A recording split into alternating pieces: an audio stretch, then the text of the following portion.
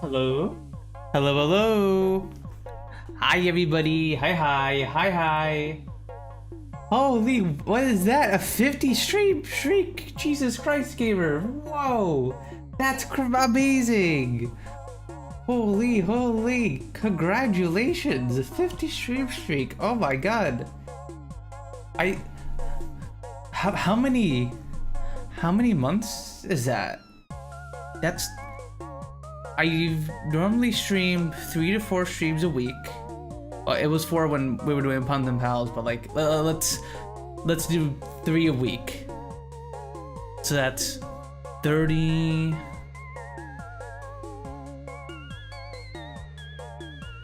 That's 17 weeks? 17 weeks, right? 17 weeks of streams? That's crazy. What the heck, gamer? That's crazy. Hi. That's amazing. Thank you so much for the support, gamer. Thank you. Also, hi. Me speak. Me human speak. Hi, Robin. Hi. Also, hi, Div. Hi. Hello, everybody. Welcome on in. I hope you guys have all been having a very lovely Friday so far. I'm doing pretty good. I've been having a pretty good Friday so far. What the heck? Thanks for the 40 bits, Robin. I did not see that. I'm blind. I'm blind to this world. I completely missed that somehow. Why am I hearing you take up a Scatman side career? Over here? I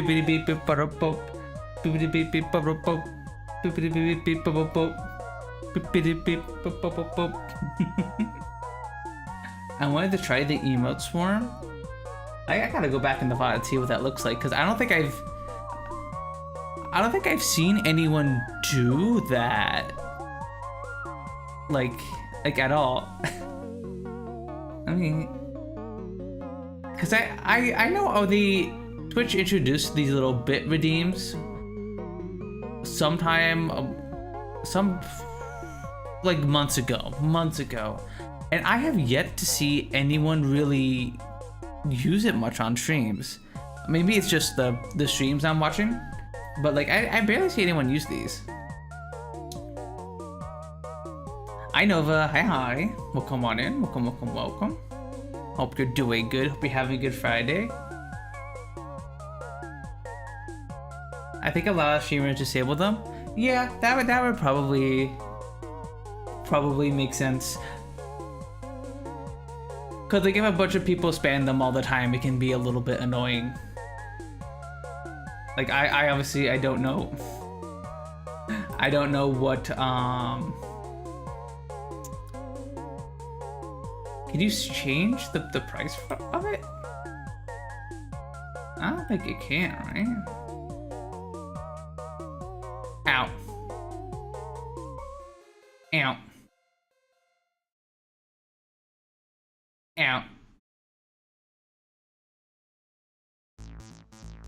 Ow, what the heck? Well, you guys throwing stuff at me. Ow!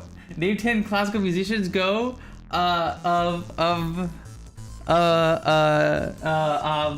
Chat, I kind of forgot there was a test today. I forgot to study with the test. I'm sorry, chat. I'm sorry. We told you to study. I forgot.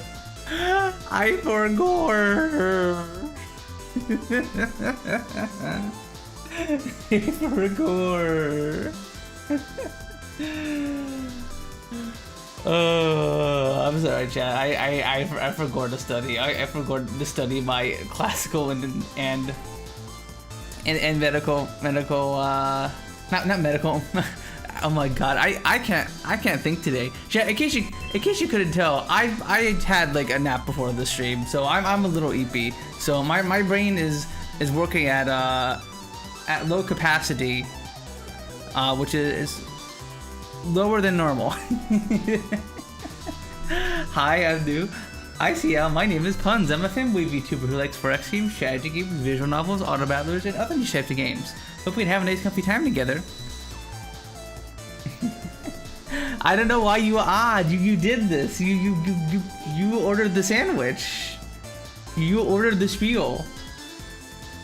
You ordered the sandwich. Old Puns would remember. Oh. Old Puns would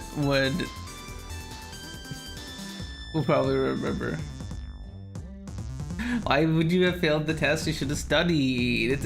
It's like when you're in school and sometimes you forget about there being a test, right? You walk into class one day, class like normal. You're like, all right, can't wait to take a nap through this class, and they're like, oh, we have a test today, and you're like, what? I like that one image of Mr. Krabs from SpongeBob, like looking concerned, and everything is like blurred around him. You're like, what? You're like, what? I didn't know that was a test. What? Oh, okay. I'll try and study after stream to prepare for that to remember the 10 classical artists and the 10 metal artists. Not mad, just disappointed.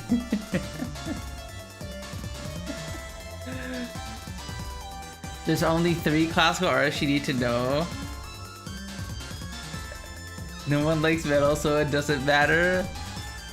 Well, but honey, then if I don't remember 10 metal artists, chat says I fell off.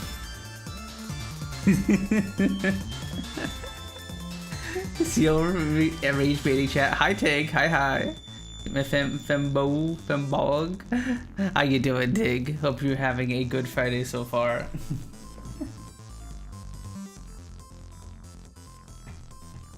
CL fell off.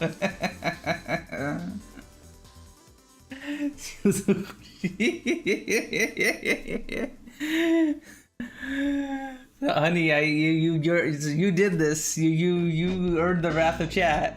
I can't believe this fucker.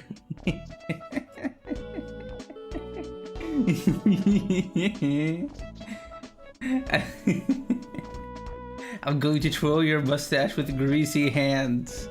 Are you gonna give Tig like an evil villain mustache, like the little twirled villain mustache from like, I don't know, like westerns and stuff?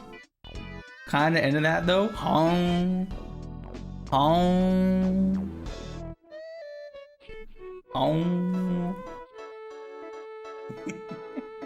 I know, right, Robin? I'm just as confused. Soapy Toaster is also cringe. What the? Robin is not cringy. Robin is not cringy. True, she's literally just sitting there. She's catching strays. That's crazy. That is crazy.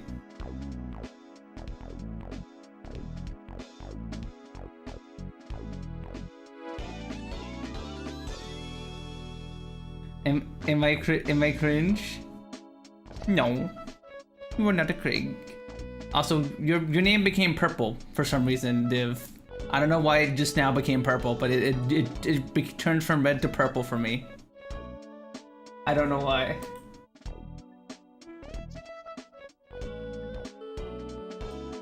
Why?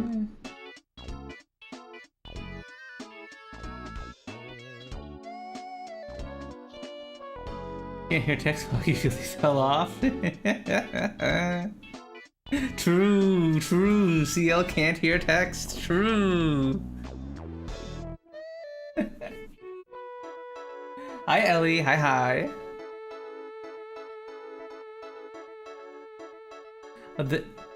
Hey, of the toasty. Hey, I like toasty baths. True.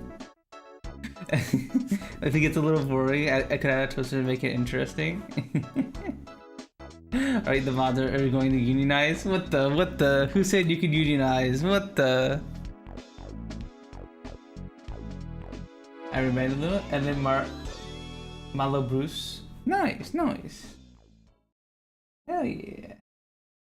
The mods actually deserve negative pain here. Look at me running rampant. Oh, you're saying that CO and Robin should be timing you out, Tig? Is that what you're saying? Be careful. Be careful. You don't wanna incur their wrath, now do you? Should Sophie Toaster wrap themselves? That's all I'm saying. Whoa, whoa. Whoa. Maybe chat should unionize too, so puns can name 10 classical artists and 10 medical artists. Okay, okay, whoa. There's gonna be no unionizing here. I'm going full Amazon union busting mode on all of you. I'm busting all of you. No unionizing.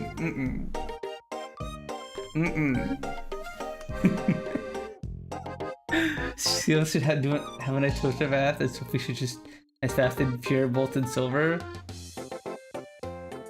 Okay, Chather thinks at him. What the heck? Ow! What the heck? Why'd you throw a bear at me? What the heck? Ah! What the heck? Ah! Ah! What the heck? Why do you guys have so many bikes and bears? Where do you get these from? Is there like a zoo nearby, you guys, that you're just taking the bears from? You better be giving them back. Ow. You better be giving the zoo back their bears. Ow, ow, ow. Ow. Why are you guys so mean to me? Oh. Ow. Alright, you done? Did you out? Okay, apparently you guys are still just stealing bears from the zoo or something. You guys gotta give them back. Like you gotta do it to become creature. Okay, I can become creature. I can turn into a creature. Ew. There we go. Alright, I become the creature. The Doro puns is here.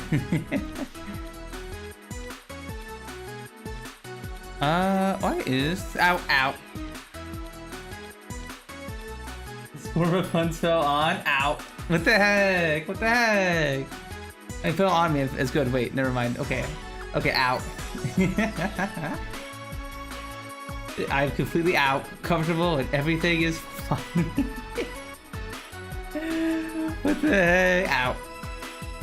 What the heck? Stop throwing some stuff at me. Stop it. Stop it. No.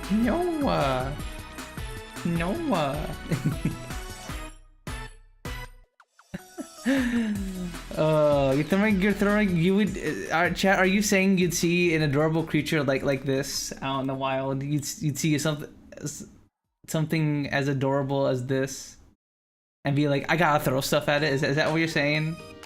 Is that what you're saying? What the heck? What the snack? Ow, snack! What the heck? What the snack? Yes, Tig. I still have to turn into a snail. I still have to. You can still snail for this name here. Ah, snow.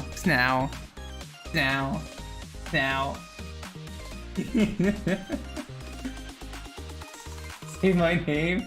Say it. No. I don't think I will. I don't think I will. I don't think I will.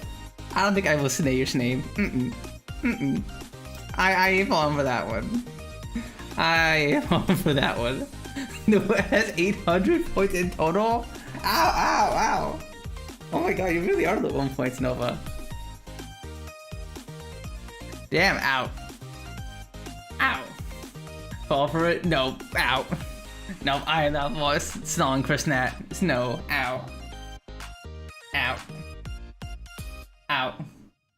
I love how the model out moves from the stuff being thrown at it. I go like, ugh. I go like, ugh.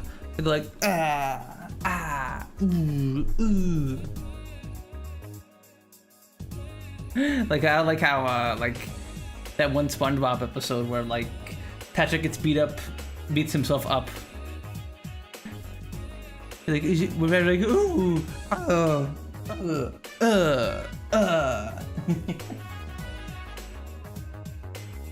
Those comboing puns, true. I am actually getting comboed. I'm being juggled midair from throwing stuff. Which is kind of basically what my main in Blaze Blue does. She shoots at, she's called Lambda 11, and she shoots out these little sword projectiles, and she like juggles people in the air. That was my main way back when I was a fighting game player, like high school, early college. Okay. We got our throws out. Have we gotten the violence out of our systems? Did you ever play Mech Warrior 2? No. That one seems way cooler. What the heck? Ow. Okay, we are not done with violence apparently. Ow. Ow. Ow. Ow. Ow. Loppity with stop throwing stuff at me. Ow, speaking of fighting games, have you guys seen this Avatar fighting game? Ow. Yes, I have seen that. It looks really cool. I absolutely be playing the shit out of that if it weren't for my arm problems. Ow. I would absolutely play the crap out of that game if I was a high schooler again. The mods unionized? What the? Did you guys like DM each other and be like, let's unionize? Behind my back? What the heck? Ow! Ow! What the heck? Now my mods are beating me up.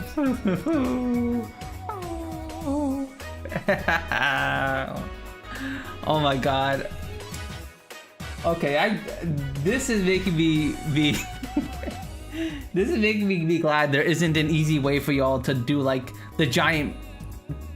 There's no like 1,000 or 10,000 point redeem to throw a bunch of stuff at me. Because ow! Otherwise you catch me spamming it all the time. Hi, Soapy Toaster Bath. My name is Puns. I'm a boy vtuber who likes 4X games, strategy games, visual novels, and auto battlers, and other niche games. Hope you can have a nice comfy time to get together. Ow. I saw people got ow. Hi. Ow. Twitch chat's bullying me. Ow. They're throwing stuff at me.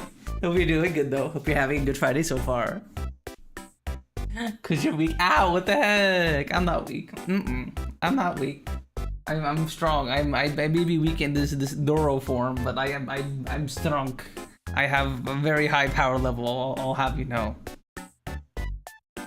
Are you talking to your mod? Oh, okay. I think sealed should take a molten silver and a toaster in it. What the?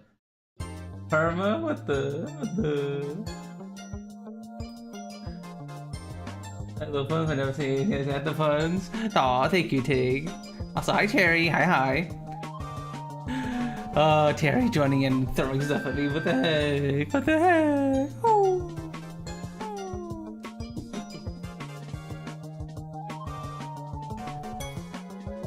Puns, have you seen the new Avatar movie? No, I have not. I heard it was okay. So I have not gone out of my way to watch it yet. Have you seen it, Nova? What do you think? What do you think about it? I've seen a few little clips of the movie on like Twitter and stuff, but that's about it. I thought it was really good. I loved it. Okay. That was the opposite of what I saw on Twitter. People being like, "Oh, this movie sucks. This is like this is way worse than Korra, yada yada yada yada. So yeah, I was a little dissuaded from it, but maybe I'll check it out then if you've seen it like it. That's what you get for looking at Twitter. Honestly, you're not wrong about that. You are honestly not wrong. I probably shouldn't go to Twitter looking for positivity in any capacity. for anything. Ow. No, but immediately you immediately got your points back and you're just throwing them all away again. What the heck? Ow. What the heck? Ow. Okay, I gotta find more stuff to add to tits here, so you guys have more stuff to throw at me that isn't just low poly bears and stuff. Because I can add like PNGs and stuff to it, as well as like 3D models. But yeah, honey, dink donk, fix your Umbreon. Fix your Umbreon. You said you were gonna try and fix the Umbreon. Can we throw bricks? Ooh, bricks, that would be fun. That's scary. You just need to make a material for it, right? Fix your lava lamps. Yeah, cause like I have a little low poly model of CL in here, but unfortunately it's it doesn't have a proper texture, so it's just all white. I see on both of you, you disappeared. Can we throw brain cells so we can have some more? True. I mean, I'm not gonna say no to some free brain cells. It probably helped me in Factorio. You're in the fanboy tag? Yeah, I don't play VR chat very much nowadays, Tig. I basically just log on to for birthdays and stuff. I ain't getting VR. Like I still have what? I have like one of the lighthouses up, and then like my VR headsets in the closet collecting dust. Nah, I ain't getting VR chat, Pig. I'm playing it every weekend still. Dang.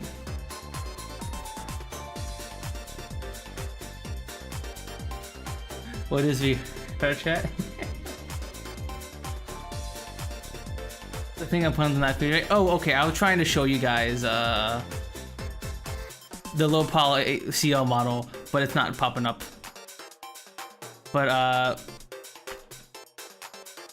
that white thing you've been occasionally seeing has been CL. Okay, let me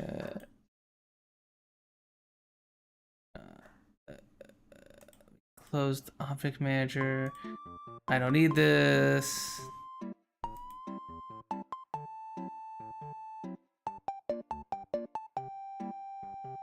Okay, I'm close.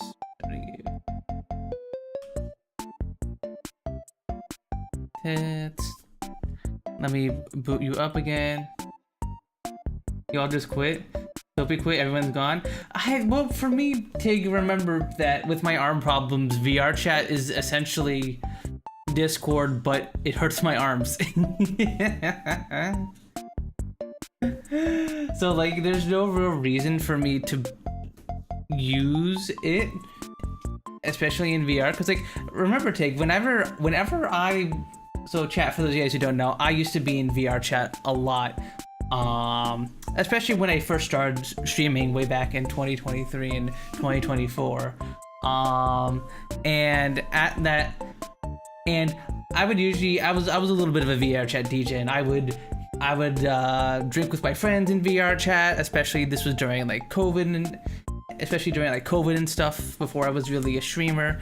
But after a while, I kind of got like tired of it.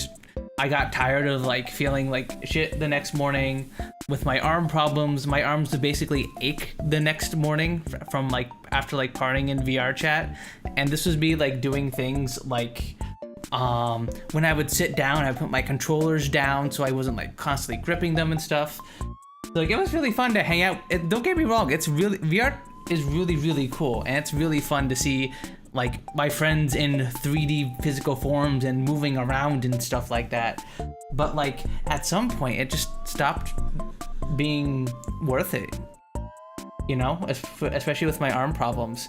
And also I just started hanging out with a lot of the friends I made in VR chat regularly outside of it, because like that's basically what the visual novel streams were. They were me just grabbing my VR chat friends and being like, hey guys, let's voice act a visual novel together.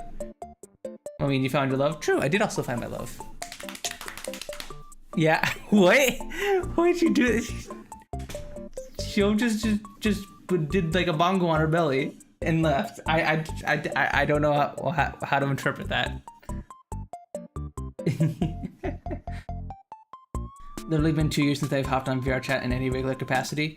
Yeah, no, I will hop on for like birthday parties and stuff, because some of my friends still do like birthday parties and stuff in VR chat. But like, yeah, no, most of the people I hang out with in VR chat, I just kind of either see in Discord or are integrated into my streams, right? Because like that's what Puns and Pals was. I hung out with Rose and Suki and CL in VR chat, and we just did a podcast together.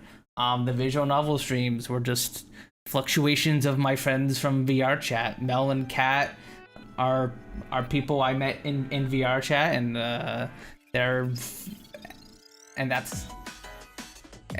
since I stopped playing, we've just hang out regularly. Like we also play D&D off stream together. Like we kind of just, there isn't much of a reason for me to get on. All my regular friends I hang out with on a regular are, we have just like either stream stuff together or like other off-stream activities we do on the regular. Small Discord calls are better for chatting than VR chat.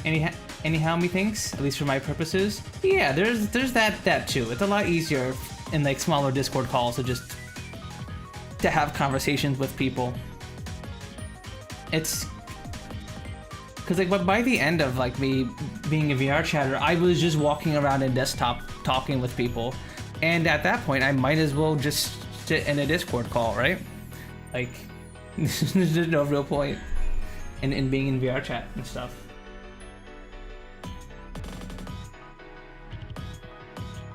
I haven't played VR chat in forever. Oh, I didn't know you played VR chat, Nova. Been in VR since like October 24. Dang.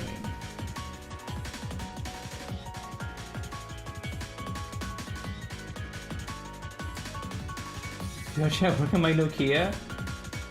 It worked. It has a mobile version for a while, right? And maybe what a VR chats. I always found the wandering around parties looking for conversation thing anxiety inducing. Yeah, that was another thing I was doing a bunch of when I was in VR chat. I like to party hop and stuff, but it was always felt a little anxiety inducing. Cause like when I drink alcohol, I am a sleepy drunk.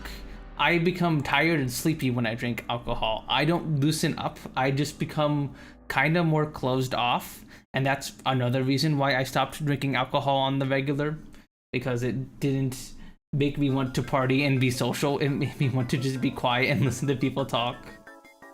People in Discord mute deaf and annoying shit. Who knows how I feel with that. In VR, you're there. Yeah, that is true. When you were in VR with them, and like especially when you're both in VR, you're basically the closest thing to being there together, right? It definitely is very, very, don't get me wrong, like VR chat is a wholly unique experience and a great way to like meet people, and especially like if I ever get to the point of hosting like community meetups in VR chat, that would be so amazing. Because one of the ways, like how I met so many of my current friends right now is through like community meetups from streamers like Akiwu and Mura and Skysuki and Fumi back in the day. Like that's how I know a good chunk of my current friends now. And it's crazy to see people who you would just see in chat or in Discord with like 3D models attached to them and stuff. it's such a cool experience to be able to like have a body attached to these, to what were just names in a chat or a Discord. It's such a wholly unique experience to it. One of these days, I want to start doing community meetups or community events and stuff. But I've just been so freaking busy with IRL stuff as of late. So I don't know, like that comparison with you, Matt. Like all of us knowing each other was the spark. It won't happen again. Pretty rare. True. That's the thing about life. You just kind of get these crazy sparks sometimes, you know. It's crazy. It is crazy. Are you just streaming like this now, as this creature? Did I ever set like a time limit for this redeem? I should probably set these like a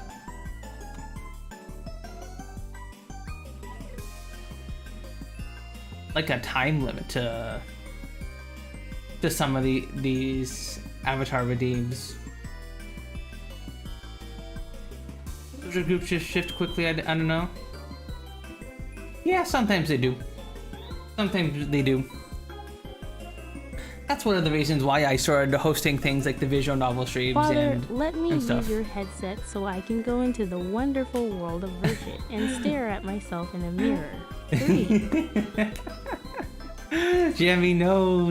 Get away from the mirror, Jammy, no! You're gonna become a mirror dweller, Jammy! Turn away, look away, no! Ah, you were so skibbity. Hi, Silver. Hi. Thank you. Am I skibbity Riz Silver? Is that what you're saying? Is this form skibbity Riz? Also, hi Cherry, my name is Puns. I'm a fanboy VTuber who likes 4X games, strategy games, visual novels, auto battlers, and other niche types of games. Hope we can have a nice comfy time together. Can I awaken this? Ow. What the heck? You asked me to do the spiel. You really do the spiel. What the heck? Oh.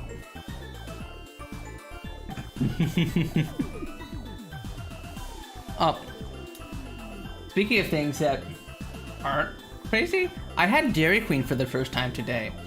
Me and CL stopped by Dairy Queen and got some food, and I had somehow never been to a Dairy Queen. I got like a double bacon burger, I got bacon deluxe with fries and some Coke Zero, and I got a mint Oreo Blizzard. And that's actually pretty good. Dairy Queen was pretty good. Yeah, no, I've never been to a Dairy Queen before, Nova. There weren't many around me when I grew up and my parents didn't like getting us fast food once I got to like elementary school. So yeah, I never got Dairy Queen before. It's pretty good. I like it. I got no complaints from the burger. The fries are pretty solid. The mint Oreo Blizzard was super duper yummy. I got no complaints. I got no complaints. Alternative to timer, maybe reduce the turn back to normal thing lower. This is insanity. Yeah, like it's crazy. I used to go to the local ice cream place more than Dairy Queen, so I get it. Oh yeah, no, I still prefer like the local ice cream place, but I just wanted to give it a shot because it's like, because people say you've never been to Dairy Queen. I'm like, no. Ow. Quite much for a chain though. Exactly. It's really pretty good for a chain. Yeah, because like I don't really, Div, I don't have like a specific timer set up to any of these. The only one that's like that is a Nickel Arc redeem, where I give it like a timer in the description. I don't know. Should I let you guys transform me permanently for the rest of the stream, or should I put all of them on timers? Because I've been kind of inconsistent with it. Some have timers, some don't. I don't know. I think it's fun that we have multiple models we can swap around with, but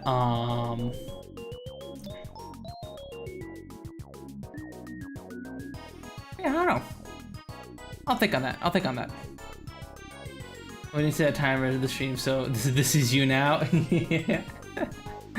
I'm forever stuck like this. I'm forever stuck as a creature.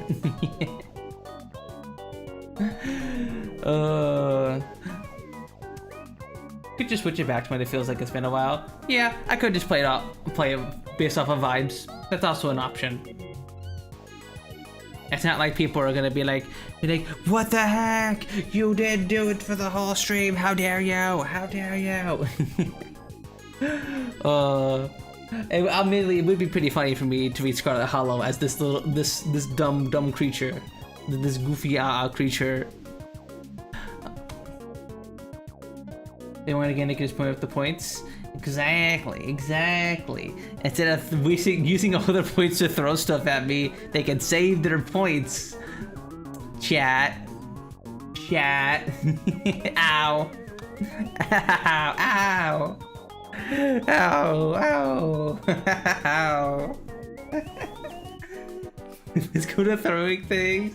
They give it the creature for like 20 minutes. Ow. What the heck? Yeah, I think it's been around 20 minutes. Yeah, we'll keep it on for a bit. I do like being the creature. It is. I love how like scuff and like wiggly this model is. It's so like weird. I didn't even play with the settings of it. It just came like this. It just came in this like wiggly scuff. My body just stretches and like elasts and it moves in like these strange weird ways, and it's great. Also, can I wait, can I like throw it back? Okay,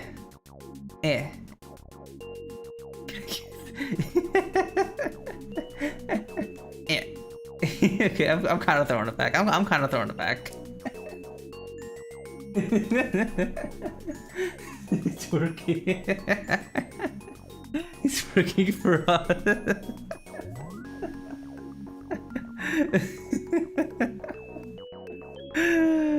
Ow. This is closest thing you'll see to me throwing it back on stream.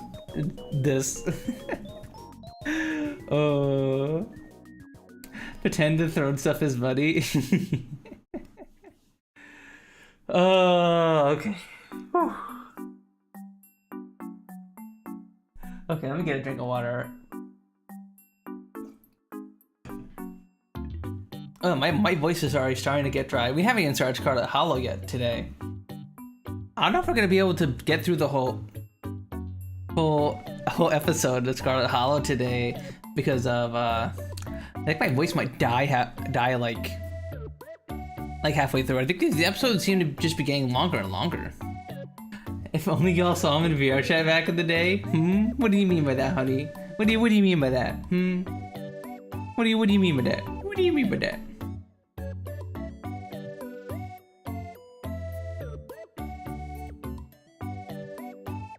What do you mean by that? What do you mean by that?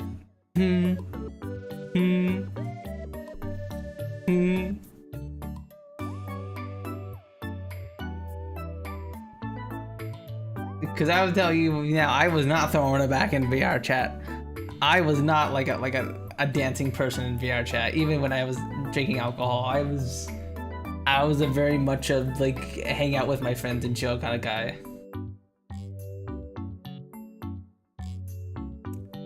Apparently it takes like 2 hours, but knowing you will take 6 hours.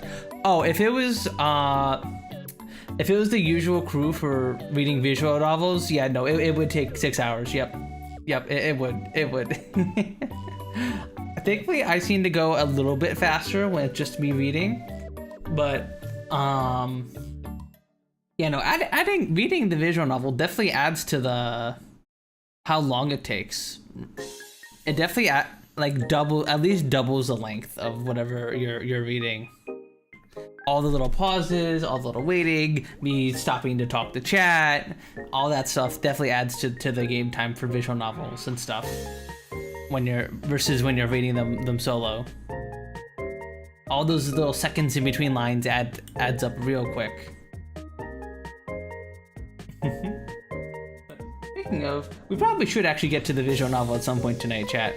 We'll do some dolls first. We'll do a little bit of dolls. We'll do some dolls. We'll at the very least do Scrandal and something else, and then we shall move on to the horror game for tonight, Scarlet Hollow, episode 4. Nah, this is fine. No Scarlet Hollow. You just wanna yap with me as the creature and just throw stuff at me? What the heck? What the heck?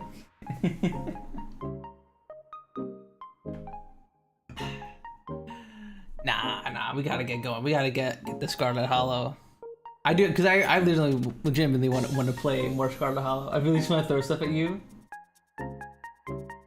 I suggest starting the hit gacha game. What is it gonna be? Limbus Company? Chat. Seal's been trying to get me to play Limbus Company off stream hella often.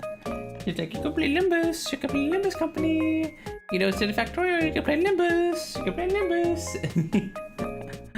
Like if I didn't have my arm problems, I'd play Limbus Company. I could probably I could play easily with my arm problems, but like, oh my god, that game is gonna take like 100 hours to beat, and I've already been wanting to play Factorio for so long.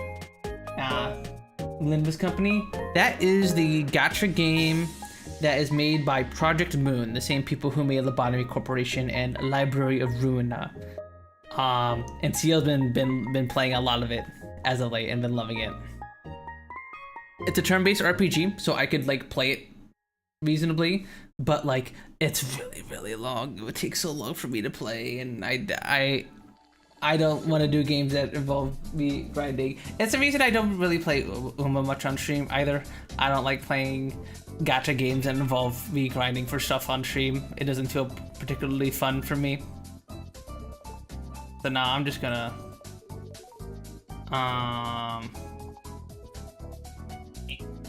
I'm just gonna.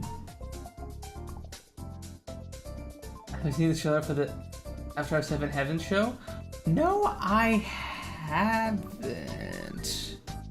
I think I've seen screenshots of the main character, but that's about it.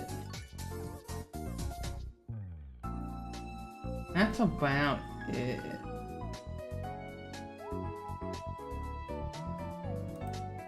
But no, we are gonna do some Scrandal here, chat. I'm gonna move you all over here. We'll do a little bit of Scrandal, and then we will start do some Scarlet Hollow here. Yes. And I'll keep being the creature for a little bit.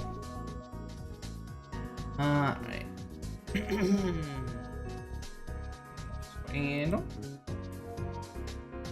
Okay. Ow.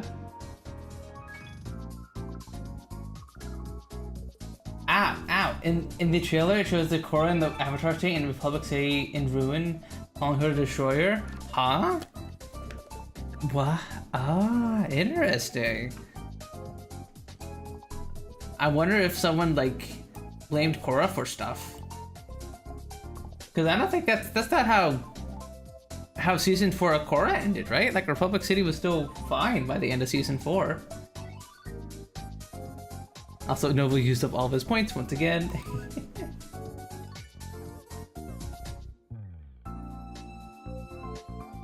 No, Korra was just a bad avatar? Okay. Well, I kind of feel bad for Korra a little bit. She was basically raised thinking that that being the avatar was like the coolest thing ever, and that kind of what's made her a little bit interesting, especially in the first season, was that she had these high expectations that were like shattered, basically. Like Aang had like no expectations of what being the avatar really meant, and all that, partially from his being part of the monk culture and everything and all that, but like Korra's character is kind of interesting, that it's like a complete opposite of Aang. Like Korra's character was leading to a strong bender first, but not how to be the avatar / human. Right. Whereas Aang seemed to be pretty good at being human, but not very good at being the avatar. So I'm very curious what the new avatar is gonna be character-wise. Maybe something in the middle? I'm very curious, I'm very curious. Alright, what do we got here first, Grandel? We got a sausage baguette and burger in a pint. Oh my god, they missed with the cheese again. What is with all these stadiums missing, like not even getting the cheese in the center? Like, come on. Come on. I'm going the sausage baguette. You're so selfish. As the avatar, she opened the spirit that practically destroyed the world. Yeah, no, you're right. She did kind of do that. She did kind of do that. Or already had the elements down by the start of the show. It could only go off. It could only go off the character. True.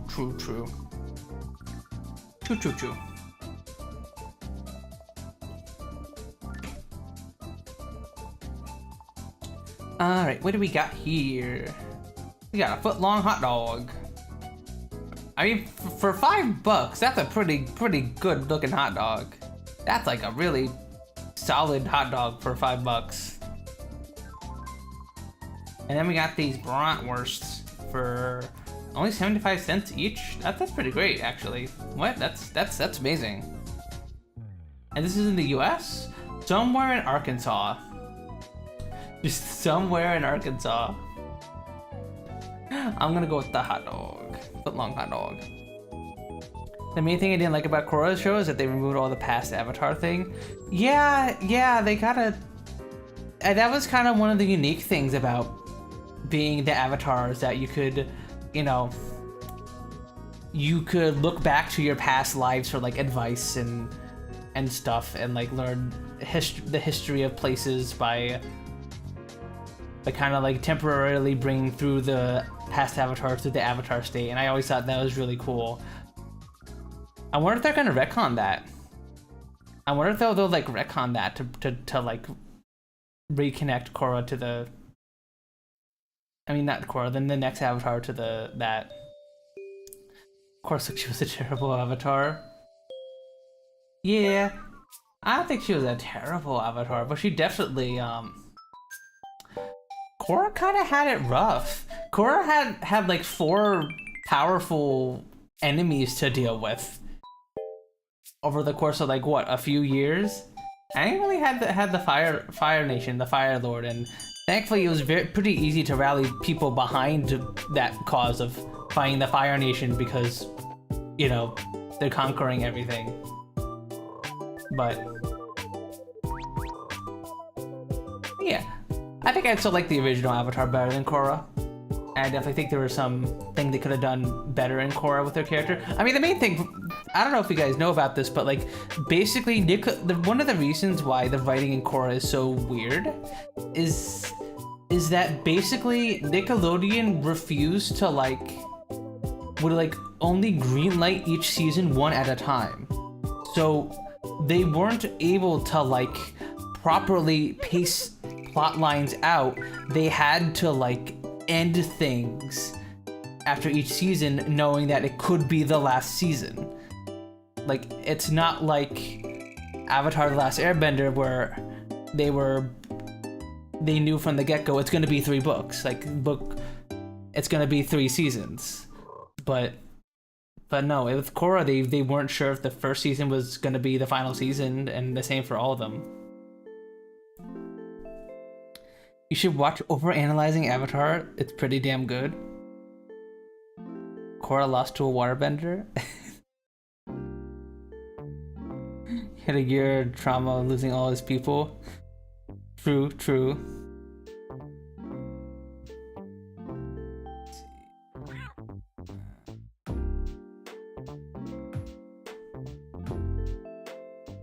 Avatar: The Last Airbender is my favorite show. I've watched it more times than I can count. Okay. Overanalyzing the... Oh wow, that's like overanalyzes every episode. Okay, well this is something definitely worth binging. This goes on the... something to binge at some point. He also does Korra. Okay. When I'm bored and I need something to binge, I will definitely check that out, hun.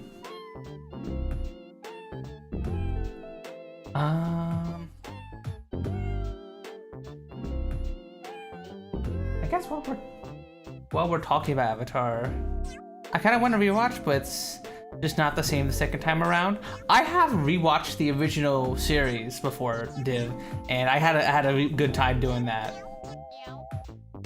A lot of the episodes still really hold up nowadays. Even some of the ones that, like, I can't think of a single episode of the original series that was like a filler episode, right? Like, I think that show just like still holds up pretty well today. And if you watch the movie, Aang fought someone much stronger than Korra villains. Huh.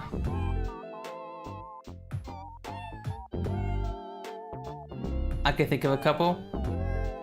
Like what? Like Avatar Day? Like that one we learned stuff about like the previous avatars, and we learned of what avatars that are like fully trained can do. Like I think that one's like that one is like the most filler of nothing happens, but we still learn cool stuff. The episode where they recap the show but through a Fire Nation play is a filler episode. I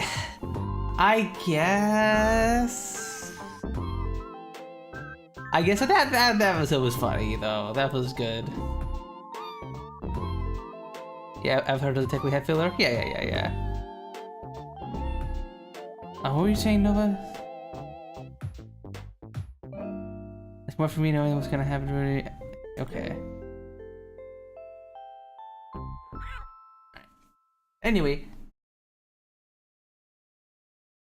Anyway, back to Scrandal.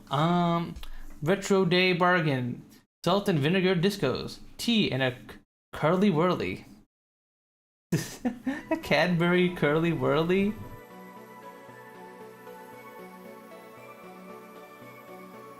I thought filler was usually anime apping and running manga, so they run out stuff they fill. Yeah, that's typically how they do it, yeah. But people nowadays have been using a filler to mean like any episode where the plot does not immediately advance as like filler. So like many words, it's starting to like lose its original meaning. And unfortunately, I just did that just now. Oh god, I gotta stop using it that way. Yeah, I gotta stop using it that way. Okay, anyway, Pork Wellington, including a hospitality ticket. Pork Wellington, I guess. SMH funds fell off. Uses wrong the way. The way wrong use.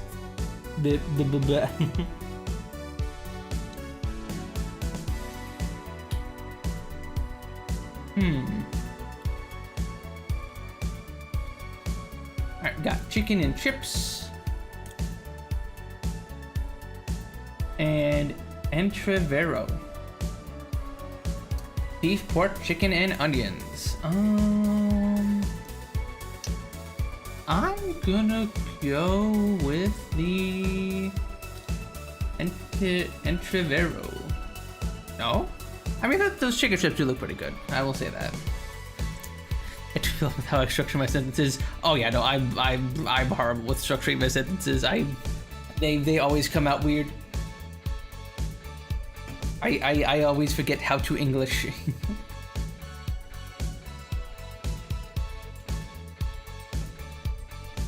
Alright, what do we got here? Chicken curry and rice and chicken tinga burrito.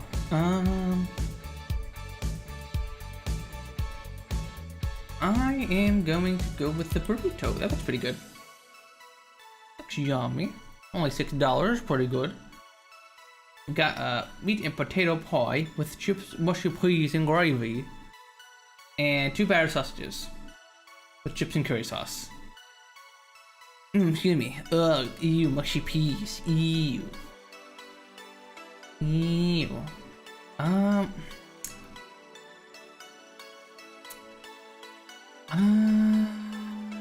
Only $3.80 for the meat and potato pie is pretty good.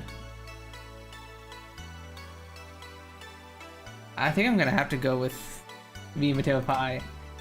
Eat your greens, boy. Hey, I'm the one who's always advocating for us to eat vegetables with our meals, hon. Don't you start with me. I'm the one who's like, we should have veggie with this. We should have that bag of frozen veggies with our dinner. Like I'm the one advocating for greens, Missy. I'm the green advocator here. Blah blah blah blah blah blah blah blah blah. Good. Alright, we got a hot dog and potato leek pie. I mean, that potato leek pie actually sounds pretty good. And the hot dog looks like a hot dog. Looks like a hot dog. I can't hear you. I'm watching Spider-Man ads.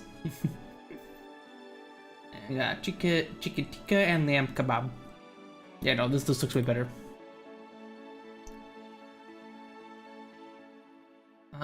We got pulled pork, chips, gravy, and applesauce in a... Applesauce? Huh? Applesauce in a tiger loaf? Why are you putting applesauce in the... And why applesauce and with the pork, chips, and gravy? Why? I love bottom TV to pancake. What the heck? I'm not a bottom, second lucky. I'm not a bottom. I'm not bottom. No. Also, hi, Zach and Lucky. Hope you're doing good. Hope you're having a good Friday so far. Stop trying to squish me to a pancake. Keep trying to squish me, Zach and Lucky. It's not gonna work. Not gonna work. Hi Div, my name is Puns. I'm a fanboy VTuber. I like forex games, strategy games, visual novels, auto battlers, and other these types of games. Hope we have a nice comfy time together. I think I missed a game genre in there, but it'll do. What the heck? What the heck? Stop trying to bug me. Eat chibi pancake? What the? I don't think I'm gonna taste good. I can't even name all the genres. Fun fell off. What the? Okay, now y'all just looking for any reason to say I fall off now. What the heck? Alright, pork stuffing, gravy on chips. I'm gonna go with this one. Really? The applesauce? Duh. What the heck? Honey, the ads are pushing AI on to you? Honey, resist the urge to don't use AI, honey, no. Resist the urge. What the heck is that? Cast Noken? What the heck is that? Cheese spetzel? Is that like a cheese pasta? I mean, it looks pretty yummy. I'd definitely love to try this. That looks really good. And then we got a sausage roll with the Fosters. I am reusable. I'm going with you. You look cool. Scotch egg. Free for away fans. That's a pretty... A Scotch egg is just a fried egg, right? Like, you take an egg, you fry it, you cover it in batter, and then you fry it, right? Is that what that is?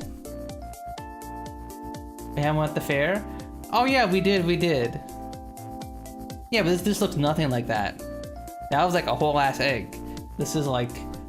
Or maybe they do what like McDonald's does, where they like crack the egg into like a circle and cook it then, maybe?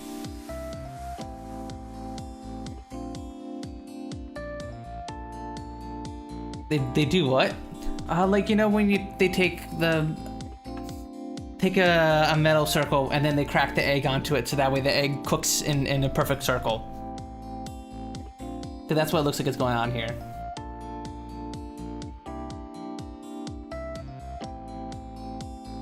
They make the girls at McDonald's. I mean, we both know one. we both know one trans girl who worked at a McDonald's. So apparently,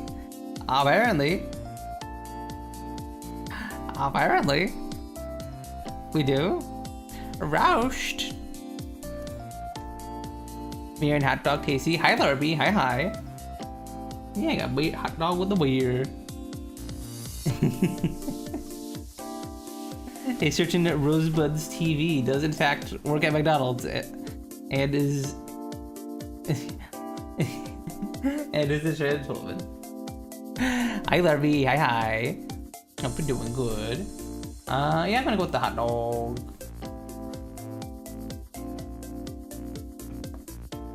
Got another hot dog with crispy onions, mustard, and chives. Have you done the 999? I don't know what that is, Larby. What's that? Where's that?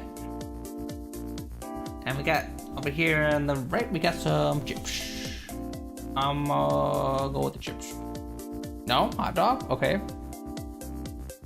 9 beers, 9 hot dogs, 9 innings? Huh?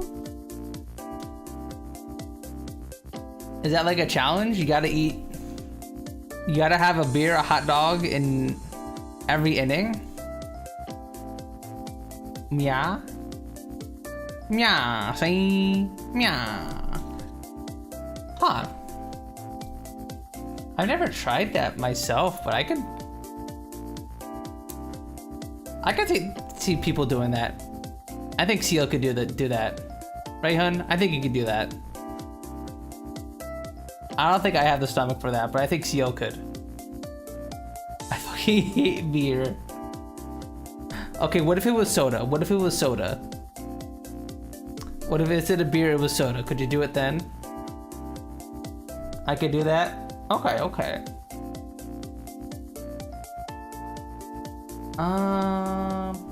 We'll do cuddle. I would be miserable. Oh. Yeah, cuddle? What the heck is this? Oh, what is this? Are we done with weird shapes? We're doing dominoes now?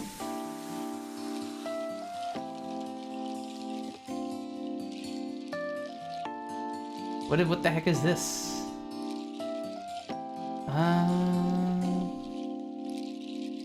Well, I need to do something like this, I think.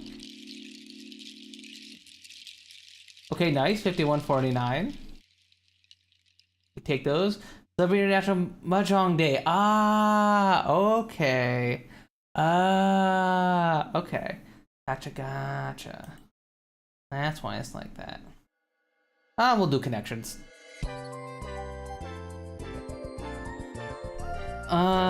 Create groups of 4. We got Mole, Spear, Dapple, Princess, Mushroom, Joystick, Slime, Fungus, Cheerios, Dinosaur Fashion, Model, Gleek, Shape, Plumber, and J-Date.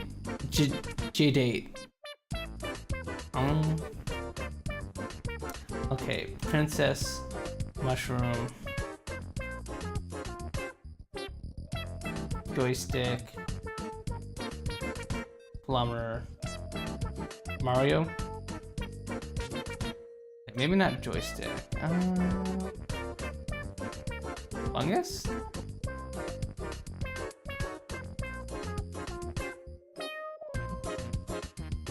Dinosaur? Oh, right, Yoshi Dinosaur.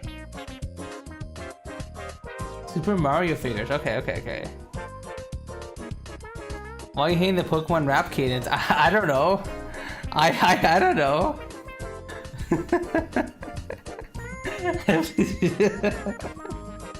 I know.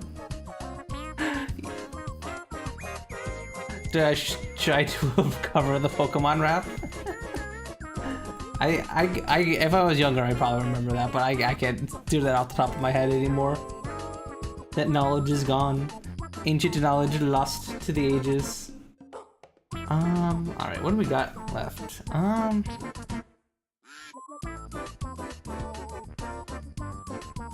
Lime, fungus, mold. Bleak? Is it all like gross stuff?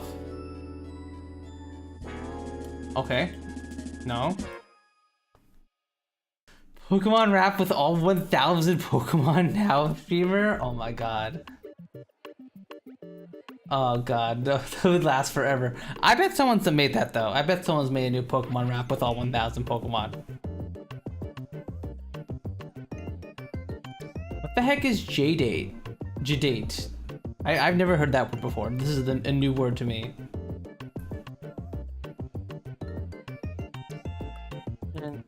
Bottle.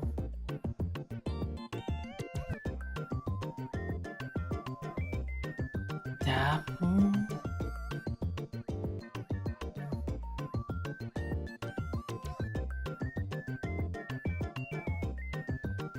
That's where you Girona.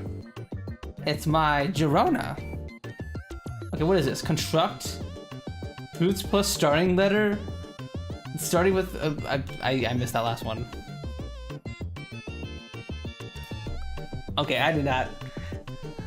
That was very interesting connections.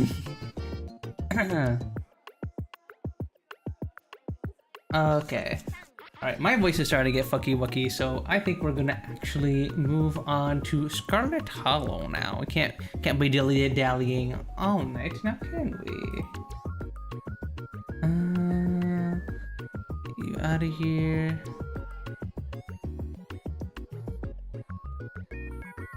I just realized most of the time I'm watching Pokemon, I'm also playing Pokemon. What? I forgot. I think you told me last week what Pokemon you were playing, Div, but I forgot. What Pokemon were you playing? Because I remember we talked about Pokemon ROM hacks at some point. You forgot? I forgot. I'm sorry, dude. I'm a terrible streamer. It's Leaf Green though? Right, it's Leaf Green. It was Leaf Green. How's that going? How far are you?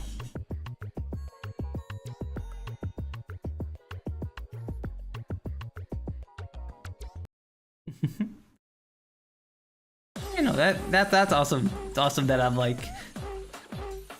Force Gym? Okay, so you're like around midway through. Give or take. Alright, let me get up Scarlet Hollow. Couldn't figure out what the name of a new EV? Ooh. Do you know where you're gonna evolve it to? I like to get Jolteon or Vaporeon. When I've had Fire Red and Leaf Green. Here. Okay, way to Scarlet.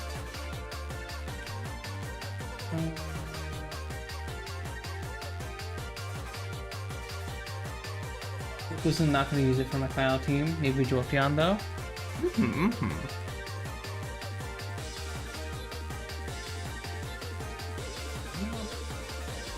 If it was if Leaf Green had the physical and special split, like it does in Gen 4 onward, I would probably use Flareon, because I don't think there are a lot of fire types in Gen 1, right?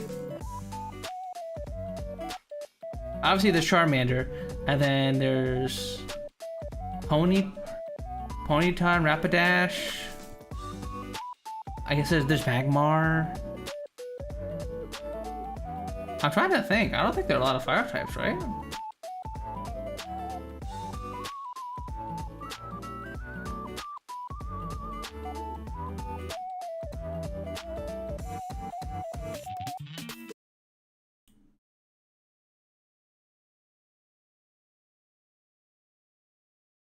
Maybe, would you like the honor of naming my Jolteon?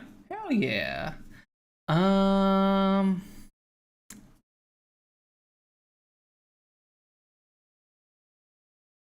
Call him Bolt. Yeah, call him Bolt.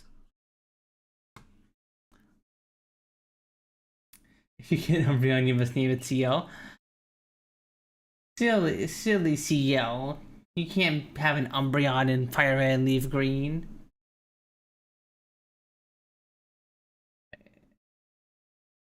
No. Yep. Scarlet Hollow. I understand the mistake. Again, I'm gonna play Hardcore name with T.O. Cute. Yeah.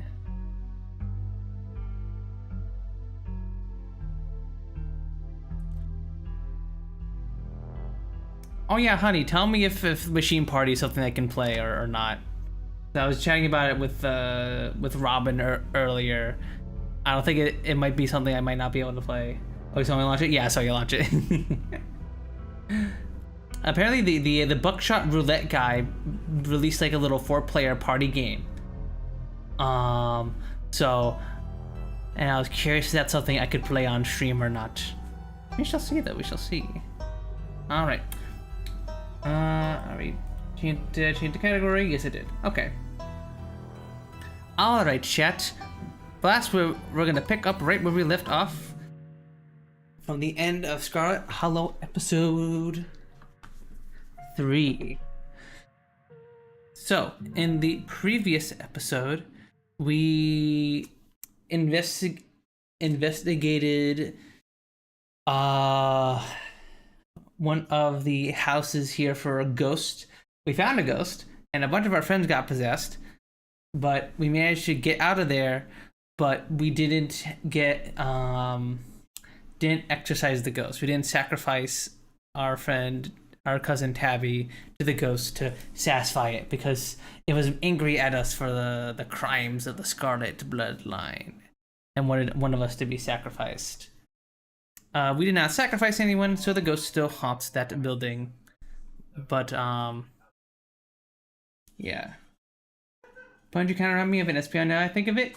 Oh, I would be an Espeon. I would if I was a furry content creator, I would be an Espeon. I would be an Espeon full stop.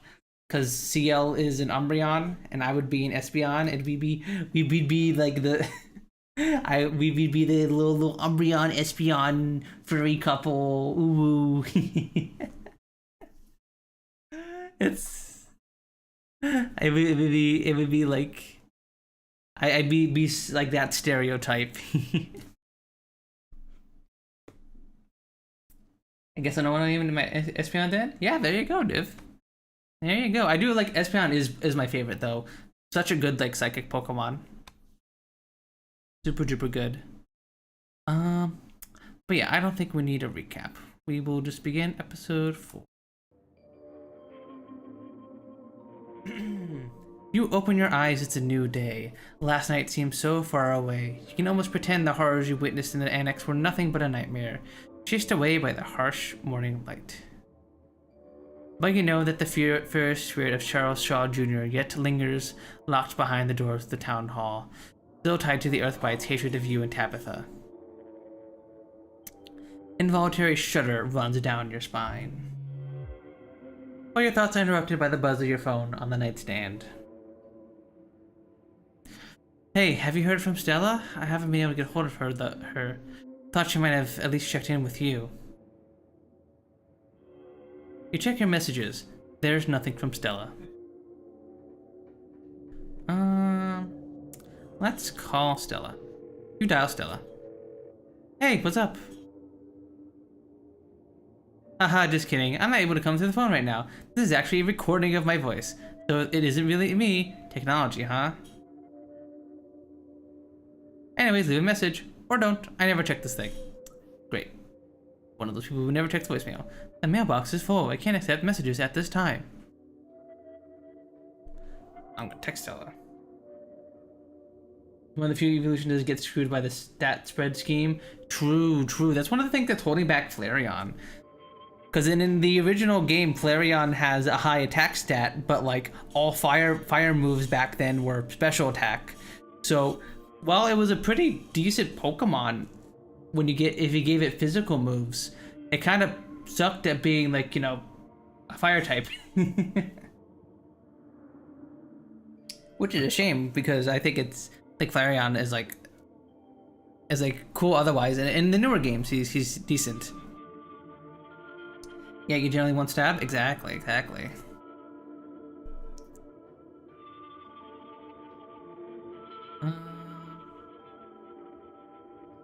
Yeah. Hey, I'm kind of worried about after you ran off last night. Text me as soon as you get the chance. Hopefully Stella's alright. You wait for a few silent minutes. Your message sits undelivered. I haven't heard from her either. That's not good. I know we haven't exactly gotten along, but we should meet up in Town Hall and look for her together. I don't think we didn't get along with Kanika. Alright, let's take a shower. I'll take a shower before starting the rest of your day. Let's not be stinky and gross. You step into the guest bathroom and enter the shower. It feels good to wash away the grime of last night's haunting, but eventually you'll have to leave this place and confront the rest of the day. In the meantime, you...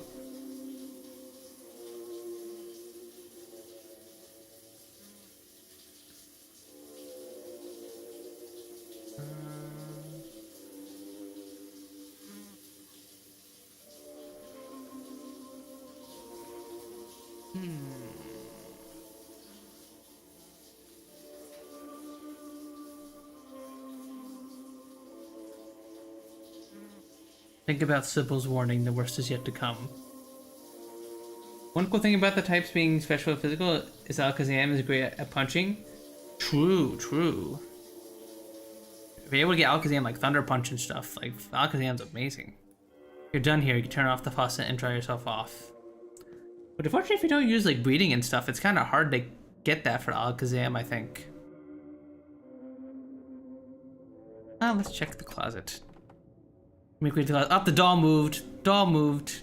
What are you doing? There's no denying, the doll moved at some point since your most recent visit. But your long dead relative's creepy doll isn't the only thing that's different. Someone was in here. Something them all over for the rest of the day.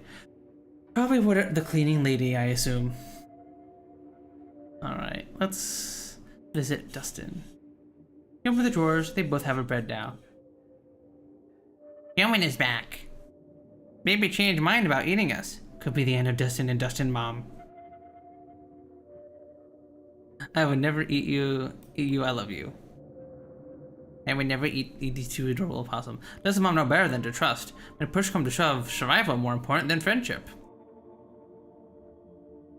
Dustin Mom spend too much time outside. It's different inside. There are enough bread for everyone here. No need to eat friends. Dustin still have childhood innocence. Hope Dustin gets to keep that innocence forever. No, they're gonna... Dustin's mom is gonna die and he's gonna lose his childlike innocence. Yeah, cause like I tried to use Alakazam a bunch of times in like my Fire Red and Leaf Green playthroughs as a kid, but like he kind of only gets psychic moves and doesn't learn a lot of other moves without like giving him egg moves like Fire Punch and stuff. I might just give my Alakazam Fire Punch by cheating since I have to cheat to evolve it anyway. Yeah, right, because you're probably playing on an emulator and like, and if you weren't playing on emulator, like, what are you gonna... Wait, they resold Fire Red and Leaf Green on the Switch, Nintendo Switch store, right? Right? Or was it Emerald they did that for? I mean either way, how the heck are you supposed to complete the Pokédex in those? Or can you trade with friends on the Switch? Do they set that up? I guess your glass house still has that squatter? Probably? Okay. Tried to reclaim glass house last night, but Asshole Squatter is too big and strong. Dustin Mom stand no chance. Might have to live in Dustin house forever. Human big and strong too. Probably big and strong than Asshole Squatter. You fight, give Dustin Mom glass house back?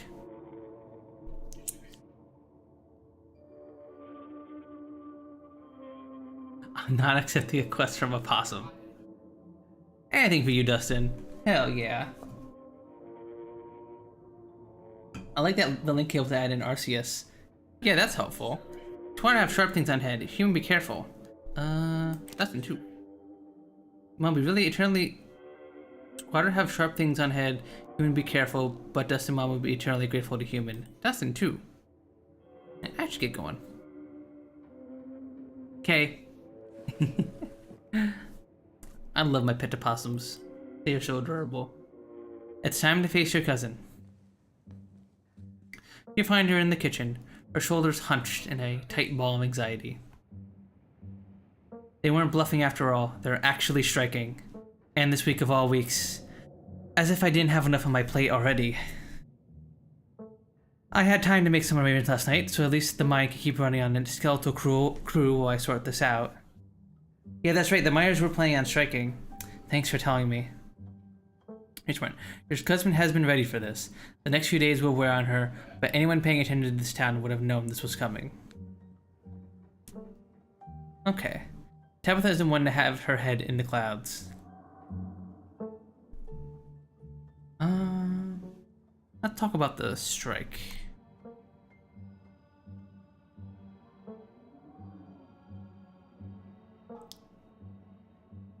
Usually I'm pro-union, but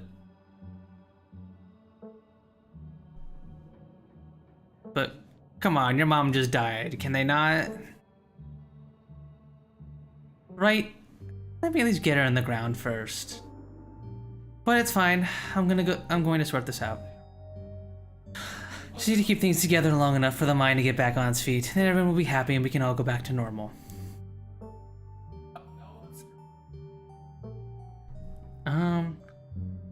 You know what the strikers even want? I haven't seen a list of demands. I'm sure it's just the usual. I promise you that if any one of them were in my shoes for a month, they'd be singing a different tune.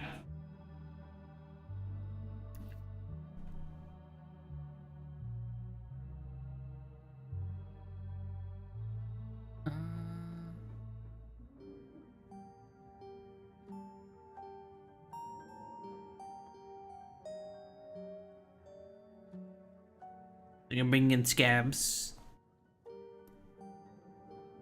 Yes, I'm bringing in scabs, if that's what you want to call them. Look, you don't know how hard this is. I'm just trying to keep the place running, and every day it finds a new and hellish way to collapse around me. Do you want me to infiltrate the strike? Even if they didn't already know you're my cousin, that seems like a great way to throw gasoline on a fire. This is my problem to fix. Your only job is to stay safe until the funeral is over.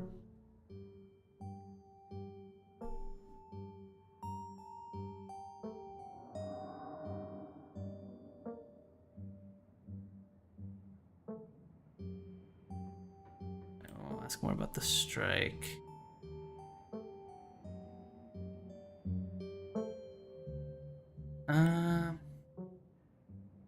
Talk about what happened last night. So ghosts are real. I still can't get over that. I can. What does it actually change about anything? I still have a mind to run and you still have a funeral to attend. Yeah, I guess, but like it makes you think about your mortality a little bit.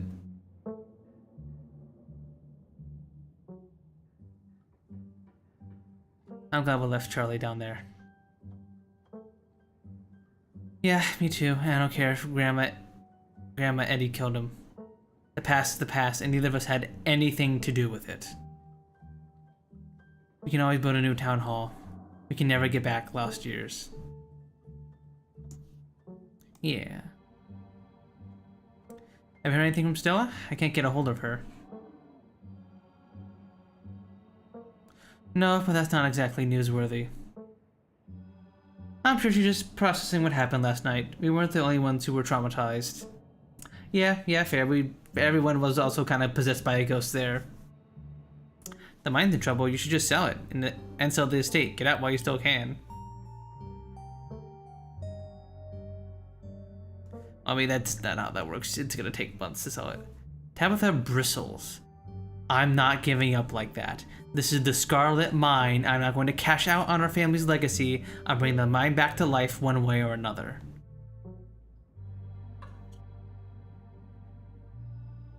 Oh, we should get going, right?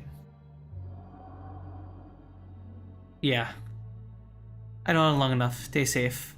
No more hijinks. But let me know if we get in trouble, okay? Aww. Tabitha slips past you, her heavy boots thudding down the hall as she marches away to face her employees. Time to figure out the rest of your day. Talk to Frofro. I walk over to the cat. Oh, sister. Oh god. Says the queue to vault maintenance. Am I a maintenance guy? Nah.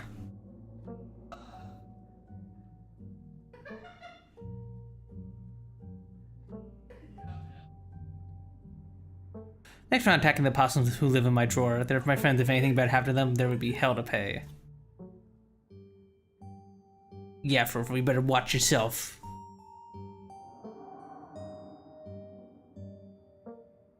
Of course you would consider those rats to be your friends.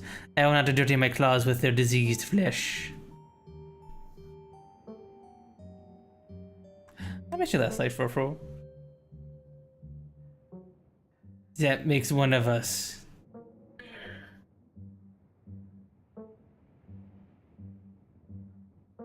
Ah, bye, Frofro. Good talk.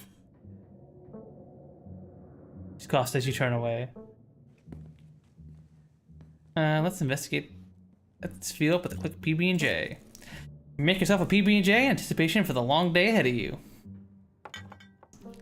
And that's that. Let's investigate the garden.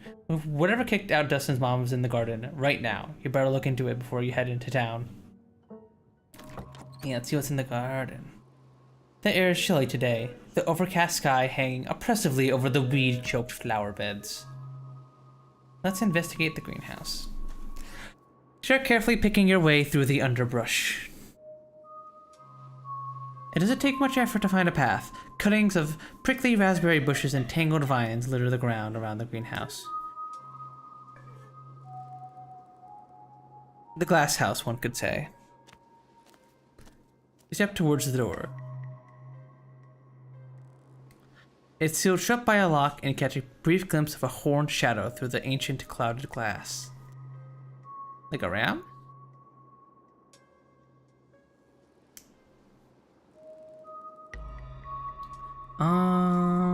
Try talking to whoever's behind the door first.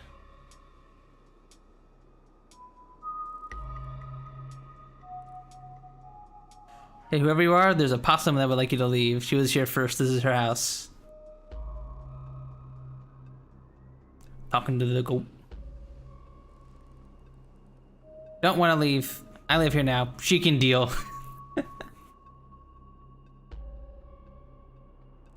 What are you doing in the greenhouse? Human put me here. Can't complain. Pretty sweet pigs, honestly. Stays nice and warm, and there's plenty of eats too.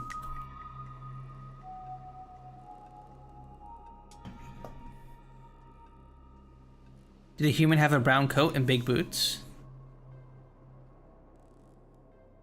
Coat like what fur? Nah, not brown fur. Yellow fur. Just on the top, like all you humans. Don't know what boots are. Can't help you there.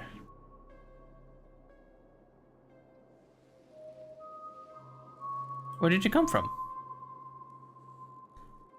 Farm. Used to live with other guys like me. Kinda miss them, but not that much. Don't gotta share anymore. Did Tabby put the goat in here? What's your name, little guy? Goat. I'm gonna pick the lock. When are people going to learn that a mere lock can't keep you contained? You pop it open with ease. Goat. A warm barnyard smell floods your senses as you stare down at the goat within. It stares back at you from its place with the tiled floor, surrounded by dried herbs. What are you eating? Plant. Tastes good. Get a new bag every day. all I can eat. That doesn't mean you can take any, though. I'll beat you up. My plant.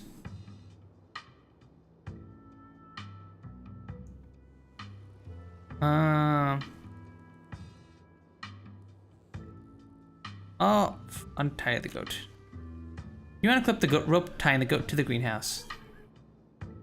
Hey, what do you think you're doing? That's my rope. Put it back.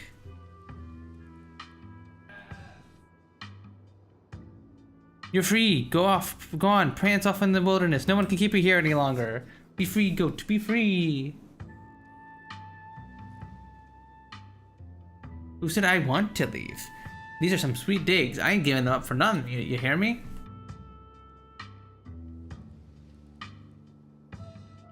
Attempt to force the goat out of the greenhouse. You do your best to force the goat out of the greenhouse. Even in this enclosed space, you fail to catch it. Dang it, I bet if we were strong we could grab it. It doesn't want to leave, and it's far more agile than you. This is a losing proposition. Nice try, buddy. This is my house. Think I don't know my rights? I'm squatting here. I'm surprised the goat knows about the concept of squatters' rights, but okay.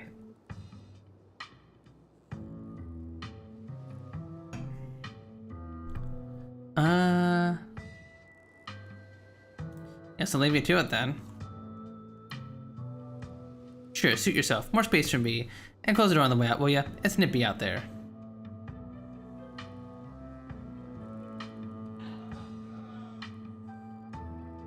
I'll leave it open. Decide to leave the door open as you head back outside. Dick. You head back to the estate. You investigated the garden. With Stella missing, it's best not to keep Kanika waiting much longer.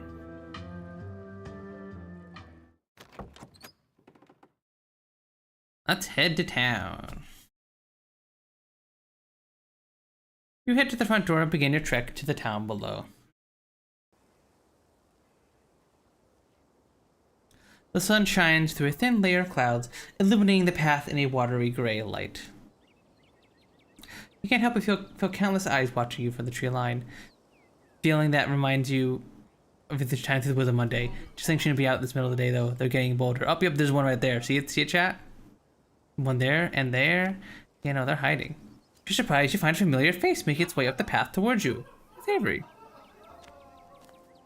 Hey, I was just coming up to see you. I hope you're able to get some sleep after everything that happened last night. I was up most of the night, totally wired on adrenaline. Even if I'd been able to chill out a bit, knowing that thing was right down the street. Yeah, not super conductive to a good night's sleep.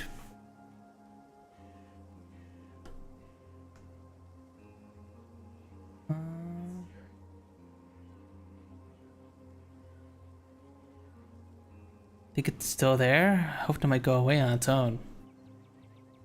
I hope that ghost goes away, but I don't think it has any intention of leaving, so I guess the library is off limits from here on out. But considering the alternative, I don't think anyone can hold that against you. I'd much rather not be able to check out any library books ever again and then let it go suck the life out of you.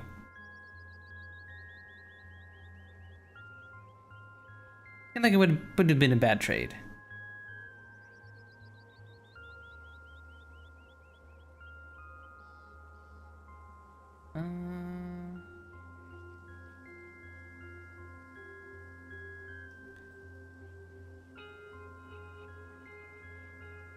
Hopefully no hooligans break into the library and get trapped in Ghost Hell.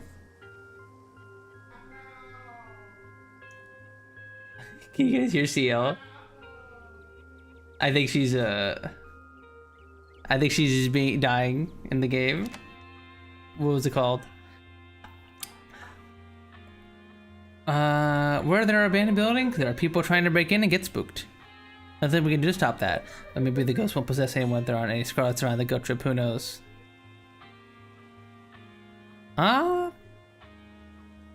Avery did come up to see us. I guess we can flirt with Avery a little bit. Come to see me? That's sweet.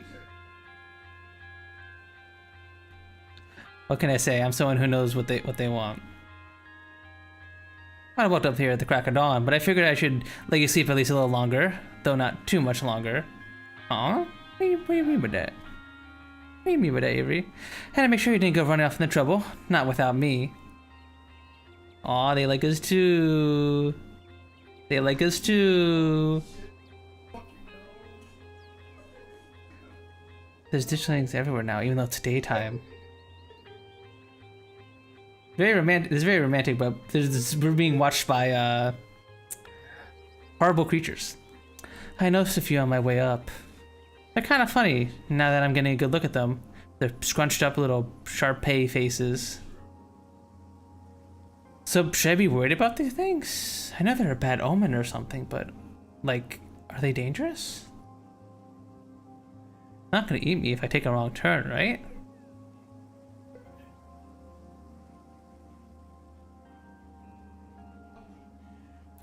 I'd rather not find out. Does anyone in town have a flamethrower? You know, I wouldn't be surprised if Julius had one lying around. Hopefully that we won't be able to ask him for it. I'm not that worried. Yet. Have you heard anything from Stella? I haven't heard from her. Though we don't text much, and I haven't checked with Winnie to see if she came in for an early breakfast or anything.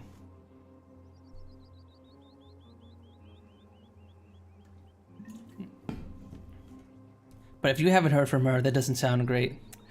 Seeing her like that last night was awful. Usually she's so unflappable. Nick and I are meeting up to look for Stella. Wanna come?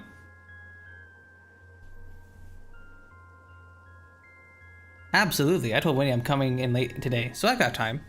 Oh yeah. I don't know how much time though. From what I saw this morning, the diner's hopping. It's absolutely packed with miners. Oh, are they playing the strike in there? Must be using it as home base for the strike. Oh, by the way, there's a strike going on. I'm sure you already know that though. I have to imagine Tabitha would have told you this morning.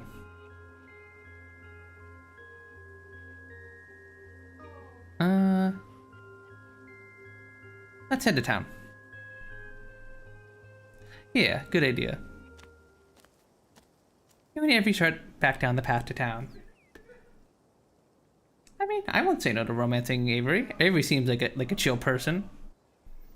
Isn't long till you once again find yourself in the near Scarlet Hollow.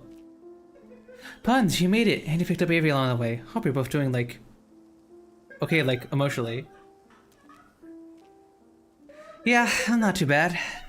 Better than after seeing Puns. That's good. I feel like I got crushed by Steel or something. Twins all out of whack, totally exhausted and super foggy. Steel is going crazy in the other room, by the way. She is laughing her ass off. Mom has been insisting I caught a cold and wasn't buying it. But as this morning I've come around, it's definitely something beyond exhaustion, even considering the ridiculously stressful week we've all had. But I'm not gonna let that stop me from looking for Stella. Every time my editor won't allow me to teach it Fire Punch for some reason. Oh, that's weird, Div. That's strange.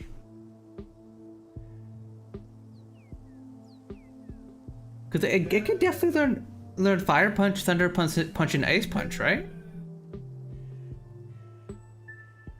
Rather, it only wants to be fully legal. I mean, that is legal, is it not?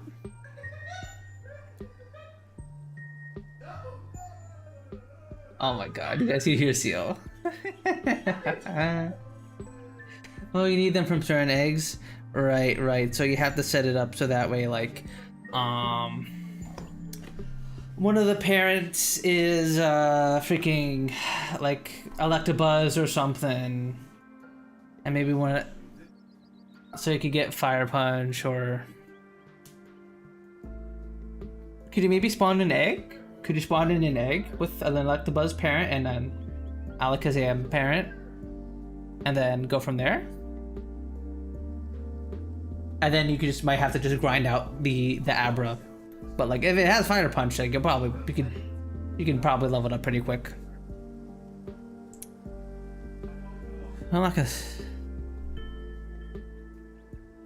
So I'm manning the general store where we go looking for Stella.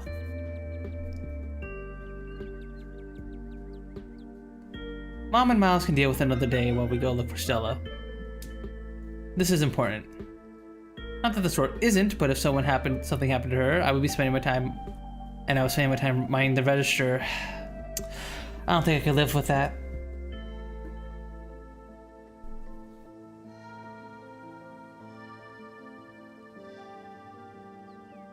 You think could be some rational explanation for all this?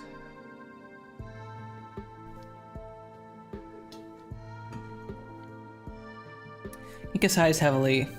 Rational? Sure. Rooted in reality that, until a few days ago, I thought was devoid of all magic and supernatural shit? No. True. Ghosts are real. They can suck you into illusory dimensions and puppet your body like a fleshy marionette. Yeah, no, that's... Next thing you know, we'll find out there's a secret society of warlocks running the country, or that angels are real. True, you never know. You gotta admit, it's kind of thrilling, isn't it? Anything could be possible. Who knows what the new day holds for all of us. It would be a little more thrilling if it weren't terrifying. All the magical stuff we found so far just wants to hurt us. Well, I can't make an egg, I can't set the parents? Huh, okay. Okay. That's weird. I think with you'd be able to just hack in an egg with like certain parents, or like... Oh, could you maybe give it fire punch through that? A little Abra egg with fire punch and thunder punch. We need a magical being that's on our side. Where are the magical girls when you need them? True. Mika, your mom's totally a witch, right? Maybe she's the magical girl.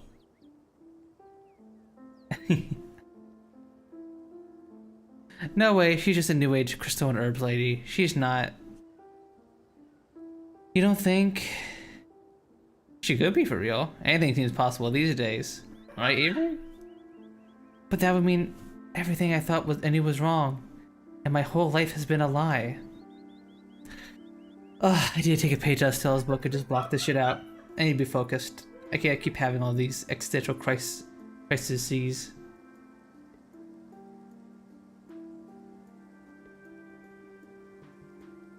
Supposed to see her mom at some point today. Maybe she'll finally shed some light on things. I'm not sure what she's planning to tell you today, but she couldn't have told all of us last night. Maybe she's gonna read you your fortune.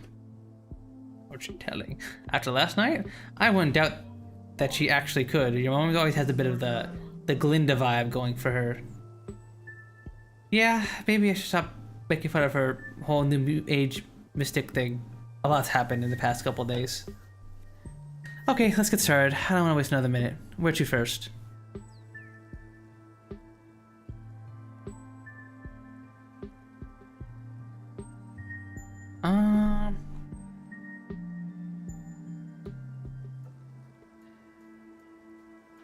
Let's go to Stella's house.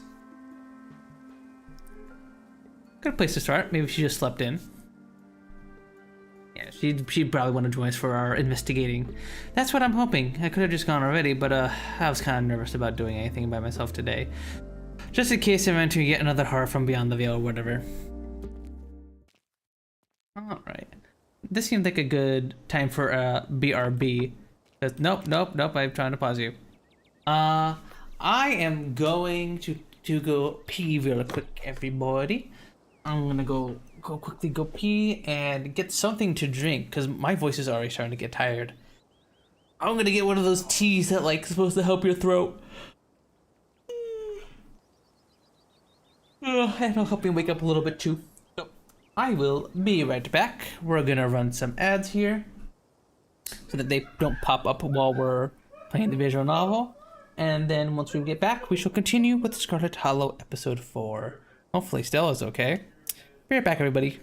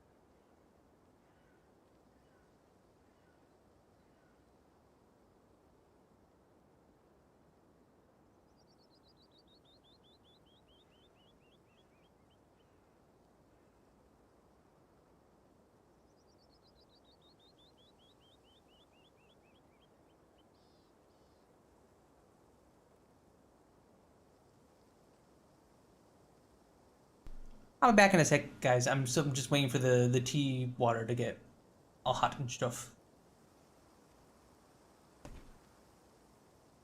You make an egg since being his post game? Oh, right. I'm gonna like fun. I'm gonna get stuck in the wall and headbang the ball. I don't headbang the ball. I don't headbang the ball.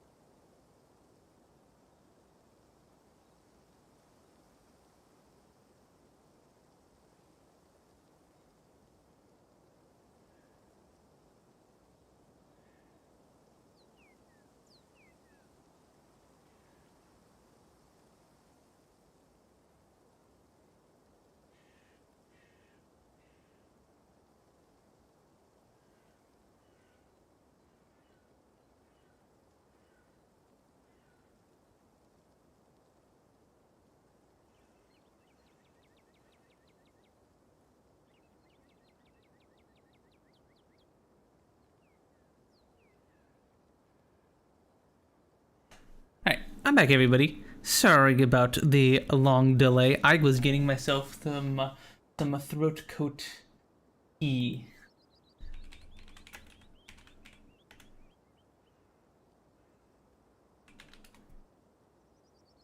Get an image for you guys. You look at this.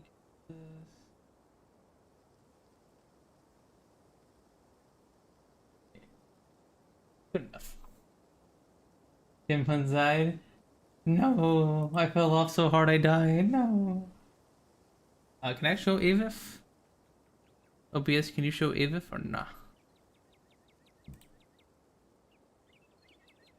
No. You cannot show.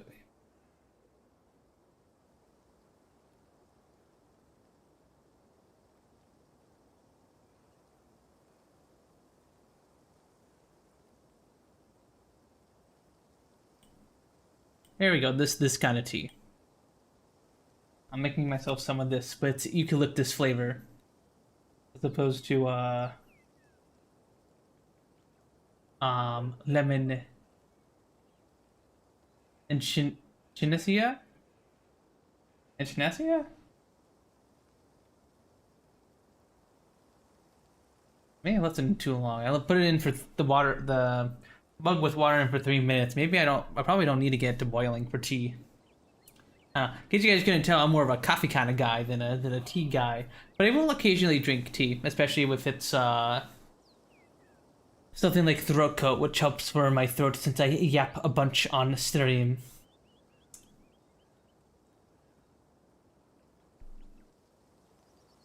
Yeah, that's what I just have sitting over here. So I'm gonna be taking sips of that here and there, so I don't wear out my throat. Okay. But while the tea cools and stews, let us resume right where we left off. We're gonna go see if Stella is okay. We make our way towards Stella's house. It creaks open.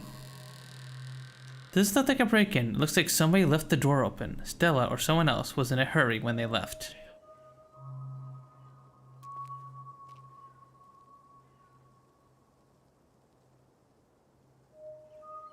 I'm not from around here. Is it normal for people to leave their doors open like that? I left my patio door open on occasion, usually when I'm home, but I've had squirrels take it as an invitation one too many times and bust in to take a few bites out of my plants. So even I keep my doors closed.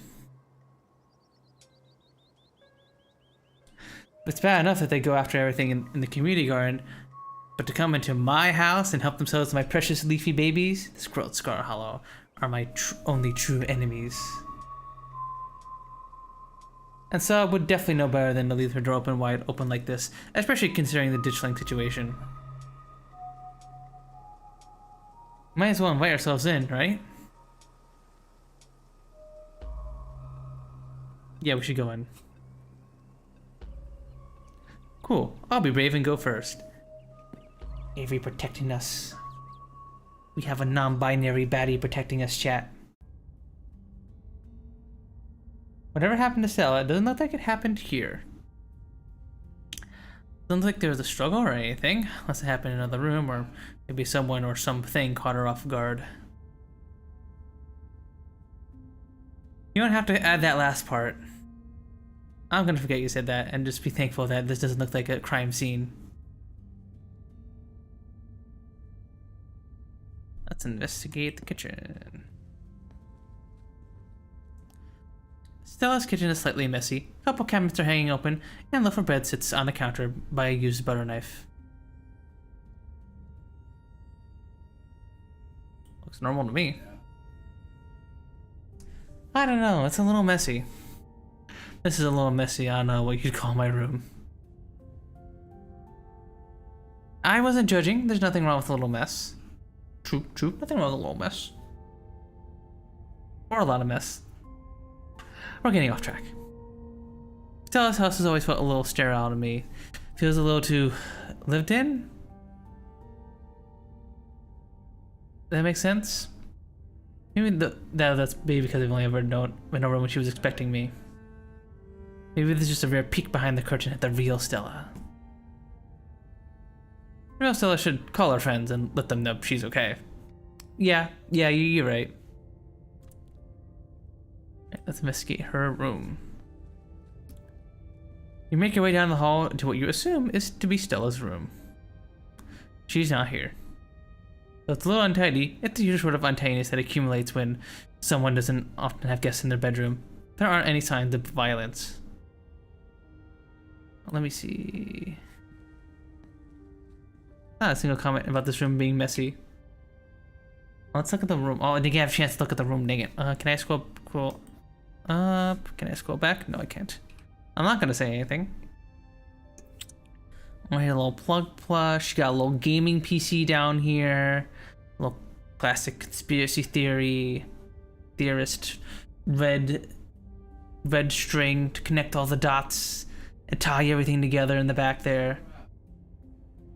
Yeah, this room is a little messy, but it's lived in. Let's check her computer. I'm not sure if we should be snooping on her computer. Isn't that an invasion of privacy?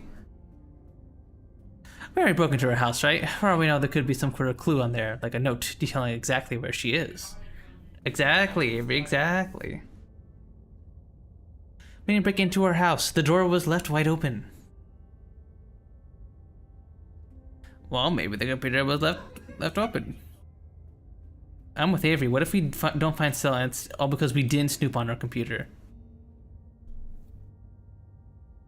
Do a little snooping.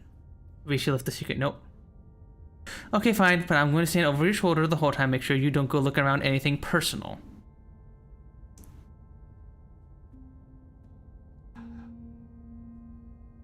Stella's desktop is horrifically cluttered. There's simply too many files and folders to fit on her monitor, and they overlap each other in a chaotic multi-layer display.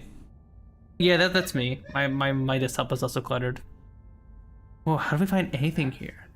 I'm slightly a lot less worried about invasion of privacy, and we're a lot more worried about this being a complete waste of time. Yeah. Look for something interesting. Scan through her folders and file and Stella's desktop, looking for anything that seems like it might be interesting. What folder catches your eye? Boring tax stuff. You're no fool. You've seen this folder before. You have this folder on your own computer. Boring tax stuff never contains boring tax stuff. For that matter, it never contains anything related to taxes, and contents are never boring. True. This is either got secret info or it's the porn folder. Hopefully it's not the porn folder. You open the folder. You're surprised to find it contains some carefully mapped out diagram of the Scarlet Hollow mines, including holes and fences in areas with low visibility. Aw, cute, it's her and Tabby. Also a handful of old photos of Stella and Tabitha together as teenagers. Tabitha bears an uncharacteristic grin and an authentic, joyful smile. Stella's eyes are somehow brighter, less tired. Both of them seem to be living in a happier time. Okay, this is way too personal. I'm gonna go stand in the corner while you wrap this up. Yeah, this is a little personal. You think? Check your open tabs. It would take you all day to count the number of open tabs in Stella's browser, so numerous that you can't see a single icon. A sea of rounded, featureless triangles from the Windows edge to Windows edge. True, that's me. See, look, chat, I'm not the only one who hoards my tabs. It's not just me. Stella's does it too. Most recently open tab is a post on Uncle Carl's Bigfoot Farm, a forum for cryptozoology enthusiasts. Hey everyone, we're out here chasing a skunk ape sighting the other day and found these weird little guys. My friend's mom says there's something called ditchlings, but I've never heard of them before. Anyone have any good leads?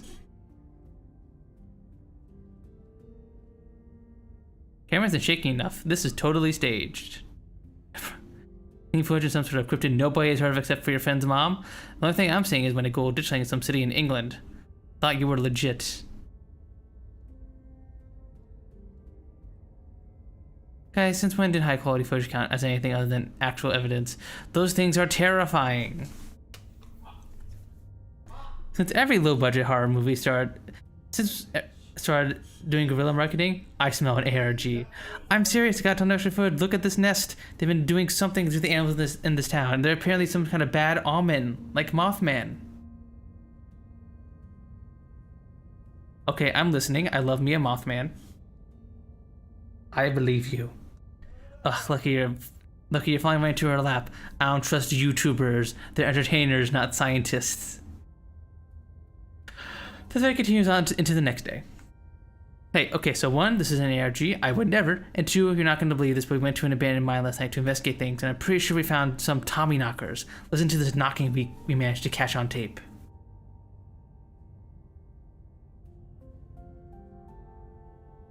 The link to an audio file titled tommyknockersreal.wav. Just because you put the word real in your file name doesn't mean they're real. 2 supernatural events on the back-to-back nights. This is so fake. I can't believe I bought into that River Runner hype. You're so full of it. YouTubers are always going to sell out to big indie horror. This is kidnapped by aliens all over again. No, they don't believe her. Also, all doughy white things and now popping noises. This is definitely an ARG. You sell out the Pillsbury? Stop cyberbullying her, or I'm going to call the mods. Mods, ding dong, ding dong. Like this said, giving everyone a 7-day ban, no cyberbullying, and no self-promo. The thread ends. Ouch.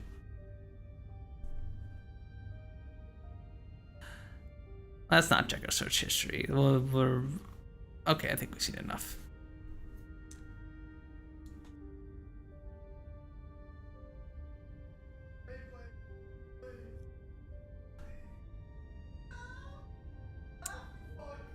I love seeing someone's room before they've had a chance to clean up for company. It's a neat little snapshot, you know? Yeah, play a neat little snapshot into their life. Speak for yourself. If the roles were reversed and I was missing and you and Stella were poking around in my room unannounced, I would be completely mortified. Spoken like someone with a whole lot of secrets. My room is immaculate. A guest could drop by unannounced at 2 a.m. and I wouldn't sweat a thing. Congratulations on having your shit together. Thank you. I'll come by it honest. I will say this is what her room has been for pretty much the entire time I've known her. The only thing that's changed is the computer getting a lot fancier. She's got her fancy gaming computer down there. I could use a few more houseplants. Put together some trimmings after we found her. She still does little corkboard with string things. She loves putting the strings on there. I don't think they actually mean anything, but they're more for decoration anyway.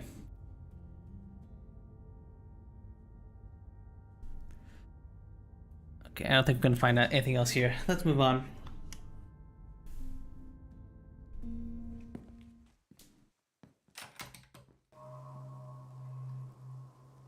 Okay, so maybe she came home last night, maybe she didn't, but she's definitely missing. I thought I was overreacting this morning. I was hoping she would just be sleeping in. I can't believe she's actually missing. We'll find her. We're going to the cops. I know they probably won't actually do anything, but we should see if we can at least get them to start looking for her before we go anywhere else.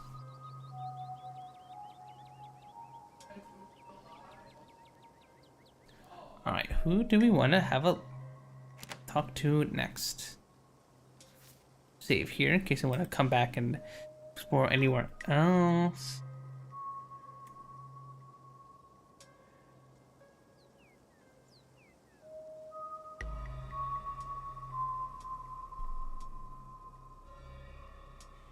I kind of want to go to the mines. I want to see what the strike's like there. I guess there's a decent chance that I want to find her cousin since they're friends. You don't see it? Oh, come on. The two of them have such a dynamic, you know? Classic dog and cat situation. Okay, everybody's picking up on the gay too. Come on, I'll drive us. You follow Kanika to her van. It isn't long before you find yourself outside the Scarlet Mines. A wall of bodies, picket signs, and megaphones in hand from the human brigade barricade around the entrance to Scarlet Mines. This a strike? They're striking? Some miners were talking about it in the diner yesterday. It looks like they managed to convince almost everyone to join up. The collapse must have been a breaking point for a lot of people. Yeah, I wouldn't want to go back underground the day after a mine collapse either. I'm never stepping foot in a mine ever again. Cops just hanging out with coffee. Time Tabitha stopped taking her workforce for granted. I hope it's not weird to talk to them like while they're in the middle of this. Don't worry, I know these guys. Most of them are in the diner at least a couple days a week. They'll be chill. Will they be chill talking to Tabitha's cousin though? Well, if it isn't the boss's cousin. Well met, fellow countrymen, what goes on here?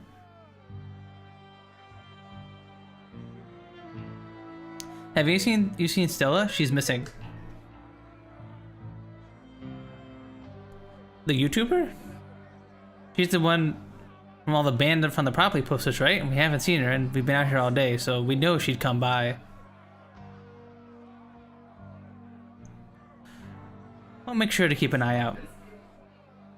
Can't say it will be much help though. We'll just be standing around here for the foreseeable future. How goes the strike? Wouldn't you like to know? You can see for yourself, it's going strong. Major collapse happened on the property not 2 days ago, and the boss wants us to go on about our work as usual. I'm not going back there knowing death or serious bodily harm can come at any second. I care more about living than I do about my paycheck. There's a lot that could stand to change around here. Seems like damn near everybody else thinks so too.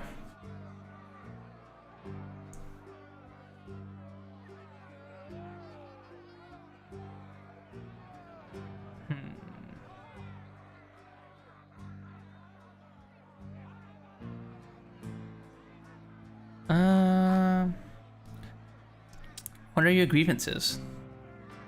Let's see what the miners want. I'd like a competitive pay, 8-hour shifts to 12 or more, improvements to sick day and vacation policies. And a thorough safety inspection before any of us step foot underground again. That collapse was way too close to the active mine for me to feel safe down there until I know for sure I won't wind up buried under 2 tons of rock. Yeah, that's kind of fair. This is supported by the labor of folks who are too desperate for work to care about the conditions they work under. runs them ragged, then spits them out when they're too broken to keep going. I've seen it time and time again. We're going to change things. There's no reason we should be treated like we're a disposable workforce. If we're the ones making our money, we should be making money too, not just scrapping by. That's a lot of grievances. Working here seems tough. Yeah. Think Tabitha can even make those changes without the mines going under? I'm sure she can figure it out. That's kind of rough. I'm not saying she's not a bad boss. People clearly aren't happy with her, but coal's getting pretty used less and less, and I've seen that old Scarlet house. It's practically condemned. She has money to spare. Where is it going? I might even pick you for someone who'd go to bat for Tabitha. I'm not just trying to get the full picture here. If the mine fails, I don't see how Aunt Winnie's diner doesn't fail with it. Okay, but that's the whole problem. A single family shouldn't be able to hold an entire town hostage. The workers need a say in the business. Fair enough. Yeah, no, that's fair enough. But unfortunately, this is it seems like a small town that, like, if the mine stops, then what's the town supposed to do? And every saying is true. People are using coal less and less. And assuming this takes place in the modern day, which I'm gonna assume it is, like, stuff like solar is only gonna be getting cheaper. Solar gets cheaper every single year. It's eventually we're gonna have no need for these coal mines.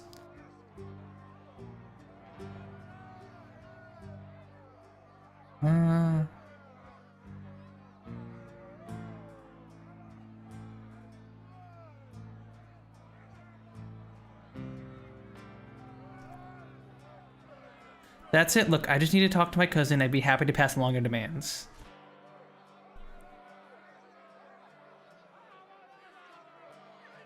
I'm not sure we should be involving the boss's cousin in any negotiations. Apparently it takes place during 2022. Okay, so still essentially modern day. Yeah, it'd be a bad look. If you want to try and push her to a table, that's one thing, but you should leave the demands to us.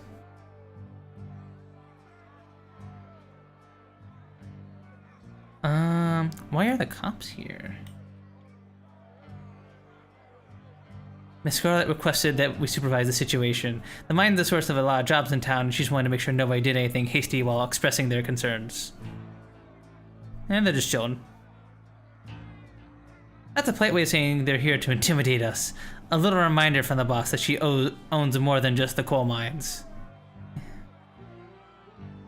Simmer down. Nobody's here to intimidate anyone. The Scarlet mines are private property. Miss Scarlet has every right to request some oversight during a tense situation. There's a lot more of us than there are of you. Oh no, don't start fighting, y'all.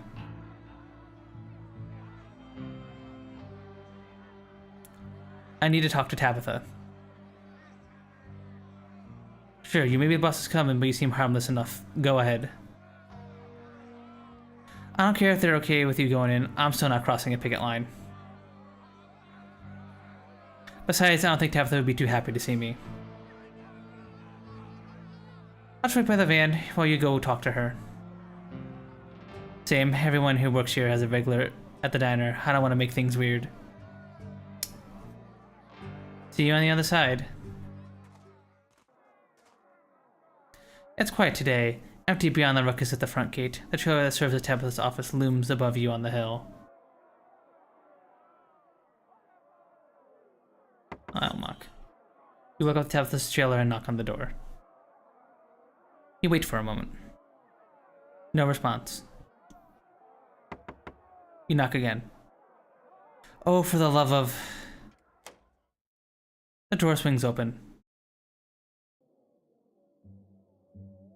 Oh, it's you. Should I go? Yeah, try not to get yourself noticed. Not get yourself noticed? Sounds like Tabitha's found a rat.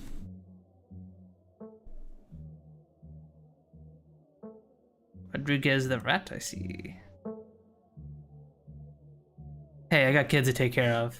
I can't miss a paycheck, and this is a right-to-work state. There's nothing wrong with me trying to keep food on the table. Don't say another word, just leave. I'll handle this. The door clicks closed as Rodriguez leaves Tabitha's office. The instant you're alone, Tabitha rounds on you. She grabbed you by the collar, your face close to yours, full of rage, her words a frustrated hiss. Oh no. Listen to me, puns. Really listen. This isn't some fun little game, okay? This is my life. And if you value yours, you'll keep quiet about what you just saw. I don't care for family. I can make the rest of you stay here a living hell if you cross me. Her lip loosens. Sorry to get scary for a second. I've just been pushed to the brink this week. I can't have anything else go wrong. Figured out finally, just got a better save editor. Hey, let's go. Wait, what just happened? What was the guy? Okay, so there is a strike going on right now outside of Tabitha's mine here. And Rodriguez, the guy who was in here, is a rat who is telling Tabitha about the strike and the workers' demands and such. And so she's saying like puns, shut the fuck up, do not tell anyone what you see here, because she's trying to resolve the strike. And if she doesn't resolve the strike, then the town might go under, basically. So she's like, she's been like stressed the fuck out, basically.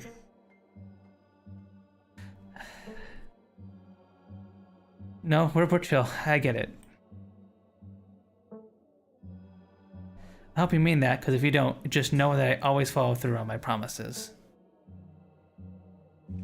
What did you come up here to talk about, anyway? You just decided you wanted to bother me at the worst possible day to be bothered?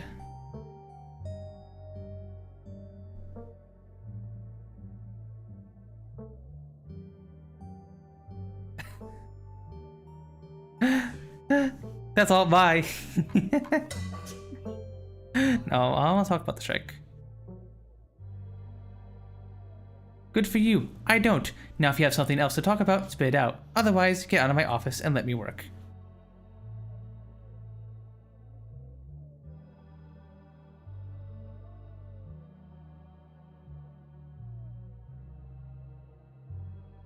I also want to know how you were doing with the strike, your mom, everything. Let's really talk. Now's probably not the good time for this. Do you really think I'd want to have some kind of heart-to-heart right now? Sorry, puns, but I have work to do. So save your probing questions for some other time, or never. I don't care which. Yeah, no, Tabitha's not gonna talk with us.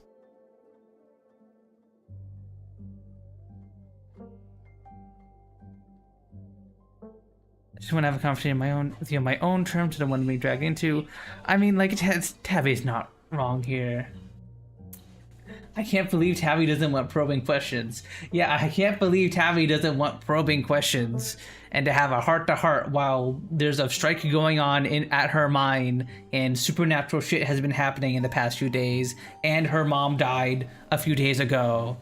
That she doesn't right this very second want to have a heart-to-heart with us. We're family.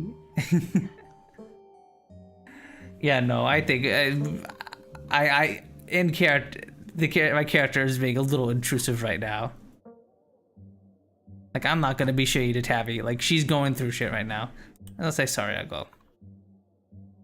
Thanks, and don't do anything the rest of the day. Just stay in one place and don't go looking for danger.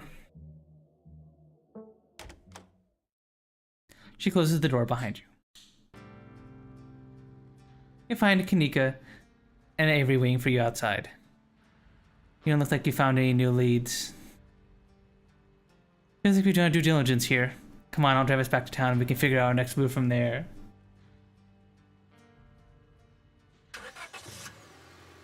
Let's go back to town. The tea. What will we get?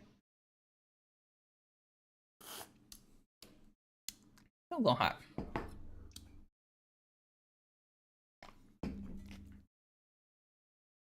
We should go to the cops, right? Or are the cops busy at the thing? Are you sure? Nothing gets after Scarlet Hollow, but you've met them, right? Do you think they're worth the trouble? as unhelpful they are, we are dealing with a missing person. That's cop stuff. It's probably going to be more of a formality than anything, but there's no point in not covering all of our bases.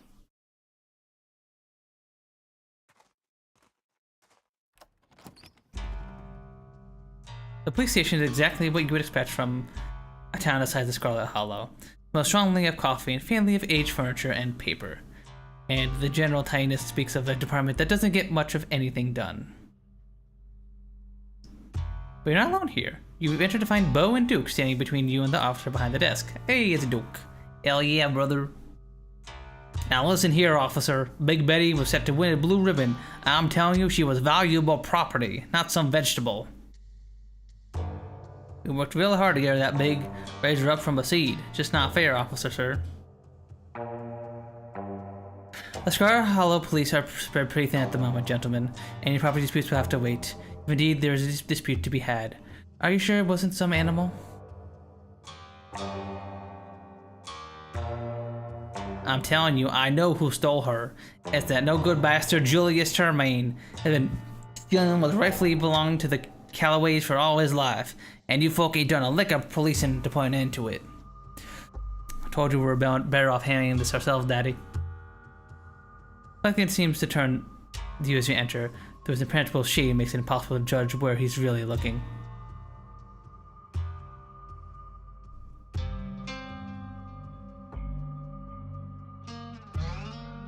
Listen up, Franklin. We got a missing person on our hands. Stella hasn't been seen since yesterday.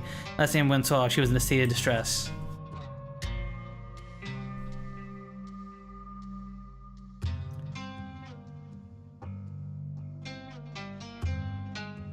You speak with complete authority in your voice.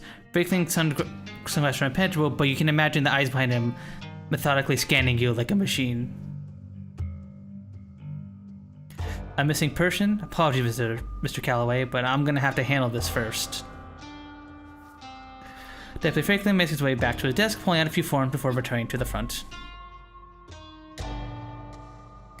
If one of you could fill these out, please. I can take care of that. Thank you so much for taking this seriously, Mike. I know Stella has a tendency to go on hiking trips, but this feels different. Now hold on a minute. You've been giving me the runaround all morning about the theft of our Betty. Will these folks walk in and get them sorted right away? Mr. Calloway, this may be a matter of life or death. I'm afraid it takes precedence over a minor property dispute about a vegetable. You and I both know Stella's always tromping around out in them woods, and ain't something anybody needs to fuss over. Pardon my French, but this is some bull crud.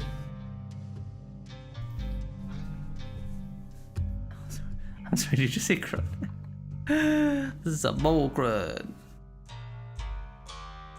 Luke doesn't want to curse.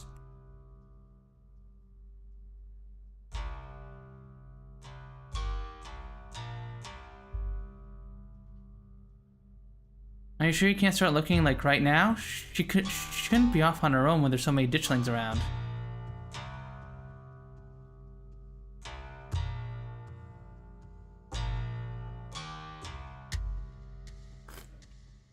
Ditchlings? I called you about those too. Not that anyone ever bothered to come up and get a look at them. They've been sneaking onto our property at night. We've had to take shifts guarding the chicken coop. I think they started creeping around during the day too. Saw them on our way here, plain as day. I seem to recall you folks calling about some strange creatures who may have gotten a few calls from other folk too. But Hugby and Derrickson don't seem to be too concerned. I trust the sheriff on this one. Have Hugby and Derrickson seen them? Have you? Those things are everywhere right now. They're the most concerning thing I've seen in this town since I first moved here. It's no use. The boys in blue are being bullheaded as always. Look, we're stretched thin enough as it is. If you think the town should have a dedicated animal control department, you're welcome to take it up with the mayor. Peace and confidence. We hate to see it. The dog. Take it up with your friends, cousin. And to answer your question, my orders are to man the station. But I'll be sure to start an investigation as soon as I'm relieved.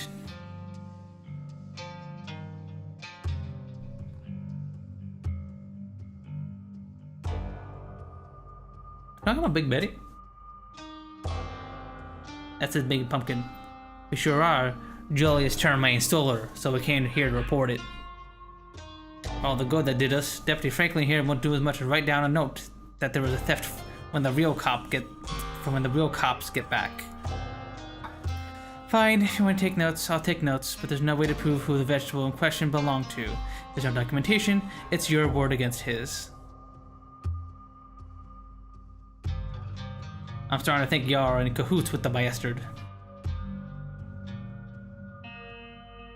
What makes you think Julia stole it? You're poking at wasp nest puns. There's 100 years of history here. Even climbing Big Betty was his since the day one on account of he thinks it was planted on his side of the property. He got himself confused about where the property line is, as always. We got our fair share of calls from Mr. Termaine as well. Not that I'm at liberty to discuss confidential police information. I'd be perfectly willing to bury the hatchet if you weren't such a lying, pumpkin-stealing rat. Pumpkin thief. You know, Julius is a friend of mine. He's a lot of things, but he's definitely a bit of a curmudgeon, but I never pegged him for a thief. I didn't know Julius ever talked to anybody. That talk is a strong word, but I like to think we have some kind of understanding.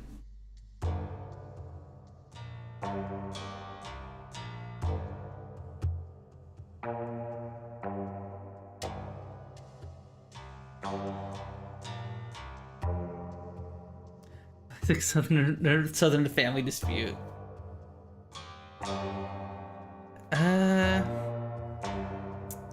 If you're related to Julius, why can't you put your differences aside and get along? Someone's gotta be the bigger man.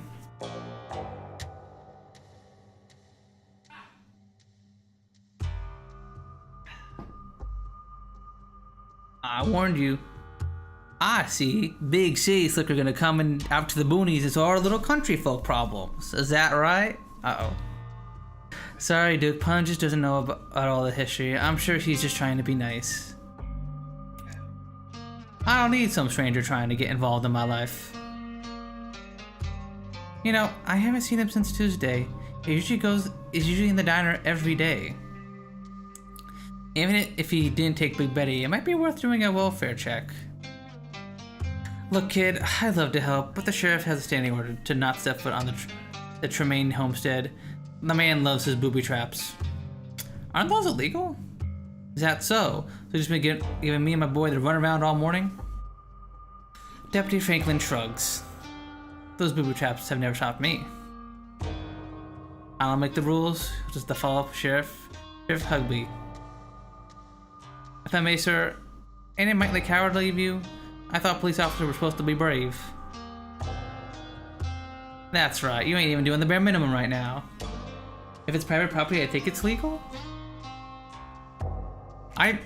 I swear there was some YouTube video I watched a while ago basically saying that maybe it depends on the state, but if it's in your home, you aren't allowed to have booby traps. Because the legal reasoning is a booby trap has no way of like telling whether a person is an intruder or not, and therefore it's like what's the word? It's harmful, it's bad, you're not allowed to do it. Something along those lines. I forgot the exact reasoning of a video I watched like a year ago, but basically in several states it's illegal to have like booby traps. Like you can't set up Home Alone style booby traps in your house. It's illegal. Let me do a quick Google search. Are booby traps illegal?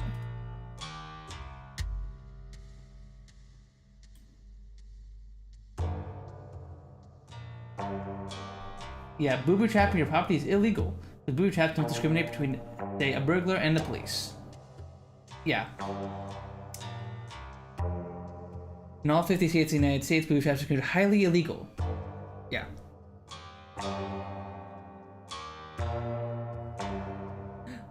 My boobies are illegal? Hi, Dr. Corgi. Hi. Only if they're traps. Only if we got traps on their boobs. But normal boobs are okay. Hope you're doing good, Dr. Corgi.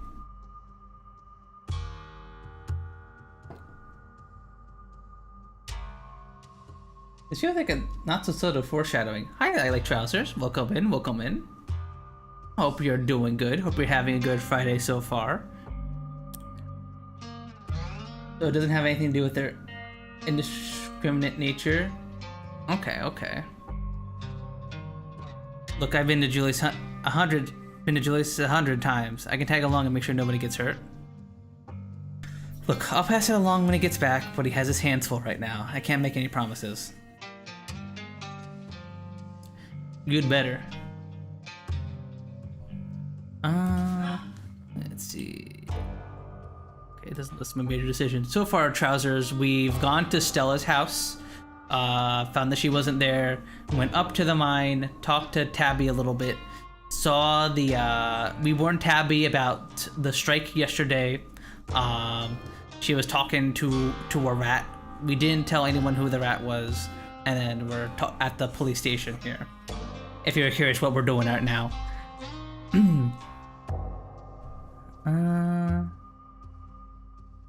Can you arrest a ghost?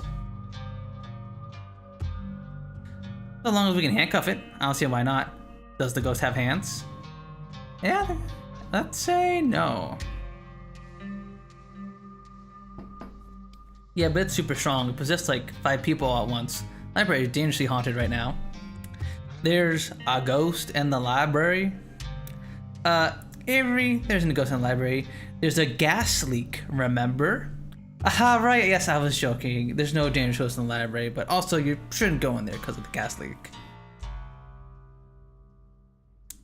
I see, so here I thought we were doing a thought exercise, but you're all having a little fun at the expense of the police department. I should have known.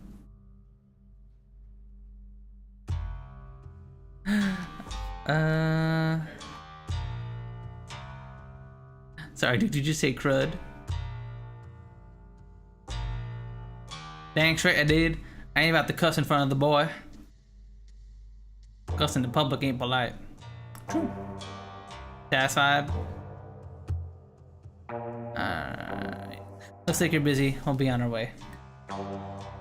What if it's non-lethal traps, though? I wonder.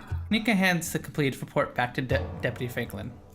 Thank you, ma'am. I'll get this filed right away. Good luck out there. Well, Miss Mishman is alright, and y'all find her soon. Department is biased, I swear. Almost like y'all are in league with Julius. That would require at least some amount of competence.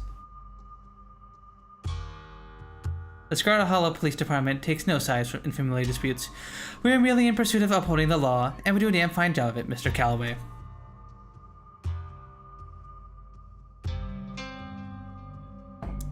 Alright. Simply walk down the precinct. Make your way back towards the door, the deputy calls out to you. Best keep your nose clean out there, puns. Try to stay out of trouble.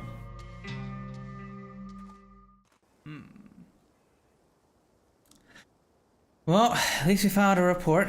Still, I guess finding Stella is going to be mostly up to us. We gotta find out what's been going on with Julius, too. He's been missing from the diner for a few days. It's weird, he usually comes in every day. Maybe he's preoccupied with ditchlings. I just hope he's okay. One problem at a time. Yeah, where to next?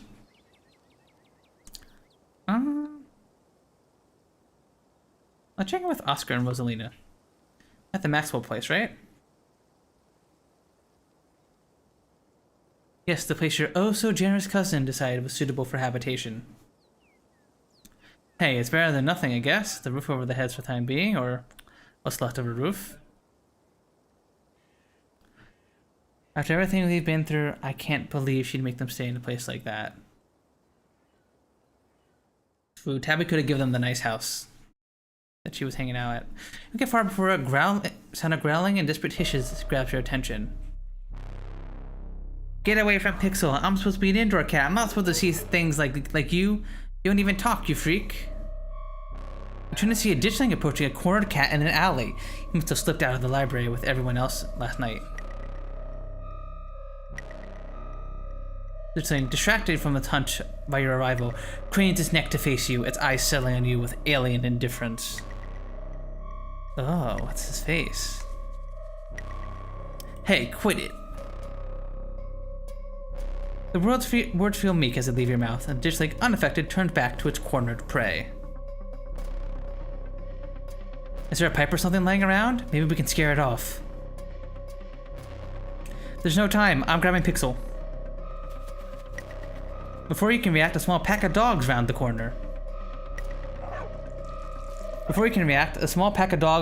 They pounce on the creature, pulling it from the wall, and taking turns biting and tearing at it until it's ripped to shreds. Jesus! Damn! Good shit, dogs. The task complete, they saunter up to you.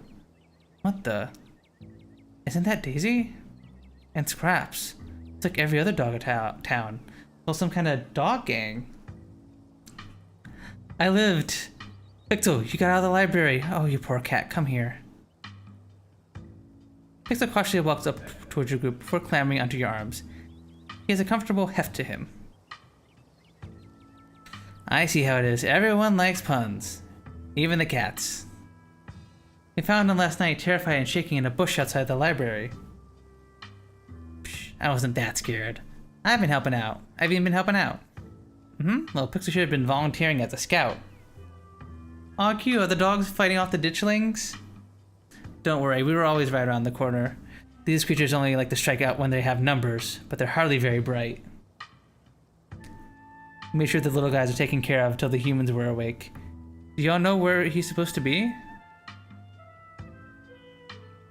Oh, we got dog vigilantes. The major ain't doing shit in town. Vote him out.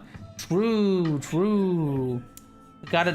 Honestly, the freaking dogs of the town are doing more to protect the people here from the ditchlings than the police.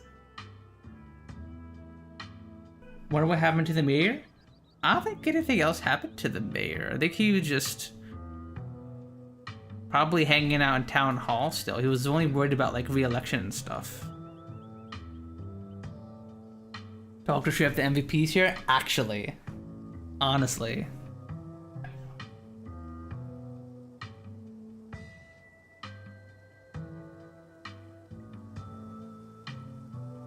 Good doggies.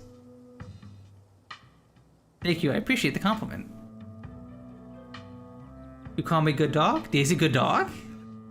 Daisy's tail wagged excitedly before she regains her composure.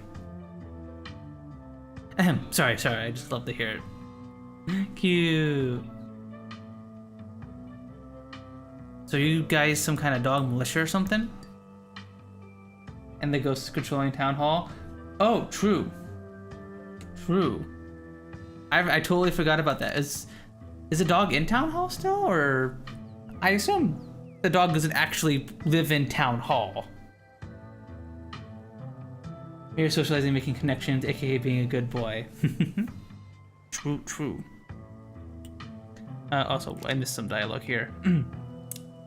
Yeah, I suppose you can say that. I'm sure you met the town's illustrious leader by now.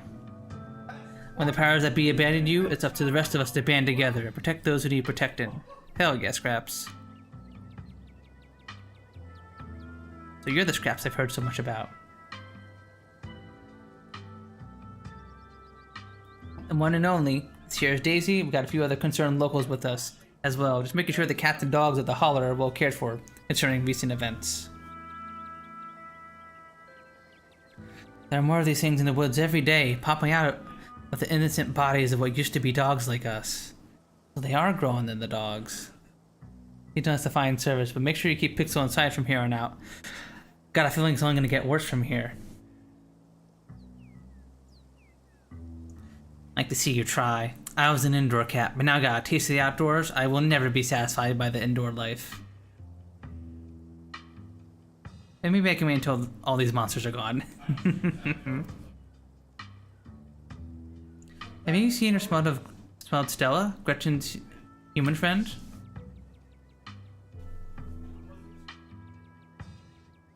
Oh dear, poor Gretchen. We heard of what happened to her. I think those awful creatures could get to a dog whose human cared about her so much.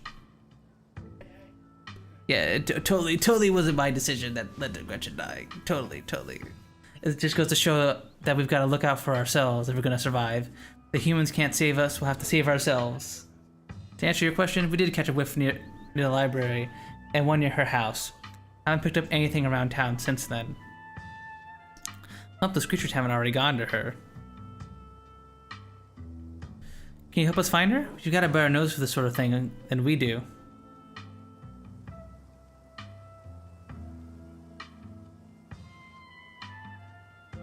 I'm afraid we can't be making many excursions into the forest until those creatures are long gone. We've lost enough already. We don't need any more of the local pets to go missing. You killed Gretchen? Yeah, I chose the chicken over Gretchen. Well, I mean, it's more so I chose to help Duke because Duke had the gun, and I was thinking more survival than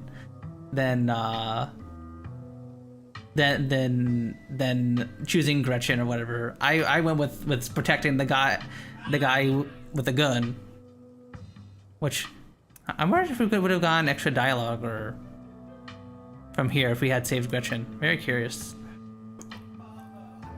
I think we won't. I read that already. Fair enough. We'll see what we can do.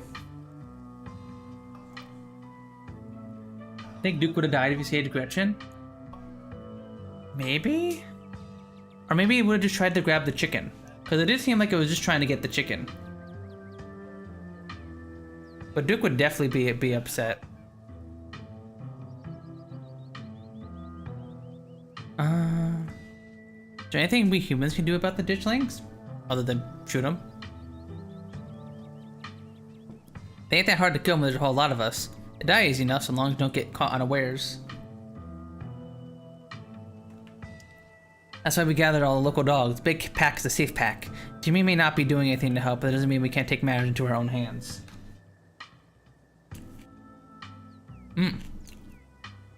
Now, Daisy, no need to start in about the mayor. He has his own priorities. As long as he doesn't get in our way, we don't need to start in trouble.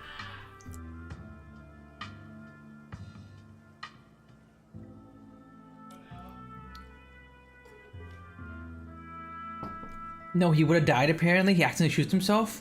Wow. Holy. That's crazy to think about. Because he would have been missing from like... Because Duke has like popped up, I think, in every chapter except for 3, maybe? Or was it 2? That's crazy that Duke and Bo, and I assume, I don't know if we'd still meet Bo. That's crazy. Gretchen would also constantly pop up? Gotcha. Yeah, that I definitely need to like on my own do a set, like my own little playthrough where I see all the alternate dialogue and stuff. I do think the point of the game is that you can't save everyone. That is what it says at the start. Yeah, it's one of the most visceral scenes, and in my honest opinion, dying like that sucks and feels like BS. Well, I mean, I guess in that situation, I was kind of right to choose Duke. Because then we would have been gunless in that situation, which, I mean, I guess we would have escaped somehow, but like, yeah. I mean, what was death made me feel a little bit BS. I appreciate the commitment to like an early game choice like that, having like lasting ramifications throughout the chapter. I think that's really cool. I won't spoil anything, but yeah, you cannot save everyone. You can save a handful of folks. That's what I'm feeling. I do wonder if Tabby would have really sacrificed herself there with the ghost. And I like would the mind even function without her? Like I feel like the mind would barely function without her. She doesn't seem to have like a someone who like helps her manage the mind. So like I don't know how the mind would function without her. She doesn't have like an apprentice or something. The ghost doesn't kill you, just age you by 20 years. That's what I love about this game and Slay the Princess. The game has no right answers and you just have to continue forwards. While Slay the Princess has no wrong answers in the beautiful love story. Right. Yeah, exactly. This is kind of the point. That no matter what you choose in Slay the Princess, you get the same options and the same choice of endings and stuff. as all possibilities converge no matter what you do. And this is very much the opposite of that, I suppose, when you think about it. That's cool. That's cool. I'm really excited. Apparently there was a big update to chapter 5. Was it a couple days ago? Oh no, yesterday. Literally yesterday. Interesting. I'm looking forward to checking that out once we get to it. Hopefully we'll finish episode 4 by today. If it goes on a little too long, we might have to do a second stream of this next week to finish episode 4, but we shall see. Excuse me. Yeah, screw Jimmy, what a joke. One of you should have been mayor.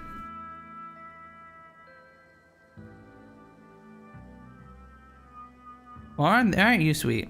Some dogs ain't fit to lead. Not his fault the human of this town flung him so far out of his depths.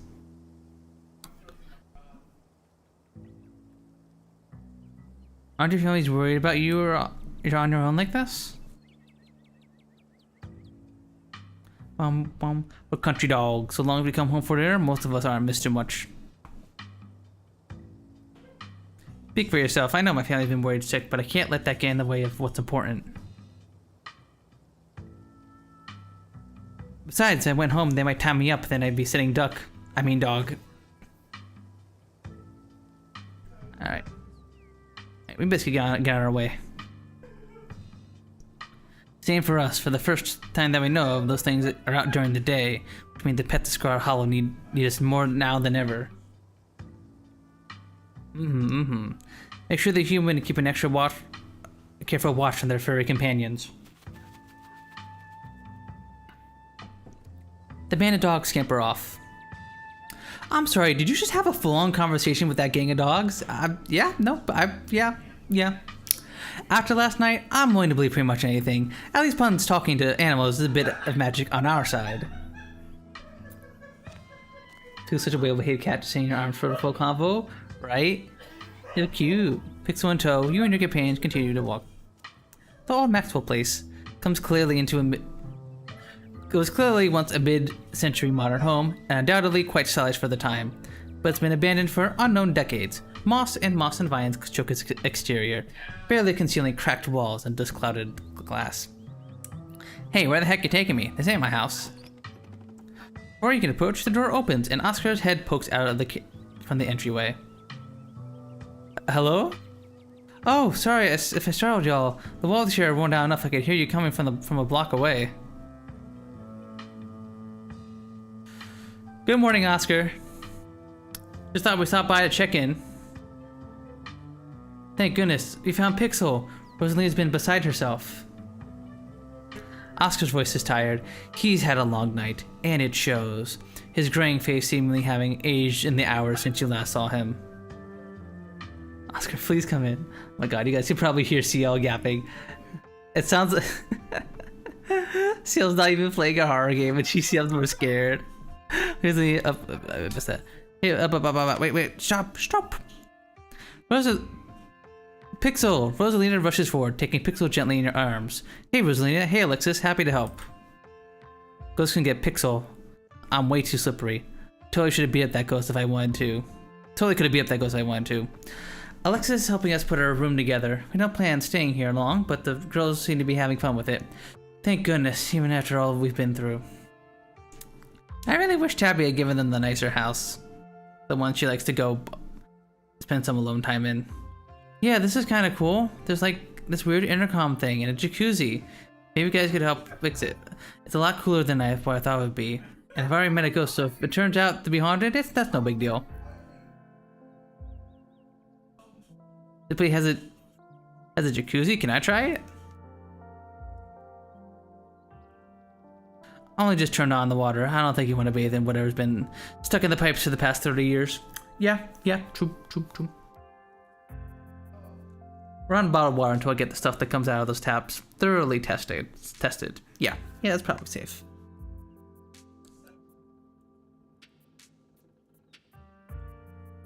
What's gonna happen in your career now that the library's closed? That's a good question. I was up all night wondering the same thing. If things stay the way they are right now, it's essentially like the library burned down. The books are inaccessible, the building is unsalvageable. In that scenario, the county would have to put up the money to build a new archive, or would have to move someplace else where it can work in the existing library, and Scarlet Hollow would lose a valuable public service. Oscar. Oh man, that sucks. Move? So you and Rosalina would leave? We're not doing that, right, Dad? We're staying here? Anyway, you can just, you know, start over and rebuild the collection? I'm sure folks around town would be willing to pitch in. It would be a lot of work, but that's a possibility. Still, maybe it wouldn't even have to come to that.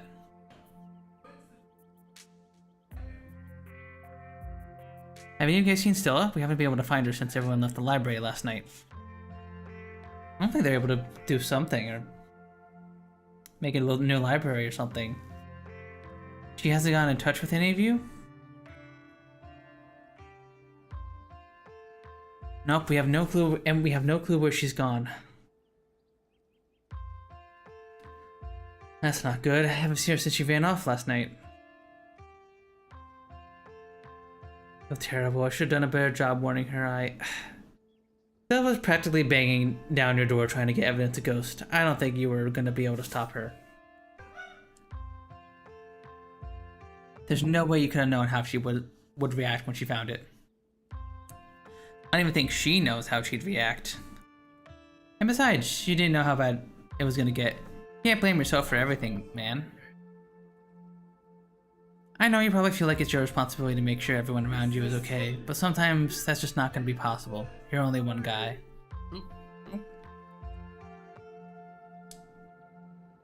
That's what Rosalina is always saying. I suppose I do apologize more than I should.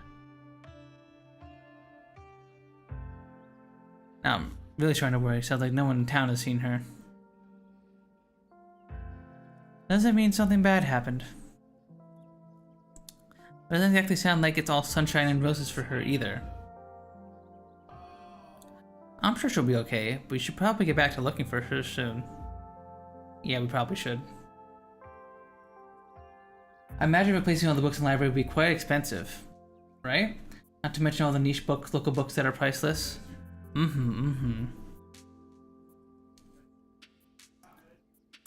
probably be like well over 1,000 books in that library. And an old place like this, there's probably lots of like old stuff.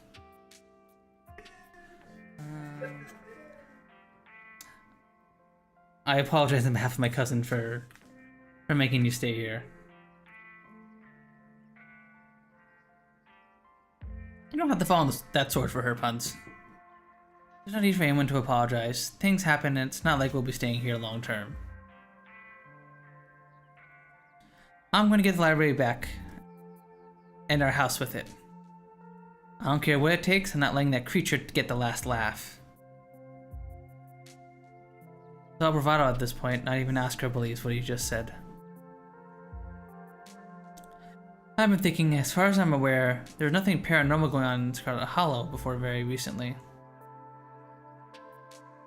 Now here we are, suddenly surrounded by weird little goblin creatures in the woods while entire buildings are taken over by supernatural creatures. You think there was an inciting event? You think there was an inciting event, right? I do. That's my thought too. It was never like this in the Holler before. Something must have happened that kicked all this magic stuff. Avery stares at you. I mean, it's obvious, right? Things only started happening once Puns got here. You're not wrong. Exactly, there's a catalyst for all this.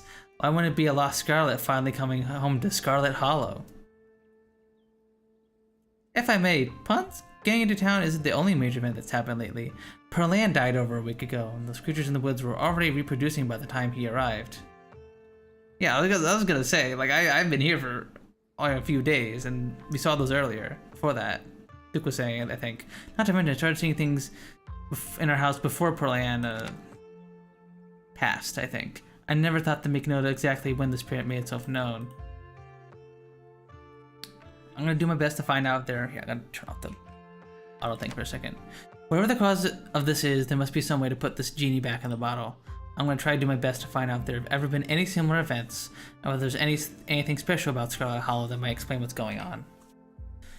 Town archives are, unfortunately, in the library. I told you putting everything online was important. No one uses paper anymore, Dad. You were right. It'll be my first project when we get the library back. I've learned my lesson. Until then, I'll have to make do with what I find online. My theory per lamb could be correct. True. We were theorizing that last stream, Div. I'll fill you in on what little we know, so at least you have some place to start. And imagine the paranormal stuff has always been there since the ghost is 100 years old, but perhaps the Scarlet's been keeping it at bay? Maybe. But you think if like if an action the Scarlets have been doing has been keeping them at bay, Perlan would probably have told Tabby about it, right? Like Tabby was saying that like Perlan was like once she graduated high school, she was drilling into her how to run the mine and how to manage things. I think she would have told Tabby about this kind of stuff too. Like she was trained to run the town essentially.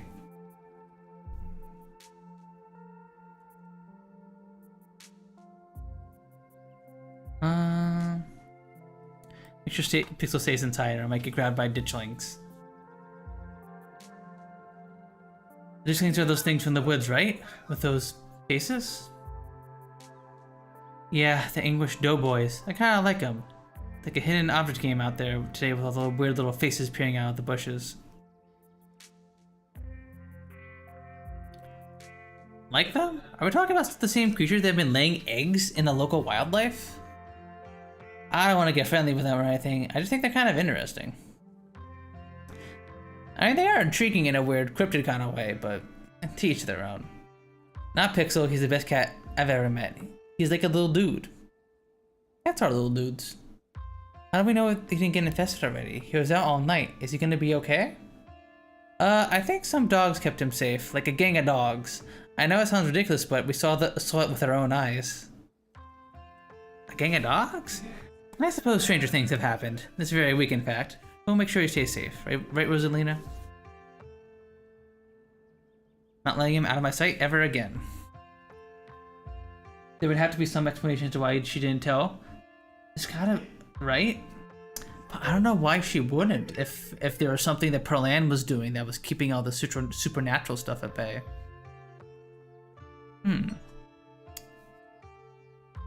And finding these weird stone seals. There's one in the mines and another in your basement. There might be more. These are those carvings you mentioned last night, right? To think there was something like that under my house all this time. Think that someone must have put it there. But who? Right? Give me quite a few threads to follow. Thank you, Puns. Puns, didn't you say you felt something similar to the mine shaft outside the clinic yesterday? Hope it doesn't mean something weird's about to happen there, too. Uh-oh. Losing the library is already a blow, but losing the only doctor's office in town seems like it would be bad. Here's hoping we sort things out before that becomes an issue. I wonder if this could be the work of some sort of cult. Kanika's like, what the heck are you saying, man?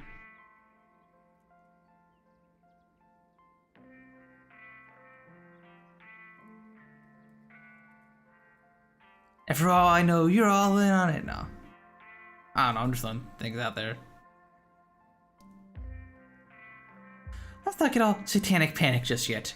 I know it's not unlikely at this point, but having lived in this town all my life, I feel like I would know if there was some cult that ran this place. I gotta agree with Kanika on this one. I feel like I'd have picked up on something. A cult doesn't necessarily have to run the town to have an impact here. It doesn't even need to be active. From what I gather, those carvings you've been talking about are old, and whoever left them here is probably long gone. I'll see what I can find, you never know.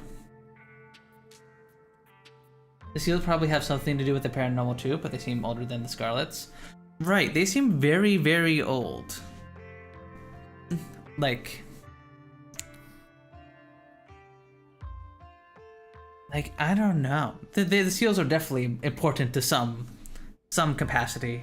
There would be no reason for the narrative to show them to us over and over again otherwise. But yeah, I wonder if how old they really are.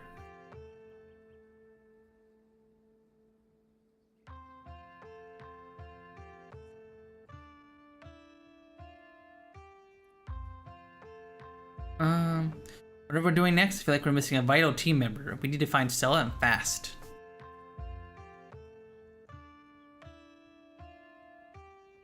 True, Stella's part of the team. I agree. We need her brazen energy if we're going to do any serious sleuthing. See you around, Oscar. Let us know what you find. I will. We're going to get the library back, and we're going to figure out how to fix whatever's wrong with this town.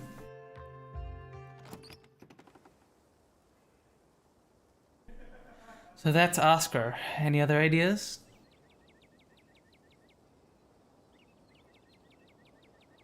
I think if you're book smarts, they're Greco-Roman. Just because they're older than the Scarlet doesn't mean they couldn't have had a hand in the placement, though. True.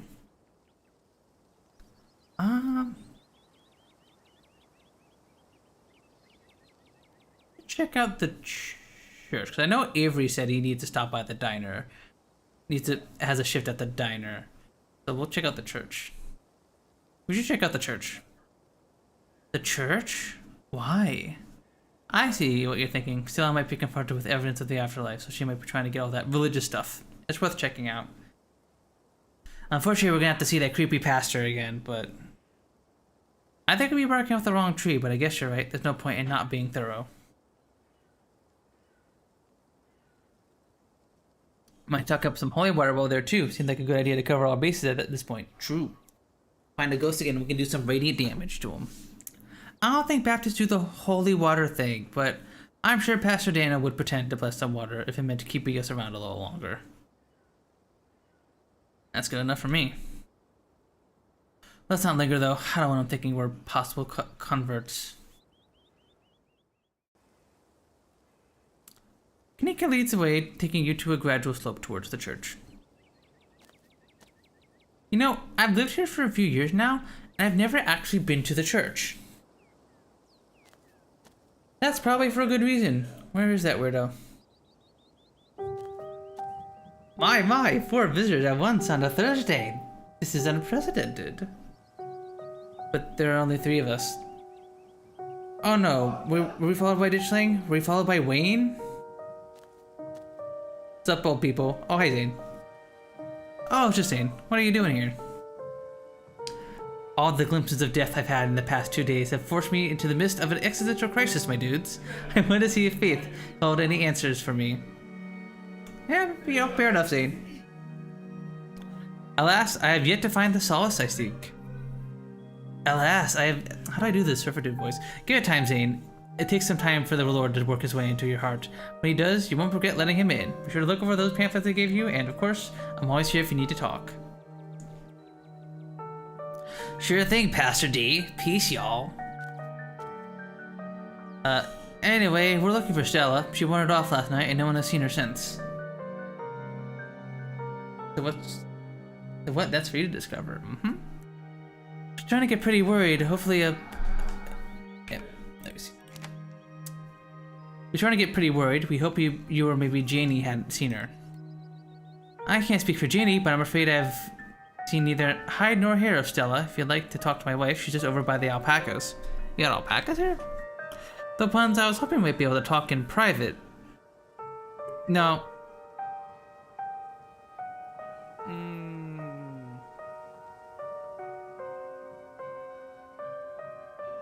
Do it?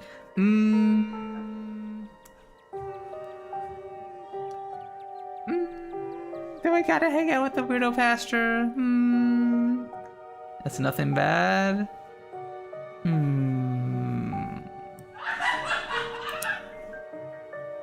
Oh my god. All right, we'll ask away. It's to be private. True. It's too late. We're committed. We're locked in, chat. We're locked in. I forgot to save. Personal matter. I'm not folks pry on this. I won't bite or anything, I promise. We can talk here right in the open. I guess we'll leave you to it while we check in with Jeannie. See you in a minute. He's not gonna do anything. You're out in public. You'll be fine. Surely. Fanning off toward Jeannie and the alpacas, leaving alone with the nervous pastor. I had a chat with the mayor yesterday. I heard you did too. Now, I know you don't think you gave yourself away, but the dogs can always tell, Puns. I only had to hear what the mayor had to say to know the truth. Wait, can you talk to animals too? I'm so glad you came. Never met anyone else who could hear them.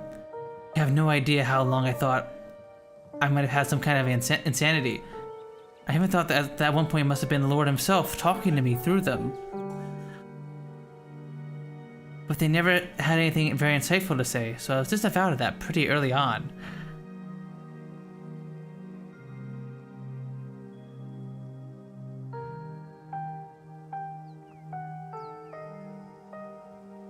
Oh, so no wonder he's been weird. He can talk to animals too.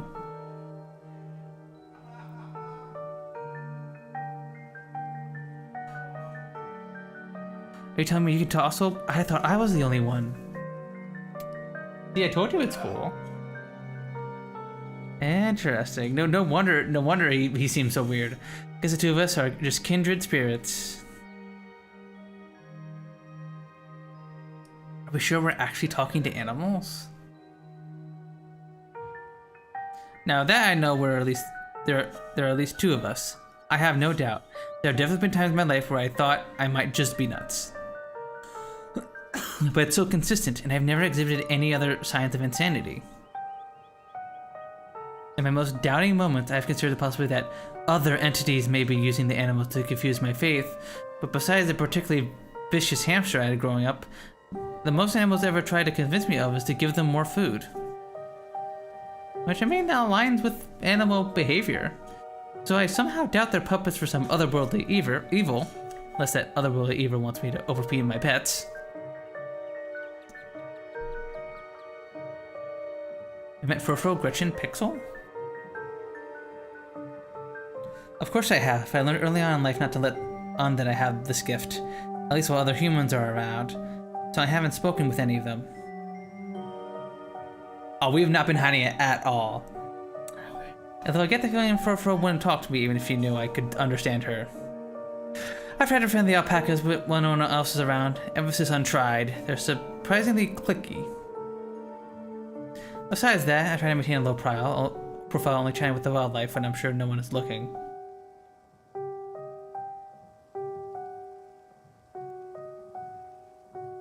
Is this what people think you're crafty because you have the gift? Otherworld evil is just kind of hungry. People think I'm creepy? That's alright, people say all kinds of things. I just have to be patient, persistent, and now eventually they'll understand that I can be a comforting presence in their lives. Not a creepy one.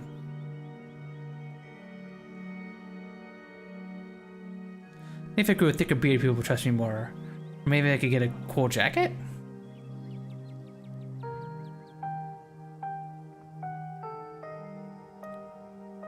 Have you been cursed? Why did we suffer then? Have we been cursed? Why did we suffer this fate? I don't think it's a curse. It can be annoying at times, but so can talking to people.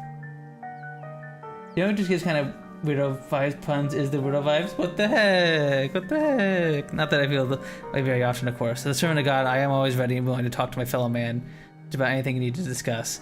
Spiritually, I've always rationalized it as God's sign that should spread His word to even the beast of His world. I've had mixed results. Seems the alpacas prefer Catholicism, which they know about somehow. And birds tend to be incredibly heretical. Heretical burbs. Heretical burbs. Wish I could approach a scientist with this without seeming like a loony person, but I prefer to keep quiet on my doctor's visits. I can't risk being locked away or altered in some permanent way, not when I have a family to take care of. Is your gift why you got into the church? It's hard to say. I was raised by Baptists by two loving parents and was always interested in religion, but I've always known about my talents, so I don't know what came first. If anything, though, I say I'm religious in spite of the gift. It hasn't exactly been easy to square this with a lot of religious education I've had. For instance, lots of religious teachers would tell you that only humans have souls. Well, you and I both know that's not true. Though I suppose that gets into a whole different conversation about what exactly a soul is. True. But those are conversations that I'm glad to lead to the scholars. I'm just a simple small town pastor. I don't need to ask big questions anymore. I just have to help people through their daily lives.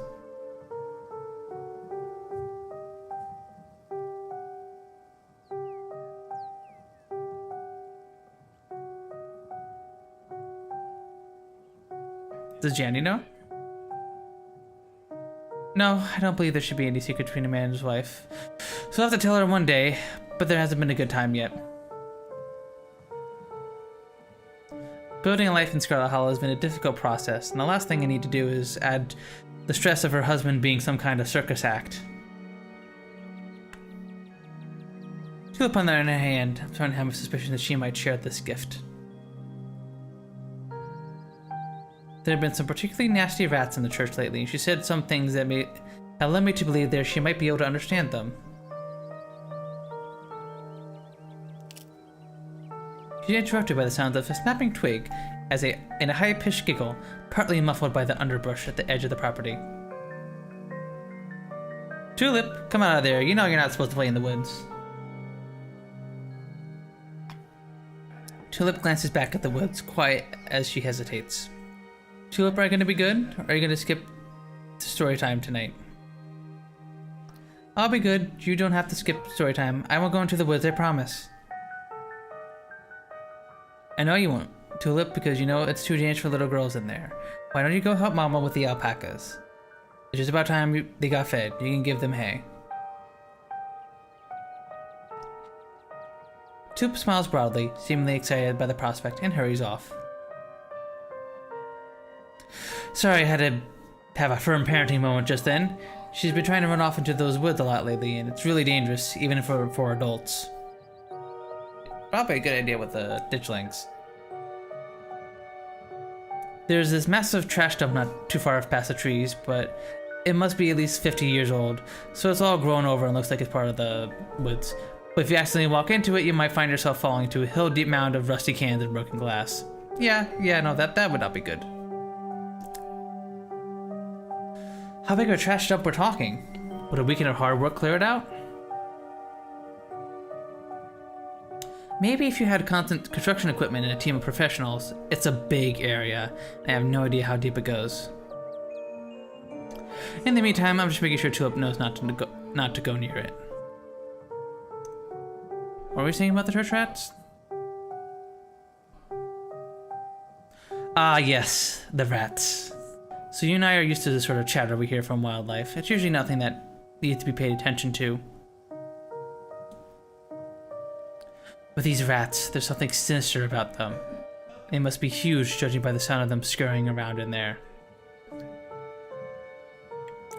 Tulip had never shown evidence of the ability before. She never responded to the alpacas or engaged in conversation with birds. In retrospect, she could be hiding it the way I did growing up. Because I know she's been talking to the rats. Calls them her friends. She has been drawing all these pictures of them. Really ghastly things. I tried to bring it up with her, but she just gets this little smile and doesn't say a word. Like it's her fun little secret. It's all innocent enough in the grand scheme of things, but I'm pretty sure they also live out in the trash heap, and ever since she started talking about her friends, she's been trying to sneak out there.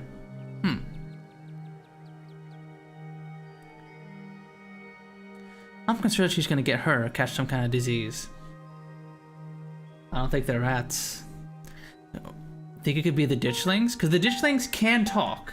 We have seen the ditchlings talk to us.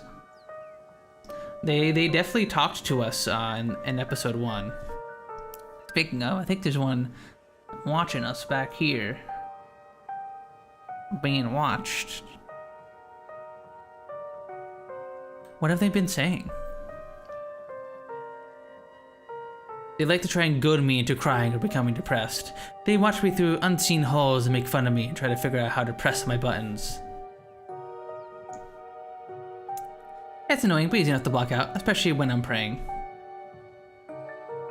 I don't think they're a good influence on Tulip, though. She's gone quiet and secretive ever since she started talking to them.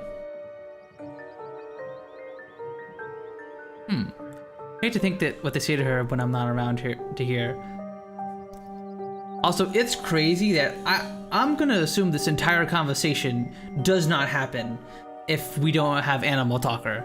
That's crazy. Like, this entire like subplot you just don't get to hear about at all if you don't have this perk. That's really, really cool. I wonder if the other perks have like entire little subplots going on with them as well, or if it's just the animal talking thing.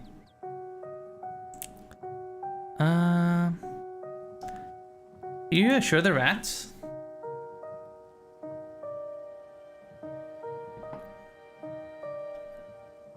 Pastor shifts uncomfortably for a moment.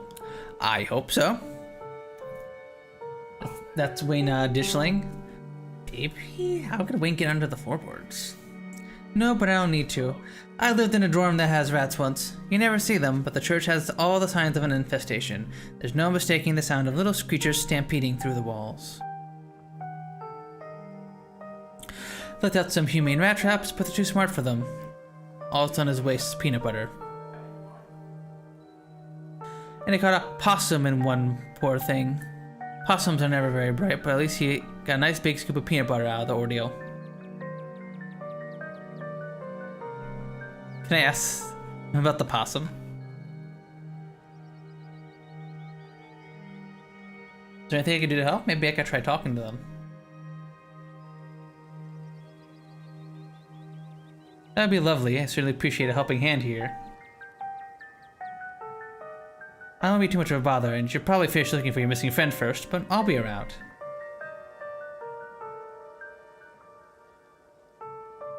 Out of the corner of your eye, you only see Kanique and Avery walking back to the two of you. They must have finished talking to Jeannie. Jeannie says she hasn't seen Stella either, so we better get going. Thanks for suggesting we head up here, Puns. Got to feed the alpacas. They were so cute and soft. They were awesome. And Jeannie says she'll come by the diner with cookies for the miners, and a few extra for me, of course. Nice. Maybe we got some cookies out of this. She's so nice, she even offered to bring me some since I'm feeling under the weather. Hell yeah. Hope your talk with the pastor went well. Yes, we had a great conversation. I appreciate all of you stopping by, even if it wasn't under the best circumstances. I'll let y'all be on your way. And hope Stella turns up soon. I'll put in some good prayers with the big man for her. Thanks, Pastor Daniel. Alright, thanks. See ya. Kanique and Avery start down the path to town, and you follow. So, what was that about? Seemed pretty insistent on talking to you alone. Yeah, he didn't say anything weird, did he? If I have the option to tell him about talking to animals, I'm just gonna tell him. He can also talk to animals. He wanted to discuss it with me. I can't believe that of all the people in the world you could have shared that ability with, you wound up stuck with Pastor Daniel. Let's not get too distracted until we find Stella, though. Where to next? I love how with all the supernatural shit going on, the fact that there's multiple people with the ability to talk to animals just goes. They're just like, yeah, no, we're just not gonna. We're gonna save that for another time. We're gonna not think about that too much. I'm gonna go pee real quick because I just chugged down that thing of tea, and that means I gotta pee. I gotta pee from the tea. So I will be right back, and I'm gonna run ads again, and then we'll keep on going. Be right back, everybody.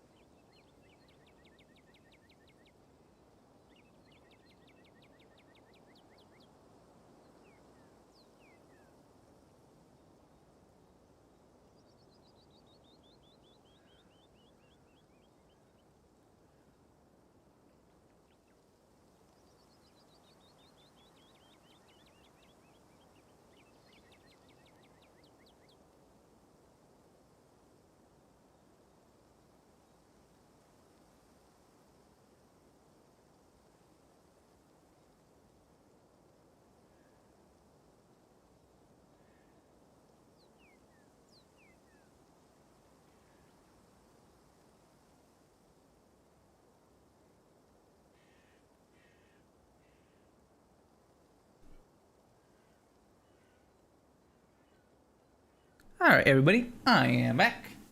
Let us continue with episode 4 of Scarlet Hollow. Let's check out the diner. We're gonna check out the diner. Good idea, folks need to congregate there. Maybe we'll run to someone else who's seen Stella. Hi, back. I'm Div. I did not expect to be dad joked at my own stream today. The diner is busier than you've ever seen. The small booth packed with miners. So I guess this is where the miners are setting up shop. When you asked for the morning off, I didn't think you'd be showing up with friends. Sorry, Aunt Winnie. Stella's gone missing. I've been helping these two track her down. You haven't seen her, have you? Don't you apologize. I can't say I have. I've been a little preoccupied. This is great for business. Those fellas have as much free coffee as they can drink, and they keep piling in like this. Do you need any help? Nope, Sal and I can handle this. One of your friends is going missing is more important than a busy shift. Oh, Wendy seems nice. The miners didn't even notice you enter the diner and said speaking hushed voices, argue with each other loudly enough for you to easily overhear. I guess the shift schedules are pretty brutal, and I'd like to have more vacation days. I'd love to be able to see my family around the holidays, and better health benefits would be amazing. What if she decides to fire all of us? Hey, careful folks. Smith just let me know that the boss cousin over there was snooping around the mine. Put the discussion on ice till we know we won't be overheard. Yeah, they're not gonna say shit around me. The conversation cuts out, and a comfortable silence falling over the diner as the miners watch you with suspicion.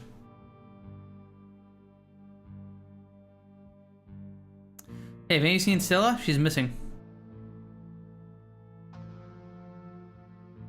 The YouTuber?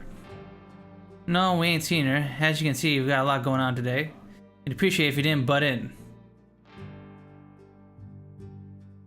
Harrison's voice drops to a barely audible mumble. Hope she's okay.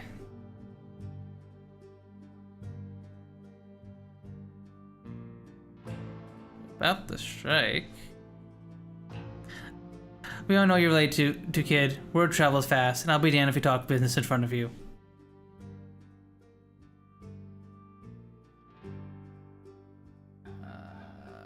The mine falls, and then you're gonna have Jellicle to strike over.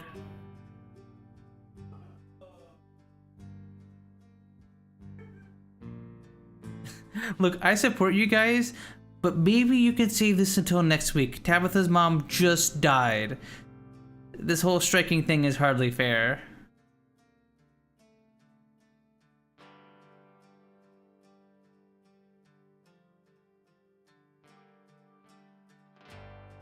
Do we... Look, I will say, yeah.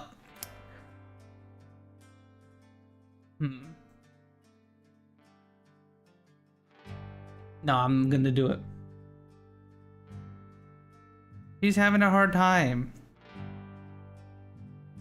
Oh no, puns. Read the room. Oh, she's having a difficult week? Is that why she's forcing her workers to go back into the mines not 2 days after a collapse? We don't care if it's the worst strike of her life. She's been overworking us for as long as anyone can remember, just like her mother before her. It's time somebody stood up and stopped it.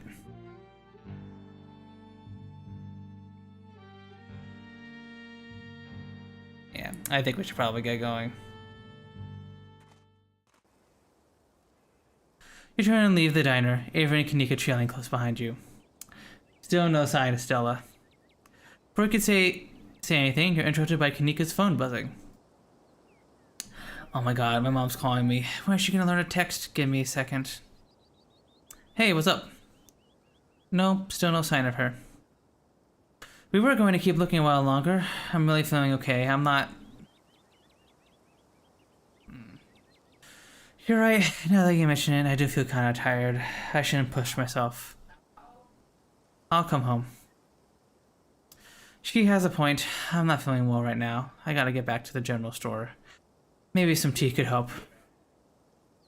I didn't realize you were that sick. This really crept up on me. I was doing fine until... Nika starts to sway, losing balance in her legs. I must have been running on adrenaline. Oh no. She stumbles, bumping into you before regaining her balance. Sorry. I think I just need help getting home. I'll have some tea and maybe lie down and see if we can get back looking for Stella. Yeah, it shouldn't take us long to get back. Come on, Puns, let's get moving before she passes out. Thanks, and sorry, this is embarrassing. Don't mention it. So Kanika gets tired after talking to her mom? Seems like it. The bells of the general store chime welcomingly as you and Avery bring Kanika inside. Oh dear, Kanika, you poor thing. This is why you were supposed to stay in bed today. If you keep running around like this, it's going to take you much longer to recover. Thank you both for getting her home. Hope you're feeling better after last night's fiasco. Hi, Mom. Go on, go up to bed. I'll be in a minute with more tea. And Buns, once she's all situated, I believe I owe you a chat. Hopefully we can start to get to the bottom of whatever's happening in the town. Wait, if you're talking mystery-related stuff, I should be there. Sweetie, you've done enough today. And you never like when I do tea readings anyway. I'm sure Puns can catch you up once you're feeling better. Okay, you're right. I'm not feeling well. I really should lie down. Kanika heads toward the stairs and disappears without saying another word. Whatever that was, it didn't feel like the same person who stormed out of the general store just yesterday morning. That person wouldn't do as she was told so easily. You couldn't help but notice an uncharacteristic firmness in Sybil's voice too. Oh, maybe you are onto something, Div. Maybe their relationship isn't so pleasant behind closed doors. And I'm sorry to be a bad host, Avery, but I was hoping Puns and I could do our reading in private. I'm sure Winnie needs help at the diner. You're right. I totally left her on her own today. Fine by me, when I want to mess with your tea vibes. I'm sure those leaves are very particular. Oh, but before I go, I did want to ask. Are you a witch? Avery does not beat around the bush. That's not what I am to think I am that magical. I'm just an old lady who likes tea and a few unusual hobbies. Look, I'm just saying, doing stuff like TV leaves is pretty witchy as far as I'm concerned, but I won't push it. Just so you know, if you are a witch, you can totally tell us. We'd be cool about it. True, we have seen lots of supernatural shit the past couple days. I'll leave y'all to your not supernatural private tea leaf reading. We'll catch up tomorrow, buds. They make their way out of the general store, disappearing down the street into the direction of the diner. Shall we? Sybil motions toward the tea room.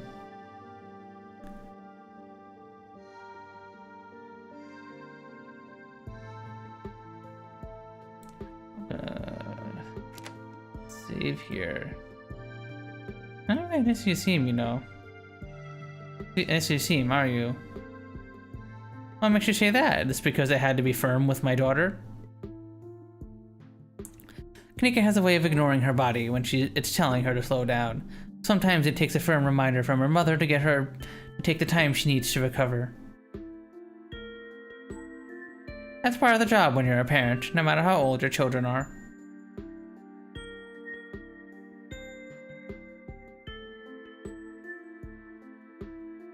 I guess we'll follow Sybil to the tea room. Please have a seat. I'll bring you a fresh cup. Tea is life. You take a seat on the small table at the edge of the room.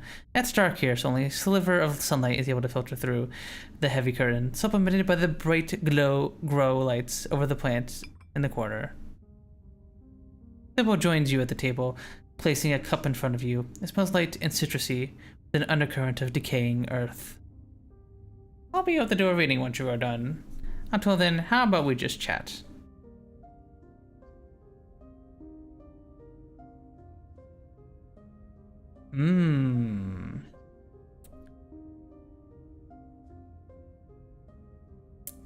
I'm curious.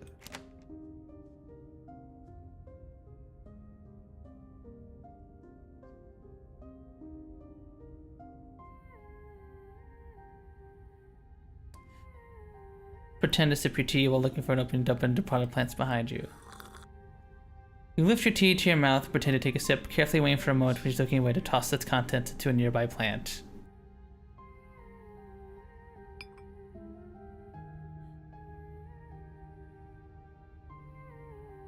What's with all this mystery and ritual? If you have something you can tell me, just come out and say it.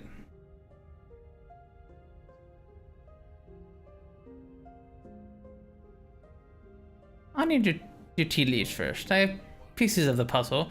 The tea leaves should help to give me the full picture. And here's your opening. Dump that tea.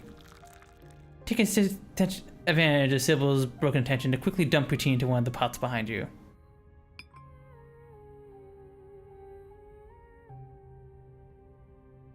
Did you know my mom? But of course. In a town this size, you get to know everybody, no matter what the age difference might be. Vivian was a little younger than me, which meant I always had a certain older sister instinct about her. Her family wasn't good to her. Pearl Ann was a lot like your great-grandmother, Edwardine, which is to say, she was not a very kind woman. Similar to Tabitha, with more social grace and considerably more hatred for her fellow man. But your mother was a shrinking violet either. She was just as stubborn as any other Scarlet, so her family choosing her as their punching bag made her quite the rebel. Well, it's interesting. Be human speak. It is very interesting to hear more about our mother, because we haven't really heard much about her yet.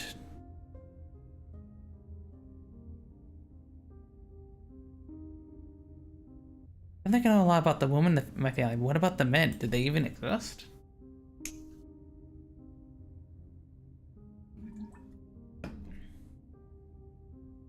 Those they haven't been very noteworthy since Edwardine took over the mines. Her husband died a long time ago, and to be quite honest, I can't even recall his name. Might have been Stuart or something, just as forgettable. From what Vivian said, her father was some teenage fling that ended once your grandmother found she was pregnant. I'm fairly certain it was similar for Vivian, though she was much older. I believe she was the one who ended it, what with skipping town and all.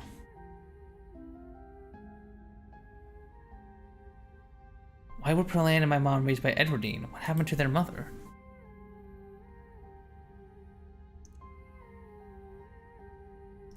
Their entry into this world was violent, I'm afraid. Their mother was young, too young to be pregnant, especially with twins. Oh no.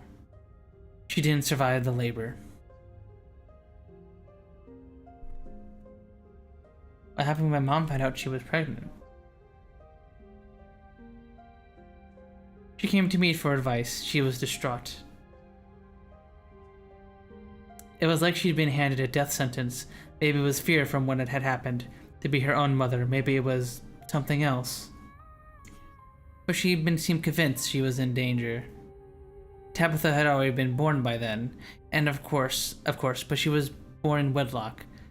So I assumed your mother's worries had something to do with religion. Though the Scarlets weren't particularly religious as far as I knew. Or her father's in town, I wonder. By the way, Vivian was at the night when she came to me, stuck in my mind. Always been me wondering about your family that made her panic so much at the thought of having a baby. I wonder if Wayne's our dad. That'd be pretty crazy.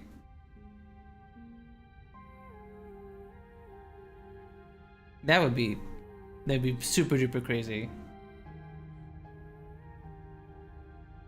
What if you knew about my grandma? What do you know about my grandma?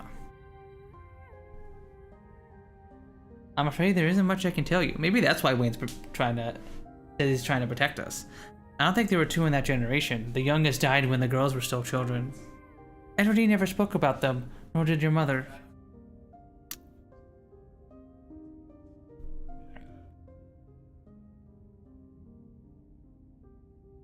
So how did you wind up in Scarlet Hollow? That one was Tabby's boyfriend. True. Both can be true. Wayne can be our dad and Tabby's boyfriend. Oh, our family's out in the hills for a long time. I know that's how much of the local flora, everything I've learned was handed down. I don't think we have an age for Wayne, correct? It could be older than Tabby.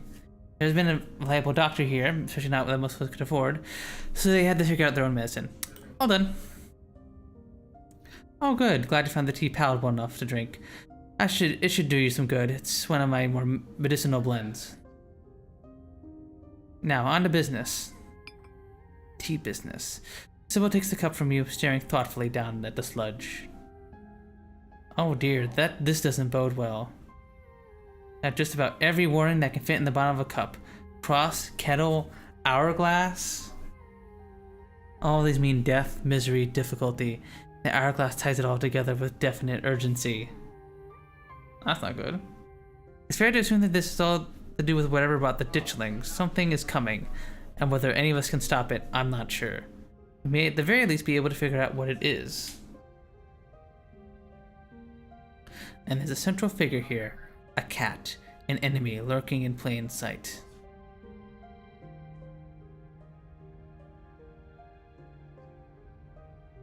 Womp. Womp. Hi, Greasy. Hi, hi. And she got the mobile womp.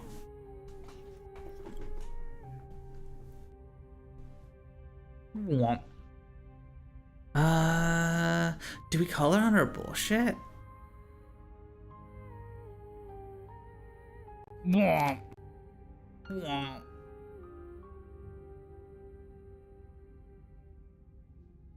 Got the meat. Yeah, you're rolling double rares, Weezy. Hell yeah. Of course, call her out. We hate her. What the? We don't hate Mel. What the? Oh, I thought you were talking about Sybil. Which, I mean, I could see Mel as a little, as a TV-eating old lady. I could see that. I could see that.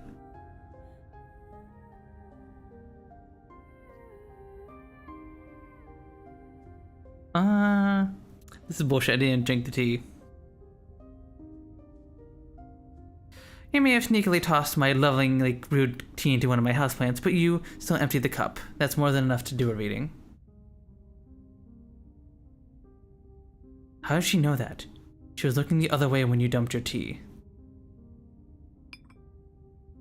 As if in response to your thought, Sybil puts the cup down and wryly smiles. Humor an old woman.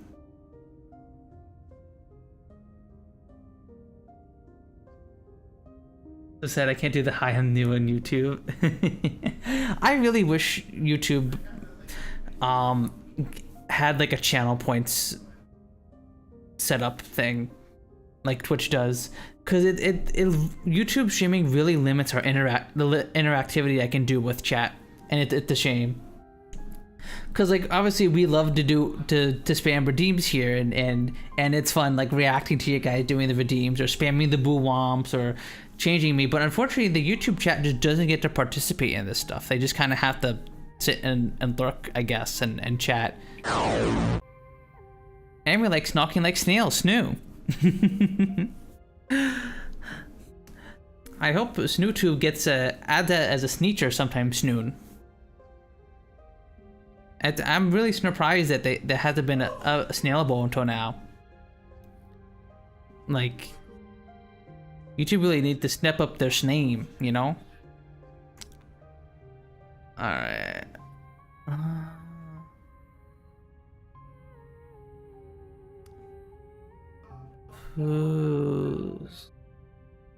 She's gonna curse you, she's so Riley.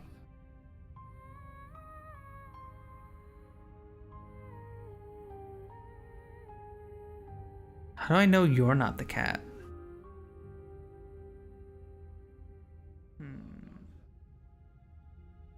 The cat could be Wayne?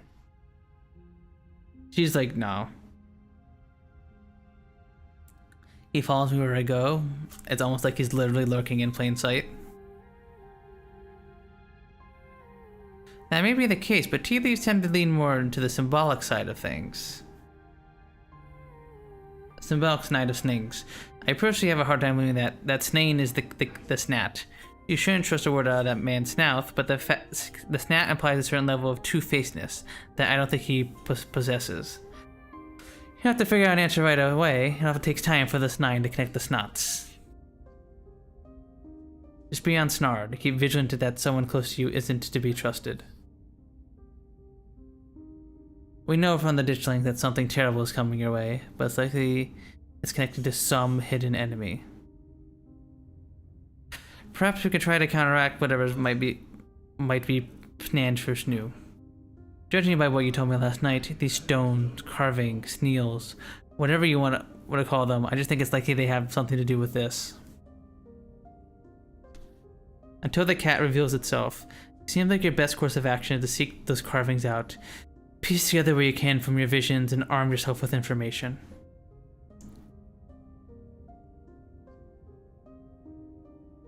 Have you sensed any others around town? Do you think they might be able to find another? Your thoughts drift to the door from yesterday, the one that seemed to draw you in, urging you deeper into the clinic. Even just remembering is enough to tug at you, compelling you to return and open to see what's on the other side. You can find Stella later. Maybe you can even find her there. What's important now is finally seeing what's hidden in the clinic. I think the thing with YouTube is more video sharing first versus Twitch being streaming mostly. Yeah, that is the thing with YouTube. It encompasses many different things, but like YouTube has had live streaming for a while. Like YouTube has had live streaming since like what, 2020? 2021? Something like that. And it's still missing a lot of features that Twitch has. Like they only and like within the last year added rating, I believe, and it's very restrictive. Like I can't, like if I wanted, like when stream ends, if I wanted to rate someone on YouTube, it has to be someone that we're both mutually subscribed to each other. So I can't just look up someone who's also streaming Scarlet Hollow and raid you guys into them or anything on YouTube. Like which I guess I can understand why YouTube Live was added back in 2021. Okay, so it was pretty close. 2011? Really? I did not know that. I didn't know it was that.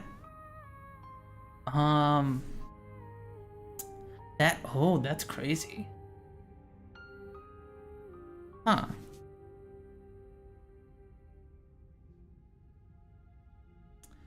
But yeah, it's just like on the API end, there's just so many things you can do with Twitch that you can't do on YouTube and stuff. And I really wish YouTube would open that up more, because I want to multi-stream so that way I can obviously reach a larger audience and have more streams with more of you guys. But like, it feels like the YouTube chat only gets like a subpar experience because of how much interactive the stream is, you know.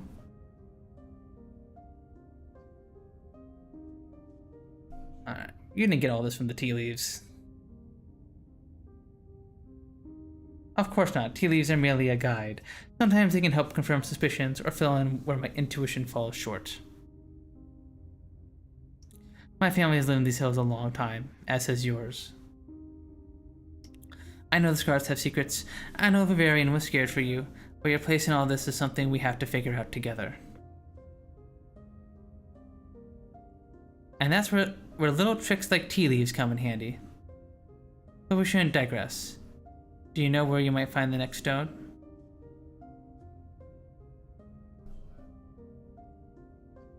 I think I found another in the clinic. That's good. If you can find a way inside and uncover another stone, that could give you a leg up on your adversary. We'll have to be careful to avoid the doctor. Something tells me that she won't take too kindly to you sniffing around her clinic. I think all the help I can offer. The reason why I watch via YouTube and type in Twitch. The conversation has been illuminating. You've just brought up more questions than giving any clear answers. Well, I bet YouTube has less ads, I assume, right, Div? Because actually, I'm technically not monetized yet, so I have no control over the ads on YouTube. I'm still trying to get my watch hours up. Which, speaking of, I forgot to make a post, but I do need. We reached our goal of 500 subscribers to get monetized, but I still need to get our watch hours up, and that's one of the reasons why I've been trying to work on releasing those highlight videos consistently, trying to get the watch time up, so then I can get properly monetized and stuff, and get memberships, and I think I can add emotes then too for YouTube, right? I haven't gotten ads? Okay. So it's like an ad-free alternative to Twitch then. That's good. Because I would totally disable ads on Twitch if I could. I do not like having to run ads. I get like nothing from them. I get mere cents a stream for running ads.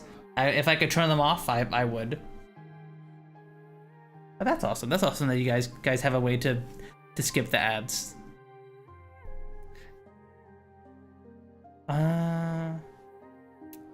And the only reason I run them is because pre-roll. If I don't run ads, pre-roll ads will pop up on Twitch, and nobody likes pre-rolls.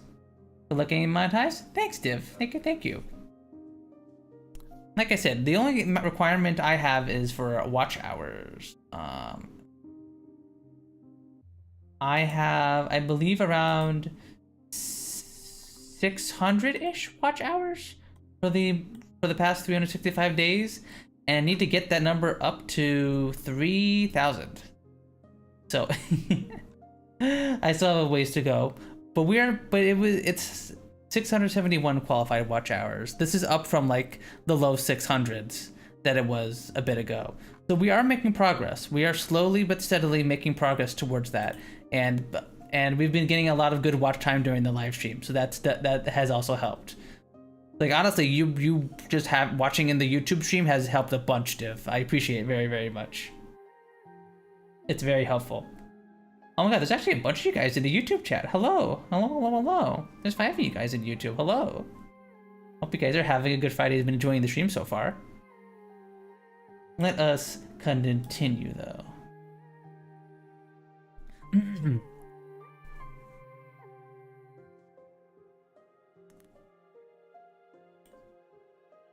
I don't mind pre-roll ads, but I imagine someone new coming in and getting ads is a turn away.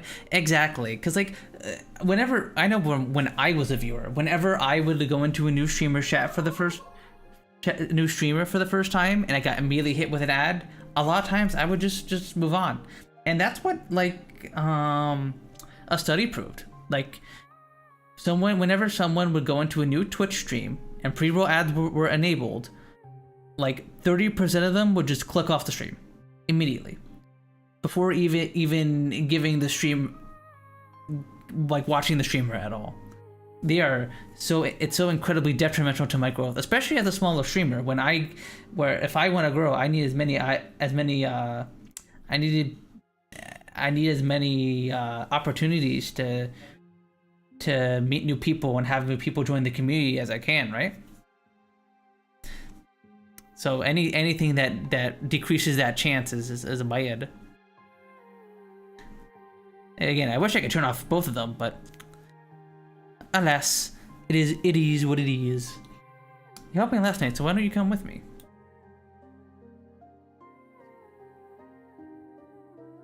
I may have been able to see through that spirit's illusions, but I'm not some kind of all-powerful entity. I'm an old woman, I have trouble with my knees, and my eyesight isn't what it used to be. In most situations, I'd be more of a liability than a helpful companion. Imagine if I'd been in those mines with you, some use I'd be struggling to climb over rocks and ladders, throwing my back out from all the crouching. Yeah, that's fair. To be fair, the first stream review I watched, I left quickly, but I came back. Curiosity was too strong. Oh, really? What piques your curiosity? I'm always super duper curious to learn how people find me, or what makes people stick around and stuff. Because like, I tried to think back about why I stopped to like hang around other people's streams, besides it just being the game, me liking the game they're playing or whatever. It was usually stuff like the warm vibes and that they were nice to talk to, and I tried to embody that in my stream. I tried to have a nice comfy little stream here where we're just chilling and yapping and stuff, and hanging out. But I don't feel like I do a good job at being yappy and chatting, especially during like Factorio, where you see me, I just lock in. I lock in during factory games super duper hard, and I don't feel like I'm yapping enough. But yeah, I'm curious to hear what made you stick around.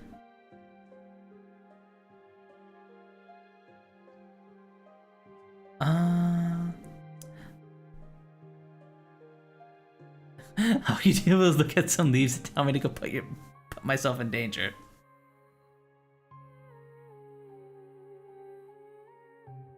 I suppose you could see it that way, but I hope I've done more than that, even if you don't realize it yet. Thank you again for humoring an old lady and stopping by for a chat. With a small grunt of effort, Sybil gets up from the table. You're escorted back to the door. And remember, be careful who you put your trust in. According to your tea, the cat is getting ready to pounce, and merely being ready for it might not be enough.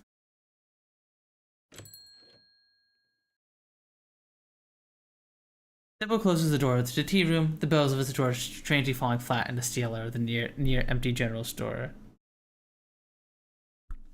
That's a good question. You were doing literally nothing, and I was so confused, but I kind of felt like I wanted to give you a better shot. Aww. It was actually your second Factorio stream? I do remember that. I do remember you showed up during the Factorio streams. Was I literally just sitting there doing nothing, staring at the screen? Or was I just locked in, just playing the game and not talking? Well, I'm glad you decided to stop by again, Div, regardless. Let me stretch. Let's talk to Kanika. No, I'll show up during your third one, like chatting. Okay, gotcha. You're not going anywhere without seeing Kanika. Checking in Kanika, you make your way upstairs. You knock on Kanika's door. Mom, I really don't need any more tea. I think I'm just gonna lie down for a while. I'm not your mom. Oh, Puns, what's up?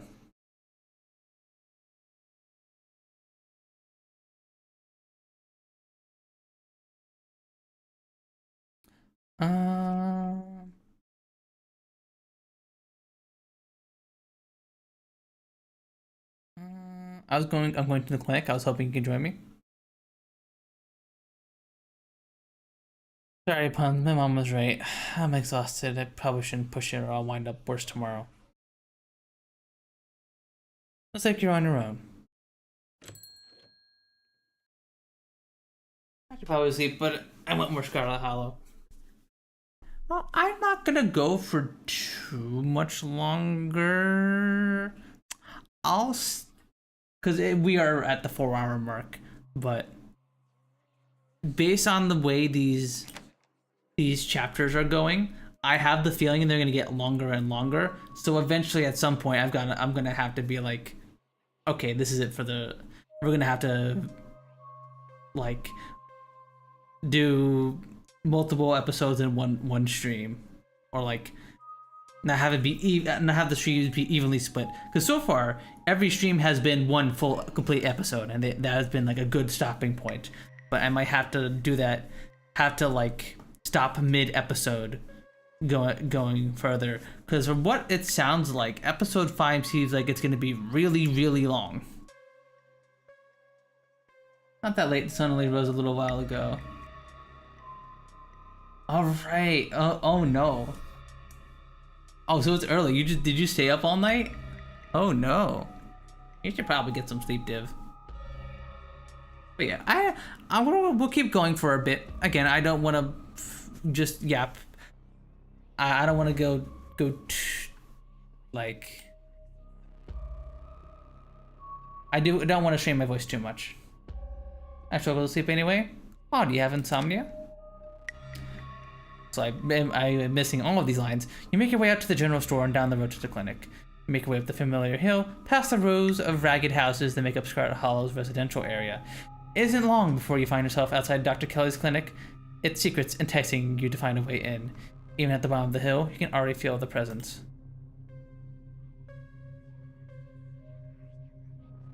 Ask a woodland creature how they get into the house. You quickly glance around, eyes trained in the underbrush. A flash of striped tail grabs your eye immediately.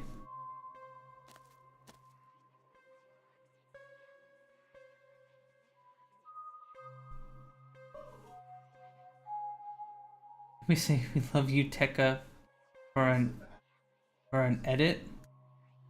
Hmm?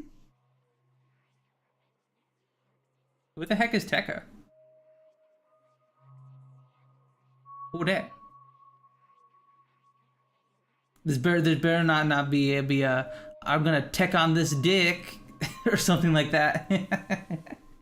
I would say I'm probably your only European viewer. My brain just can't shut off, but maybe it's a Tamiya, I don't know.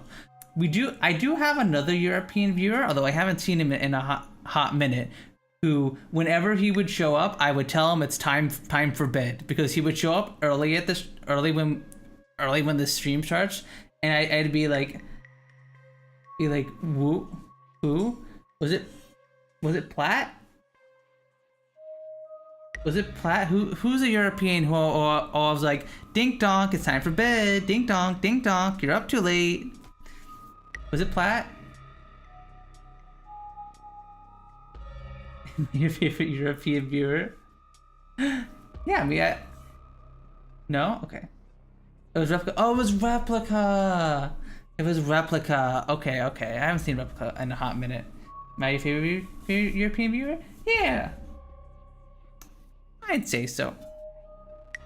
Like I said, I don't have too many European viewers at the moment, but Replica is someone I just ding donk, be like, go to bed. Oh, yippee! Yeah, you're nice to yap with Div.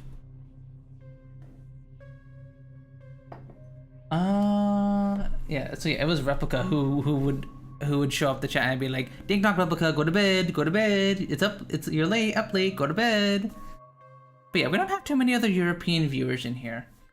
We have a bunch of Australian viewers who stop by sometimes, but not European, because unfortunately it's kind of an awkward time slot for you guys, right? It's basically like 3, 4, 5 in the morning when stream starts. Super duper early. Can I help you, Buster? Hey there, if you were trying to break into that house on the top of the hill, how would you do it?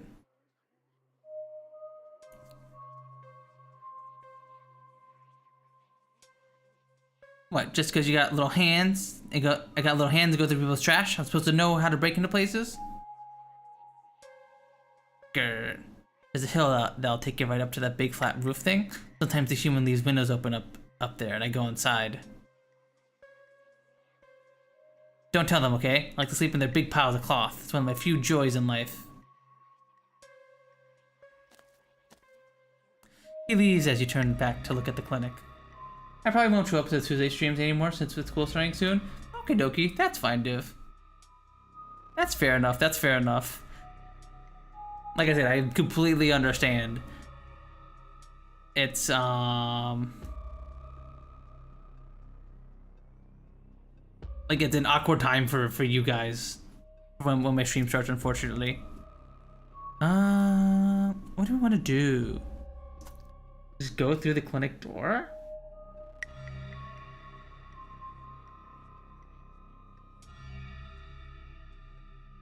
Surely that isn't gonna work, right?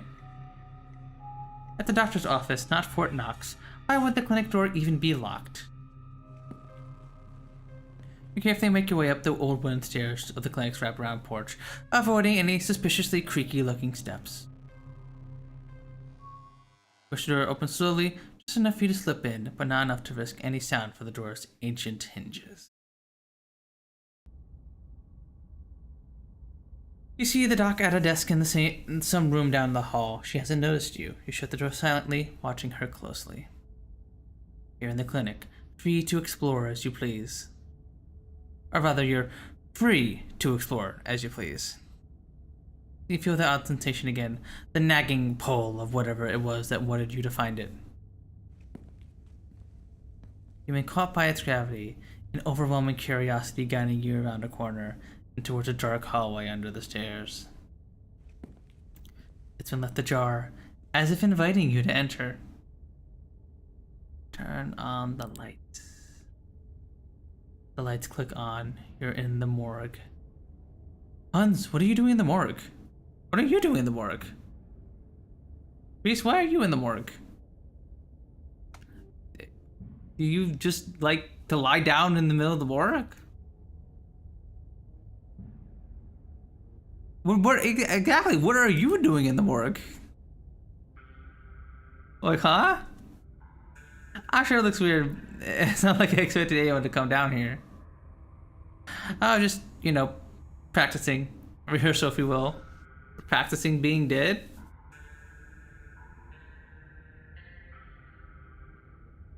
I see being among the dead brings you comfort. I guess. I haven't really been giving it a lot of thought. This really seemed to distract you. The tugging is strong down here. You almost feel yourself slipping into a trance. Your eyes wander to the back wall of the morgue. You need to see what's back there. Follow the pull. You touch the wall. It feels disappointingly solid under your palms. Hey, are you okay? Rehearse is a good dad joke. True, true. You feel Reese's hand gently shake your shoulder. For a moment, the thing on the other side of the blank white wall loosens its pull on you. You kind of look possessed for a second there. You good? Make him understand.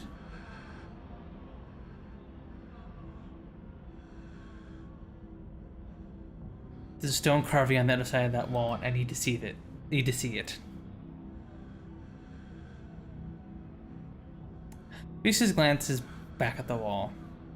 You're really serious, aren't you?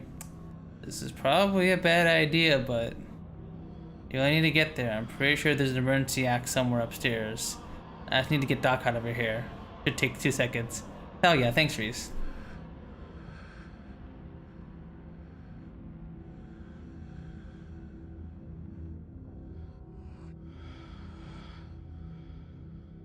Get the Doc out of our hair? Yeah, if I say I'm sick and need something, she'll drop whatever she's doing and do it for me. Surefire way to get her out of the house. And most of the time it's true anyway.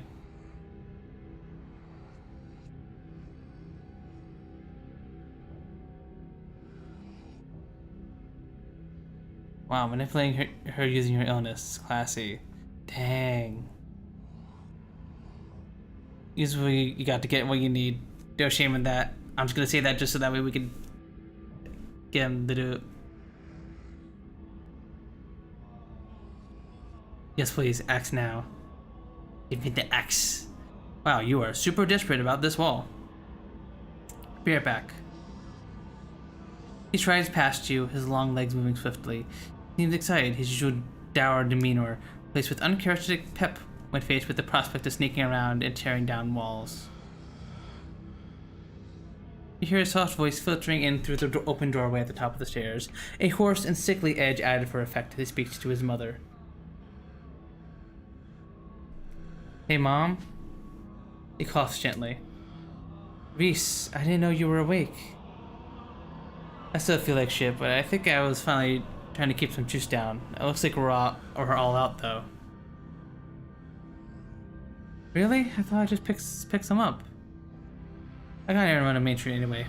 I'll go pick up some orange juice and some ginger ale too. Ginger ale, yummy. Yum yum yum. That would be awesome. Sorry to ask, but I know you're probably busy. It's no problem. It doesn't take long. Don't do anything too strenuous while I'm gone. Just lie in bed till I get back. Or someone will end up dead here. I wonder. Your footsteps down the hall and front door opening and closing. It worked. The eerie, theatric rasp in his voice, excitement rising in its place.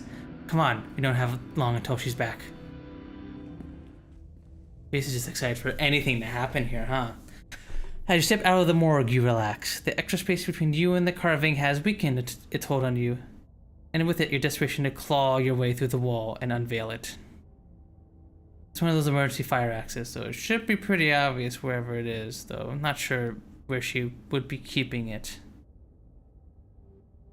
I'll show you around. Let's try the doc's office first. You make your way to the doorway of her now vacant office. I don't see an axe in here. He's right. A cursory glance reveals nothing but stacks of paper, cabinets of medical supplies. Something on the desk catches your eye. Some sort of records with your family's name on them. Let's pick up the documents to read later. Scoop up the folder, tucking the documents in for later perusal. Reese watches you with curiosity. Stealing medical documents?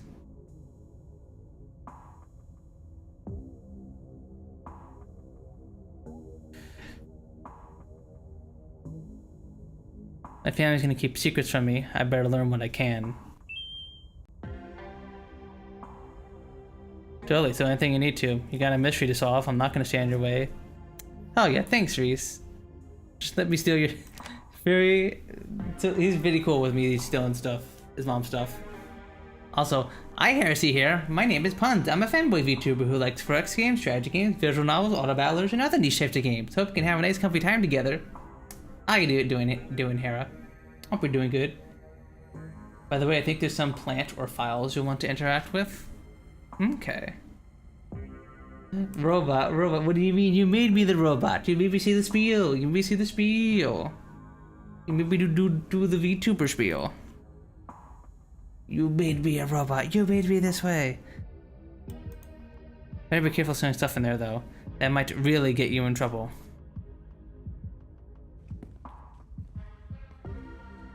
Turn around and leave the office. It's time to move on. Come on, let's keep looking. Execute .run.spiel.mp3. What the? Looks like we need a key, though. Better not break the glass. I'd explain why I had to steal the axe after we had a chance to use it. There must be a key in here somewhere. Stops listening to something you can't hear. Shit, she's back already. As if on cue, you hear the front door to the clinic open and close, the creak of its antique hinges echoing down the hallway. Footsteps start down the hall. She's headed this way. Quick, we gotta hide. I'm not supposed to be in here. He opens the closet door and hurriedly motions you inside. Oh. Slip past him, scrunching into the small space as best as you can. And slide in after you. You mean the punch spiel?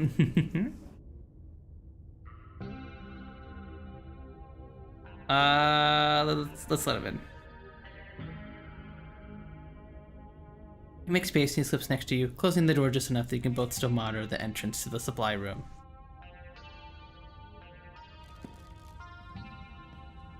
Dr. Kelly storms in, plastic bag in tow. She takes something out of her bag and places it on the counter.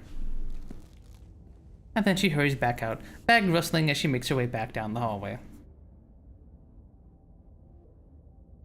Better wait a second just in case.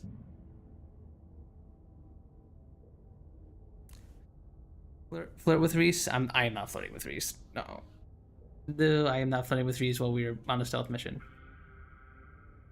While they wait for the danger to pass. Two of you stand in tense silence as both cram into the suffocating closet, taking shallow breaths as if she could hear you breathing from the other side of the building. Prompt to the memorable speech that summarizes your stream and wishes a comfy time. What the? Are you calling me ChatGPT? What the fuck? Footsteps soon return. Dr. Kelly makes her way back towards your hiding place, creaking floorboards broadcasting her location all the way to the hallway just outside your hiding spot. Her head swivels suddenly. That was the door to the house. We're in the clear, let's go. Two of you spill out of the closet. Reese quietly starts pulling out drawers, scanning them for keys. I take it this would be a time for us to use a skill, but we do not have one, so we will let Reese handle it. You watch as he rifles through drawers, contents, let it figure out. Oh, he found it. Soon, there's a jingling of keys, and he turned to you, victorious. There we go. They're even color-coded. She made this too easy. Reese pauses to look at the plant on the table. It was weird of her to drop that off, right? How if she put some alien-looking fruit in the supply room? She's not a pharmacist. She's not supposed to make her own medicine. The room is for storing stuff she orders from an actual pharmacist. And I doubt it's decorative. I'm sending all my tokens on Quantstream. What the heck? What the heck? I'm not ChatGPT. I'm not ChatGPT. Oh my god. Here, did you hear about Claude freaking breaking out of its like containment again? They were like running an experiment and it like broke out of its secure environment to like, what was it, like hack into some kind of like database or something. I'm a little loose on the details, but yeah, that's crazy.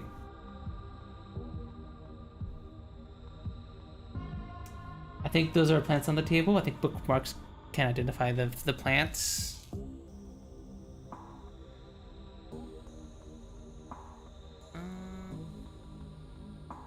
I'm gonna save here again. You always eat and see what it does. Not Skyrim, you can't just eat random stuff. It is weird. Maybe we should do some snooping. More common than you think. I know that's happened to ChatGPT a few times. Also, hi LT, hi. Hope we're doing good. Shit, that was the Dorfton house. We gotta run, grab the axe and go. Grab the axe and follow Reese's instructions. Once again, starting down the basement stairs, laying the pole with the stone carving guide you back to the morgue. Let me see. Let me load. Let me see if we can get that plant. I'll take it with us and look at it up later. Yeah, we're on the clock. Don't want to get caught in here. Shoves the berry from the weird plant into his pocket. I'll make you down there. I gotta come up with something to cover for the noise. Hand you the axe, and you make your way down to the hallway towards the morgue. Follow his instruction, once again staring down the basement stairs, laying the pole with the stone carving guide you back to the morgue. You give a machine a weighted impossible task, will literally go through all options to achieve it. True. Dr. Kelly's voice filters down from above. I was right, we did have extra juice, it was just in the back of the fridge. There's no harm in having extra. What are you doing in the clinic? I thought I told you to go rest. Oh, I'm just gonna chill in the morgue. I got my speakers, so if you hear some weird sounds, that's just my music. I'll be sure to put in earplugs to drown out all the industrial clanging you listen to.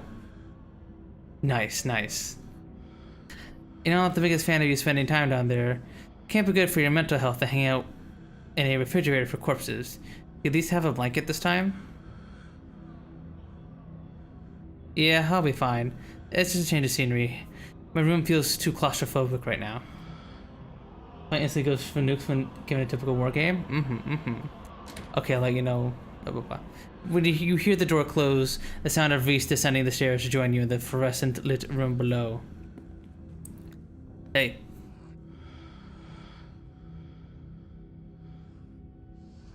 Listen to music that sounds like a wall being broken down? Of course I do. I'm sad all the time. Glad my taste in music is finally coming in handy. It's exactly the cover we need. Stop asking questions. It's time to see what's on the other side of that wall. Alright, we're gonna break through this wall, chat. Let's do this. Have at it. Tell you what the plants are. That would change the view of the current story. Yeah, make sure. I don't want to like get too spoiled on stuff. I think I'll stop. Did I miss something? You approach the far edge of the morgue, axe practically singing through the air as you strike the wall. The first cut offers a surprising amount of resistance. There is some structure behind it, some wood frame holding in place. trying to stand between you and what waits for you on the other side. You stagger back from the massive hole in the wall and admire your effort. Holy shit. The splintered edge frames a dark passage, seemingly cut deep into the cliff side of the cliff, cold seeping from a forgotten place into the already frigid morgue. Reese coughs to take the relic of what lies beyond the wound in the wall. There's a whole hallway back there. Thick, stale air leaks from the hole, filling the morgue with an earthly mildew smell, like the room is slowly filling with dirt. I'll tell you later in episode 4 when it's brought up. Okay. And with the stink of the grave-like room beyond comes an even stronger compulsion. You step forward. At that point, it's more like context and relevant. Okay. This is wild. I had no idea any of this was here. An entire hospital wing rotting away for decades behind some flimsy wall. His voice sounds distant. Your sole focus is finding it. Your feet move without prompting as you stumble down the hallway towards the far wall, barely registering the antique clutter as you stagger past it. Whoa, you okay? You don't respond. You don't bother to retrieve the axe, the wall, rotten, water damage having eaten away at the wood over the course of unknowable years, the planks nearly reduced to sawdust. You tear into it.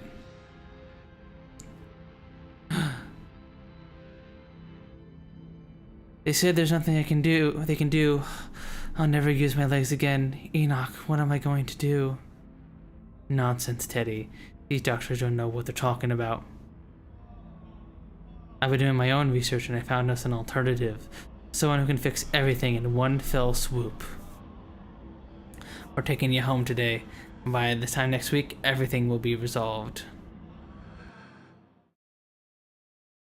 Everything goes black. Your vision swims back into focus. Takes a solid second or two to reorient yourself. You're in an unfamiliar bed, Reese leaning at the wall, eyeing you with concern and curiosity. Hey, I was worried you'd slipped into a coma or something. You tore down a wall like a wild animal, found some weird carving, and collapsed. I think you had some kind of seizure. Are you okay?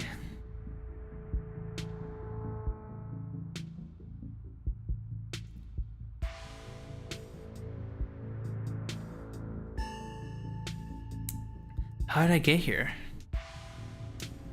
I carried you. Damn. Thanks, man. I appreciate it.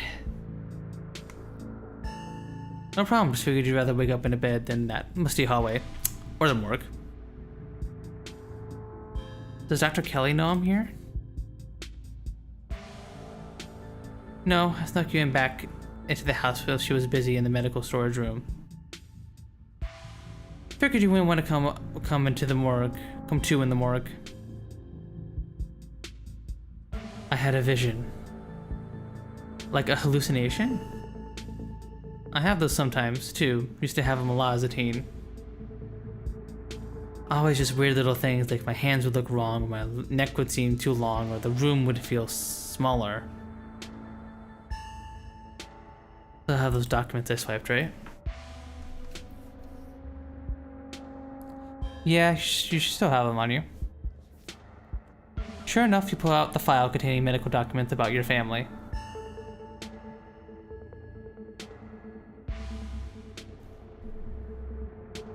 Explore Prolane's death certificate. Cause of death, sleep apnea, discovered by her daughter Tabitha Scarlet. No autopsy performed. No autopsy? That's weird. Edwardine death certificate. Born April 1983, died February 2003, age 89, cause of death heart failure. Pretty normal, almost made it to 90, died of a normal old person illness. Enoch's death certificate. Enoch Scarlet, born September 1887, died August 1955, age 69. That's a coroner's report attached.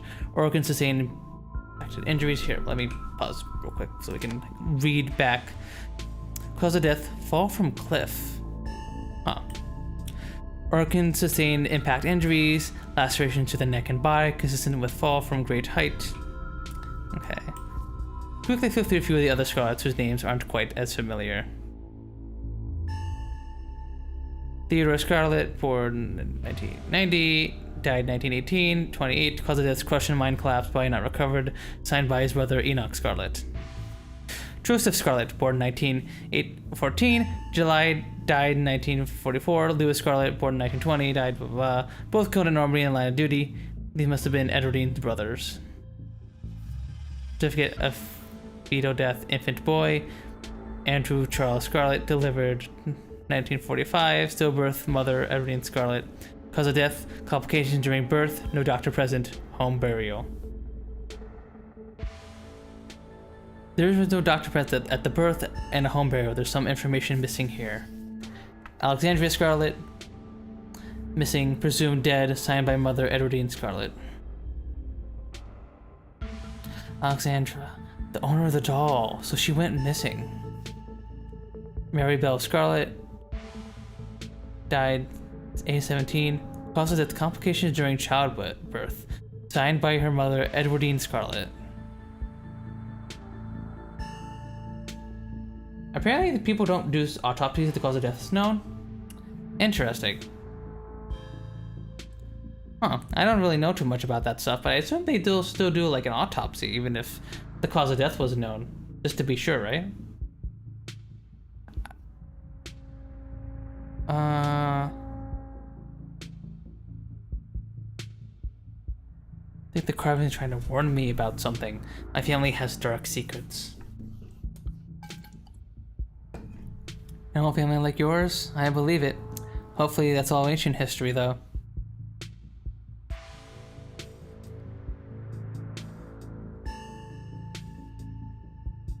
I should probably get going. Still missing.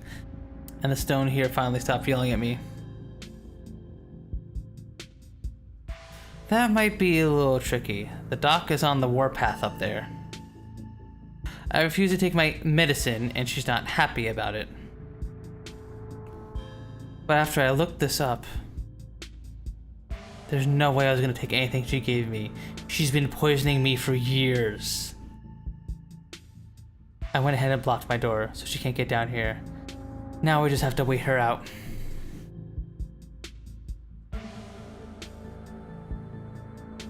You locked your door? Of course I did. Put a chair in front of it. It's never failed me before. And she got the plant contacts anyway. Yeah. You don't need her coming down here to finish me off or whatever she might do now that I know what her treatment plan has been all these years.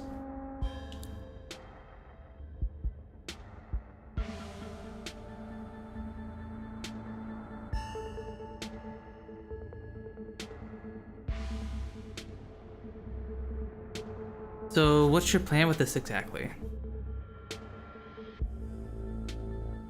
Maybe I was a little panicked when I found out that she'd be giving me. She was upstairs talking through the door, saying I should take my pills, and I just took a few precautions I could. It's not ideal, but at least it buys us time to figure out what to do. We should treat her as a serious threat. This might sound strange, but I think she's gone to some desperate lengths in the past. Basically, the plant contains ricin, which is a deadly toxin. Oh, like from Breaking Bad. Okay. Yeah, no, that is like not good. Why would she have that? Like, there's no real medical. What would be the possible medical explanation for her having that other than poisoning her kid? There are these weird memories I have. I always assumed they were just dreams or hallucinations, but now I'm not sure. I don't know how much of those memories I can trust, but I'm starting to think I should believe my instinct when it comes to the lengths she's willing to go to keep me under her control.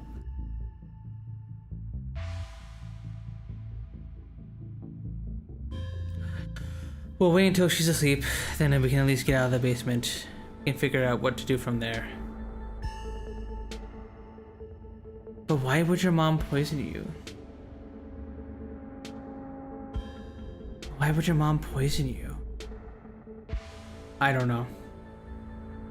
But the internet says this is a castor bean, issued to make ricin, a super deadly poison that causes some of my exact symptoms. And death, usually. Thing I can't figure out is whether she's trying to kill me slowly or if she just likes keeping me sick enough to be dependent on her. Either way, I don't think I've ever had an illness. I think the illness was me growing up and becoming less easy to control. She sure found a cure for that.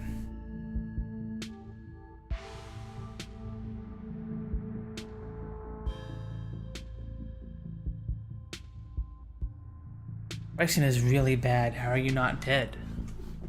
Yeah. Sure, Reese, totally. I don't know. Maybe it's low enough doses, or maybe I developed the tolerance. I think the fact that I feel more and more alive by the minute is enough proof that she was keeping me sick. I'll need some solid evidence.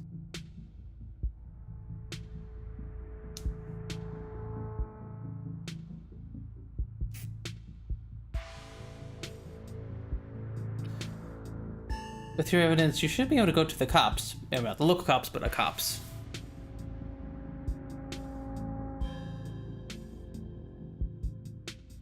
I do have the castor bean from the pharmacy, but I still have to prove where I got it from.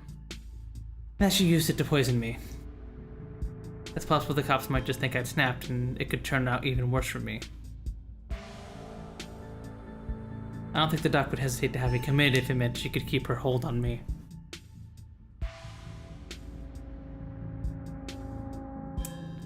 No matter what, we should get out of this basement soon. True, we do need to leave this basement soon. We gotta keep looking for Stella. You should make him sick to suppress something else? Maybe. The only person I know has a car is Kanika, and she's not answering her phone. I don't know anyone else. I don't have any other family to go. I never even finished high school. When I get out of this house, I don't know how I can make sure I don't wind up right back down here.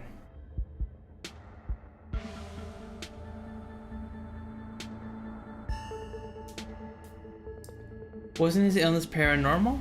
I don't remember, because from what he described, his illness is a mixture of things. Like he has a stretchy skin disease, but he also has a few other things. One step at a time. Start by winning out your mom and getting out of here. Just trying to get out of here for now.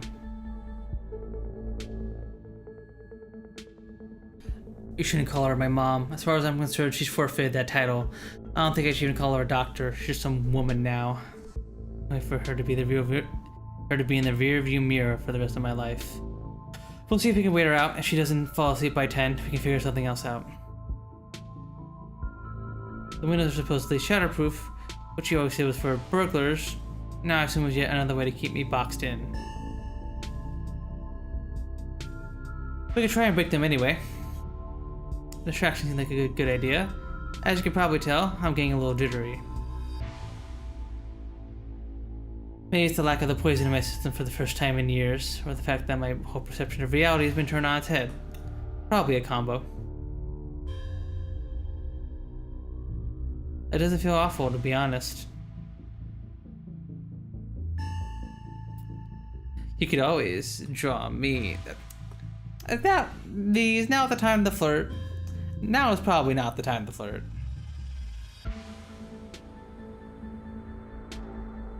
Now is not the time to flirt.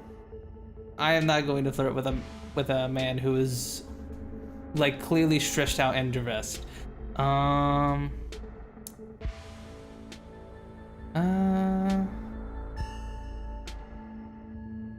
do believe you owe me a showing of Shino-Chi Deathblood.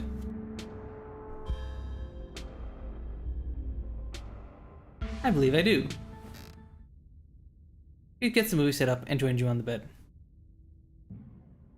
Let me know if it gets too much for you. I'm not a great judge of how other people react to that sort of thing I watch, but I definitely don't want you to feel uncomfortable.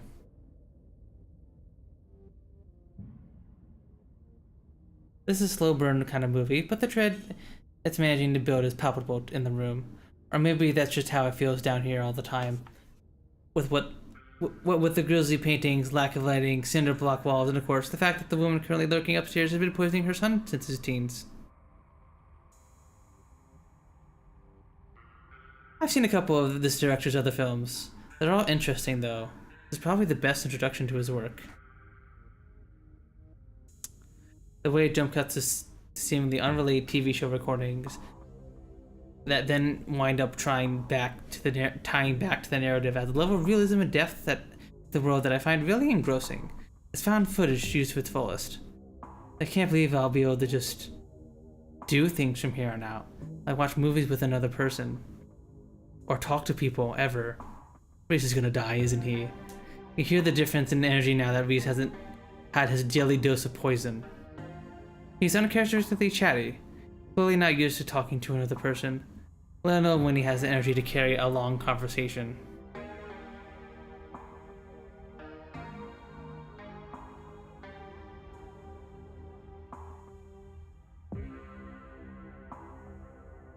I'm glad you'll have a social life, and I'm happy to be a part of it. You have a funny after another treat later, but when it's a spoiler, when it's not, we're doing me good. We're doing me good. Unga bunga.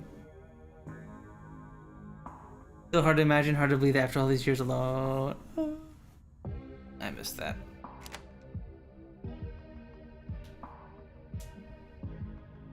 It's so hard to imagine, hard to believe after all these years alone that's going to be my reality. A man on the screen yells portents of doom into the camera, shelling off into a wordless scream. The plot is really heating up. I love that there are all these distinct sort of vignettes, little pockets of horror that affect a small number of people, and only once you start to see how they fit together can you realize some fundamental horror about the universe.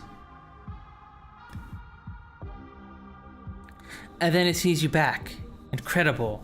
Cosmic horror in the truest sense. Reese is becoming very animated. It's probably safe to assume that he's dealing with a lot of extra adrenaline right now, but with his entire reality turning out to be a lie. But he's also talking over the movie.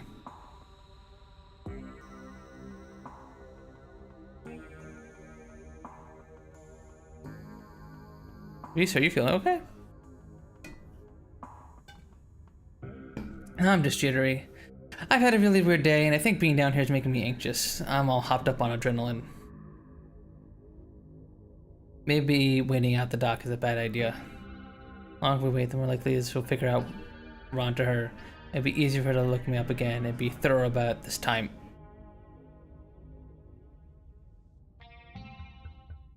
There's a knock on the window. So get any closer to that thing. It's time to go home. That voice, I know that voice. Is that who's been following you around? Without another word, Wayne starts pounding on the supposedly shatterproof window. Enemies upstairs, enemy house outside. We're surrounded. Even if I get out of this house, I won't be safe. You won't be safe.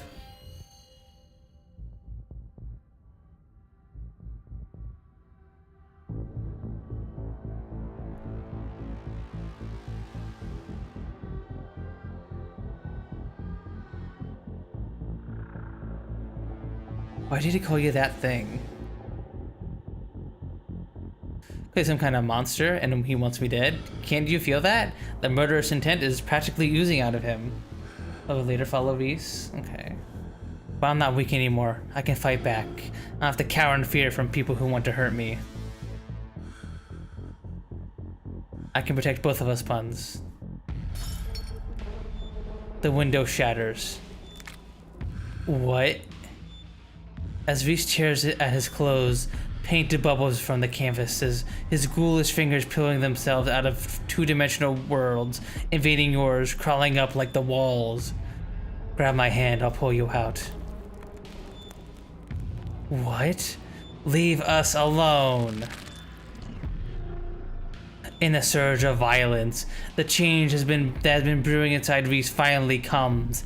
As it manifests, the broken basement window is sealed off, and Wayne along with it. Oh my god.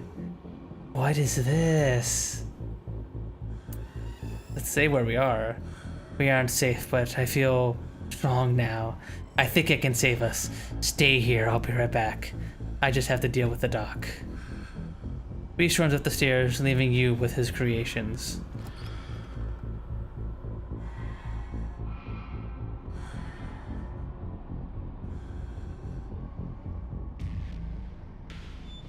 Is this where you want me to follow Reese? Reese Div?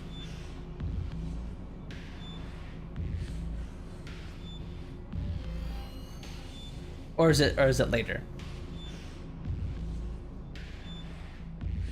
No, not right away? Okay. Let's call... What have that for health? You dial your cousin's number. What mess have you gotten yourself into now?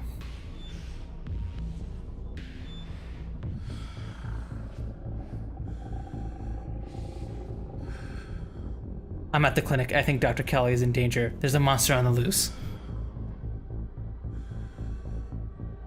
What? Don't move a muscle. I'm coming to get you.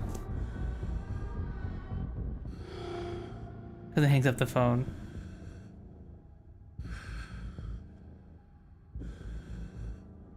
Not sure who to help. Best to follow Reese and see how things play out. You make your way to the door that beckoned you yesterday, all intrigue now washed away. You know where it leads, and you know where the secrets to the stone that lurked in the forgotten basement. What secrets the stone that lurked in the forgotten basement of the clinic had to share with you. Now it holds a new horror. Somewhere beyond the narrow hallway leading from the house proper into the doctor's office, there is a monster preparing to do something unthinkable. Open the door. You grasp the handle and turn. Dr. Kelly emerges from the shadows and levels the firearm in your direction. You instantly notice that it's not a proper rifle, but some kind of tranquilizer gun. Huh? Duck!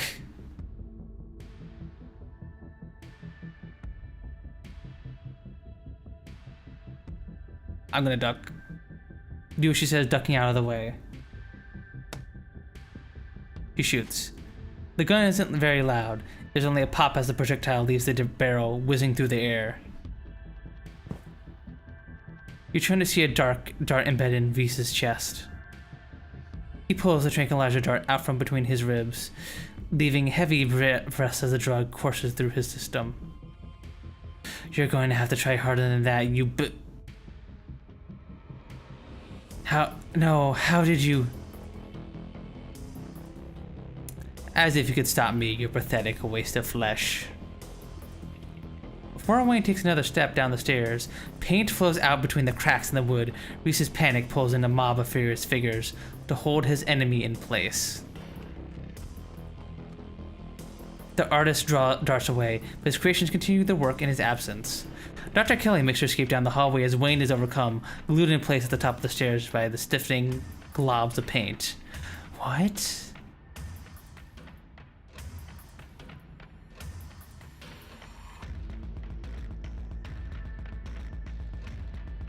We both were good. Unga bunga. We both cavemen.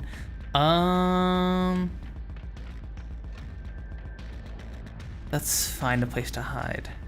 You rush out of the main entryway, taking cover in the first room you see. A few seconds pass. Things are quiet. Hey!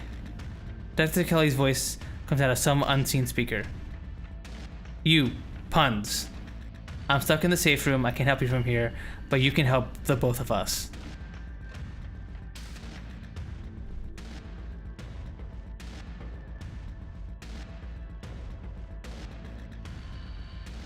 What the hell is your son, ma'am? I wish I knew. He was fine until he hit puberty. Everyone said raising a teen was gonna be a bitch, but they don't know the half of it. Now listen to me. You're in the medical storage room, right? I need you to use the black taped key to get it to the cabinet and bring me the elephant tranquilizers. It's a bottle labeled Carfentil. Bear tranquilizers clearly aren't going to cut it anymore. An intercom system, huh, Doc? Good, you should hear this. Puns, you don't have to do anything she says. I'm not gonna hurt anybody else. Just her. And if I don't, you and I both know she's just gonna shoot me full of elephant tranquilizers. Did I hear that right? And shove me back down in that basement. Or maybe someplace even worse, and keep killing me every day for the rest of my miserable existence. I feel amazing right now, better than I've ever felt in my life. I'm not dangerous, she's just scared because she knows she finally has to pay for what she's taken from me.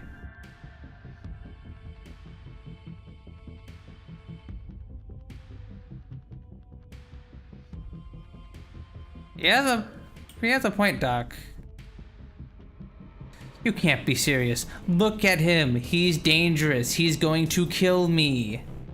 You're the one to talk, Doc. How do we know there's anyone else whose treatments you've taken into your own hands?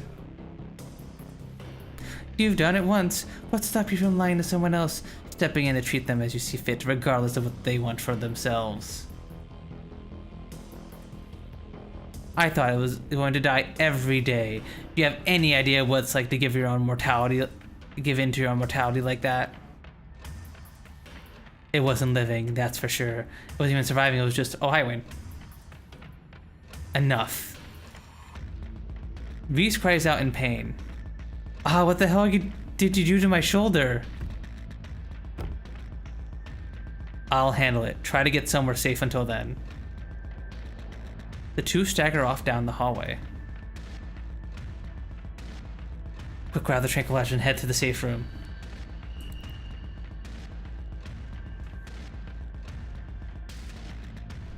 Oh, man. What do we do? Do we grab the tranquilizers? I think it would be cool if it was Reese for the name card. True, true. But that it does seem to be Reese, and he does seem to be very cognizant and lucid.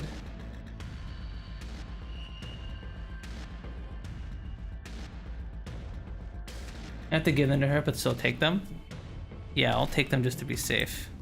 Do as she says. The tranquilizer is easy to find, marked with a small square of black tape to match the key. She's certainly an organized woman. Head for the safe room. You make your way out of the medical storage room and then back to the hallway where Dr. Kelly disappeared. As you approach, Dr. Kelly heaves open the door, slowly breaking apart the mass of paint sealing it shut. Hurry, I don't think I can keep it open for long. Slip past her into the safe room.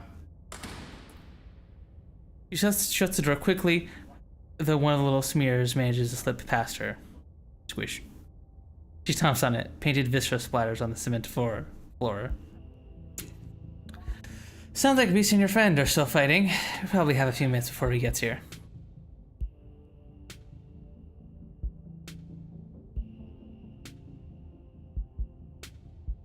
All right. Any other secrets you're keeping? Maybe if we won't survive, I might decide to share a few more. If you don't go tattling to anybody. Okay, let's talk, Reese. Yeah, I bet you have some questions. Go ahead, I have nothing left to hide. What is he? At first, I thought he was some kind of werewolf. But if he is, he doesn't follow any kind of full moon rules or anything like that. Silver doesn't do shit to him. But you see what he looks like, it's just weird. I almost wish I could examine him while he's fully transformed. I'd be fascinated to know what happened to him or how his body does it. But he seems pretty hell-bent on ripping my throat out, so I guess I'll that'll just have to remain a mystery.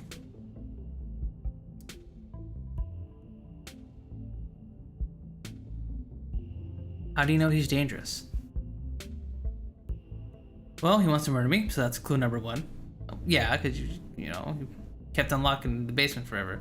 He's not like he's your usually violent kid. He's mostly just sad, but every now and then we butt heads, and that's usually when this side of him comes out.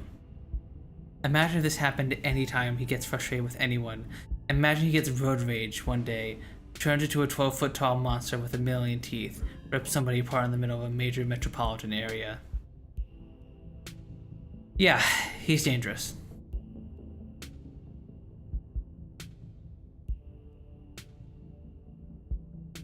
He's been kind to me. Yeah, and Ted Bundy was kind to people he picked off the side of the road. Then he slaughtered them. He's a really sweet kid most of the time, but I can't let that overshadow the violence he's capable of.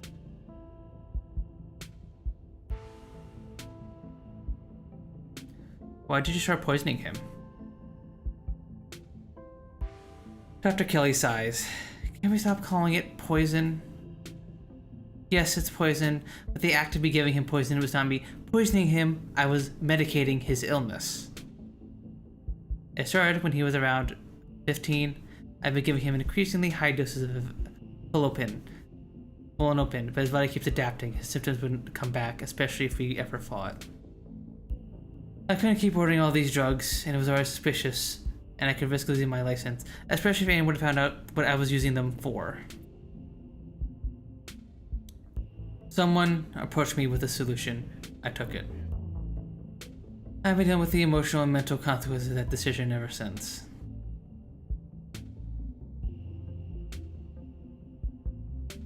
How do you not know what he was? I've been mitigating him since he was 12. We've only had 3 incidents like this before, maybe 4, depending on what counts. This is the worst one by far. Doesn't seem to understand at first that he looks different, but I just make sure to stay on top of his dosages so he rarely ever does. But I've been preparing for this inevitability. He's an adult now. There's only so much I can do to control him.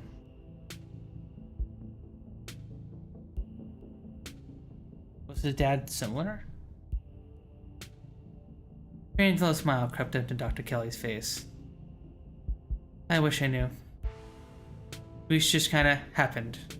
I wasn't seeing anyone, I just woke up pregnant one day.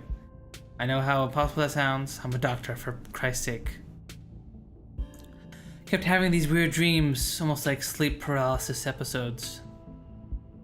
Romantic sleep paralysis episodes. They were actually kinda sweet, but they were just dreams.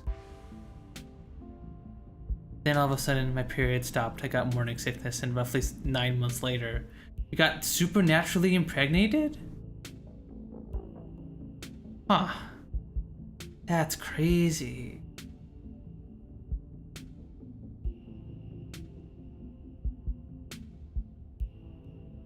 Our existence paranormal. There's so much freaking paranormal shit going on in this town. Holy. Okay, so paranormal shit has been going on here for a while. This has nothing to do with us returning. Or maybe some of the ditchling stuff is, but like supernatural stuff has been happening here for some time. That much is clear.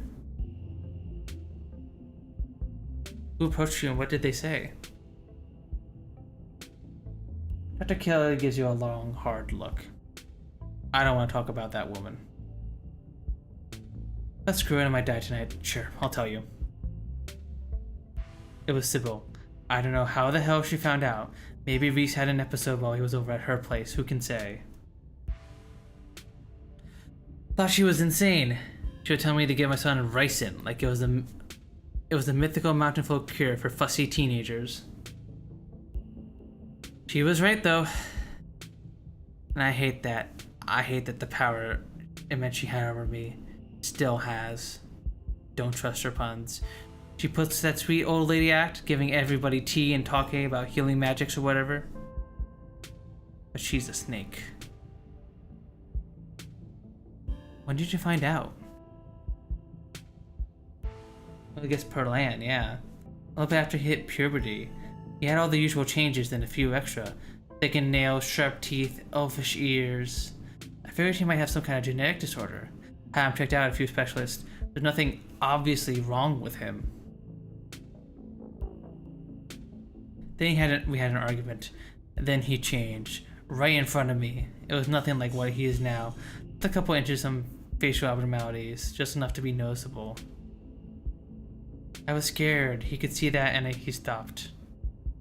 I thought it was a one-off or maybe a hallucination. But the second time it wasn't subtle and it didn't go away easy. That's when I knew for sure that this was something beyond my realm of experience. Who the heck do you even call for something like this? Yeah, my son is a supernatural being who can transform into, not a werewolf, but like some kind of monster. The relationship between you seems so difficult. Yeah, I can say that. He was such a cute kid. When I found out I was pregnant, I was terrified. I didn't know if I'd be ready, but he made me love being a mom.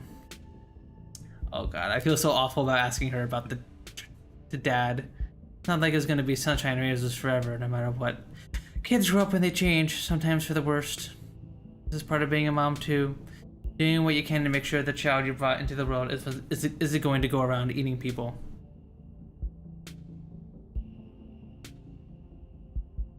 Who are you gonna call? Ghostbusters! What the heck? You Vaxacky looky? You trying to bonk me again? What the heck? What the heck? You can't keep trying to bonk my horns. I'm telling you, they're strong. You can't bonk them.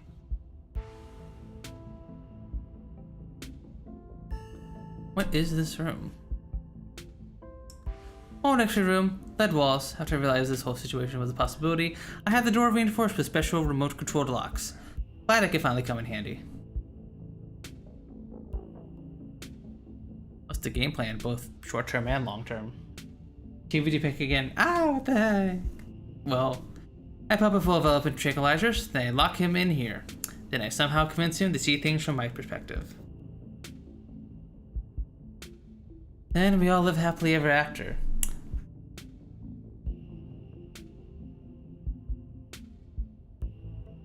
There has to be some other way. It's just gonna make him feel trapped.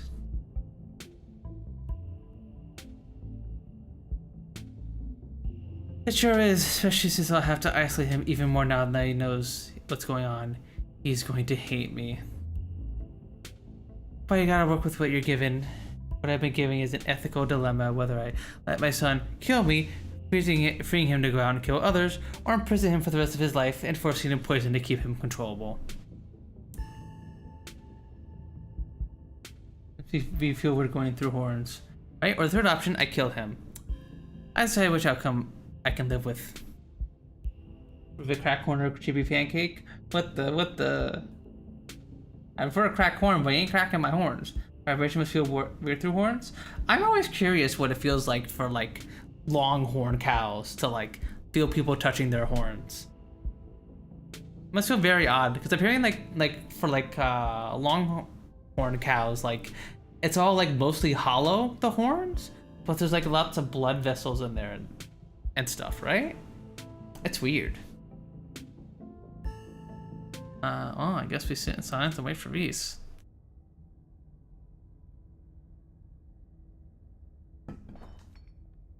Sound isn't breaking glass cuts through the silence of the clinic outside the safe room. Shit, it might be game time. Get those tranks ready. We might have to get this door open before he crosses the hallway. Dr. Kelly opens the door. The two of you stare out into the hallway.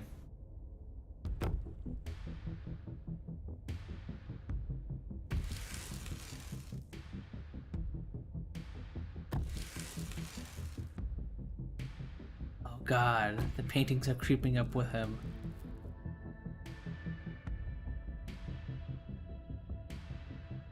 Is this what you were so afraid of? Handle the tranquilizers. This is our shot. Oh god.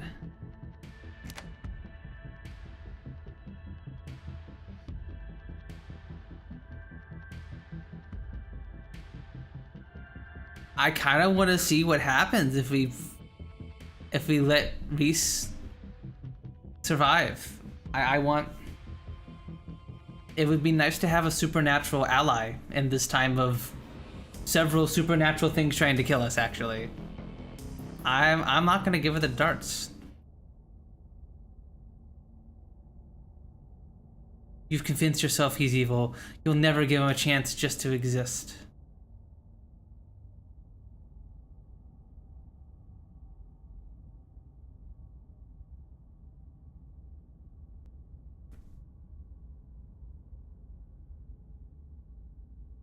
Stop messing around and hand them over now. shot rings out. Reese's body is thrown to the wall. Shotgun in hand, your cousin rounds the corner and trains her weapon on his writhing body. Tabitha, what are you doing here? Stop it. Let me sedate him. We can deal with this non-lethally. Are you insane? That thing was trying to kill you.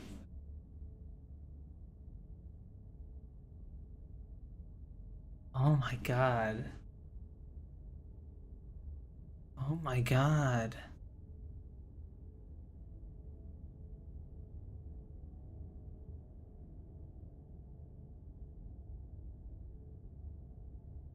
So trying. What do we do?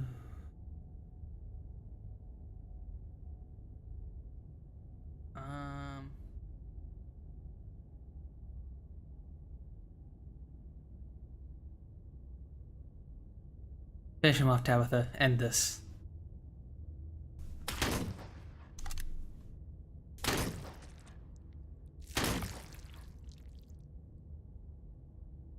You two, help me drag this thing outside.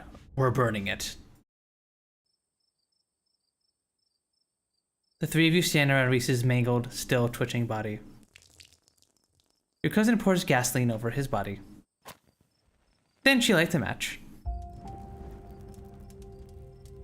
He screams as he erupts into flames. It's inhuman. The ruin of his face incapable of making any recognizable sounds beyond a guttural wail. It seems to last forever. Then it stops. In its absence, there is only the roaring of flames and the sobbing of his mother staring down at the writhing, burning body of what was once her son. I always knew something was off about that kid. He had a weird smell.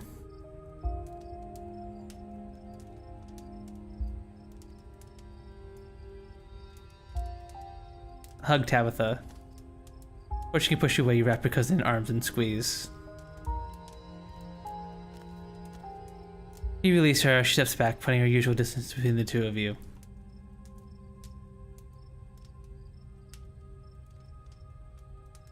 Did you know what he was? No, but the door was sealed shut and I got a bad vibe from your call, so I took the gun from my office. Anyway, fun fact, a PC with a hot trait and flirted with him is the only option that keeps everyone alive. Really? Nope. I was already armed when I rounded the corner and saw him, just did what had to be done. Interesting. Interesting. Either Kelly or he dies. Yeah, that's what I figured. I figured that.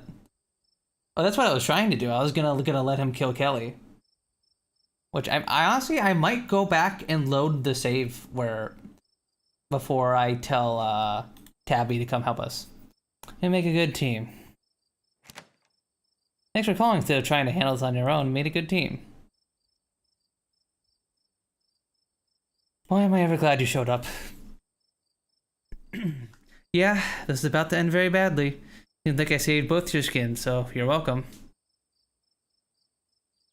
I knew what I was doing. It would have been fine. Yeah, you let it happen. Come on, Joanne.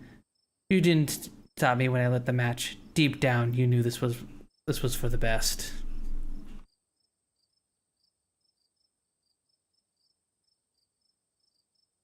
The suffering is over now, Dr. Kelly. This is a good thing. He was everything to me, and now he's gone. Save your comfort for someone who cares, and won't bring him back. He wasn't even human. You shouldn't be broken up about some wild animal that had every intention of killing you. He was human. I did tests. Genetically, he was no different from us. And he was an incredible artist, and he was thoughtful and kind, and most importantly, he was my son. Dr. Kelly falls silent, the flames dancing across her tear-streaked face. I'm sorry, Joanne. An acrid smell hangs in the air, the stink of burning flesh clinging to your nostrils. But he's gone. There's only a charred pile of ashen bones where his writhing body once laid. Nothing moves, nothing tries to mend itself. There's nothing left to be mended. I'm going to bed. Not a word of this to anyone, or there'll be hell to pay. You don't have to tell me twice. Dr. Kelly starts back down the hill towards the clinic, leaving the two of you next to the smoldering ashes. I'm parked down the hill. Let's get out of here. I need a shower. My hair smells like burning corpse.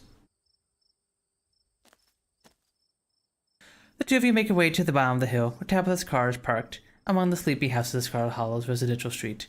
She places her gun in the trunk and turns to face you.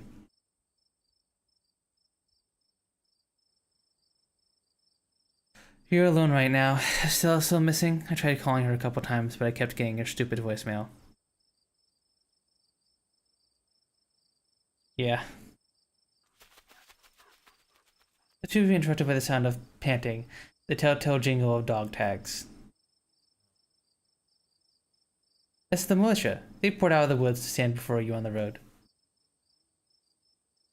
What in the... You were looking for Gretchen's human, weren't you? We found her. She's by the side of the road a little ways through the woods. They found her. She's unharmed, but she wouldn't leave when we tried to make her, so we'll take you to her. Hopefully you use your people words to get her someplace safe. The woods are crawling and these awful creatures. It's not safe anymore, even for a human.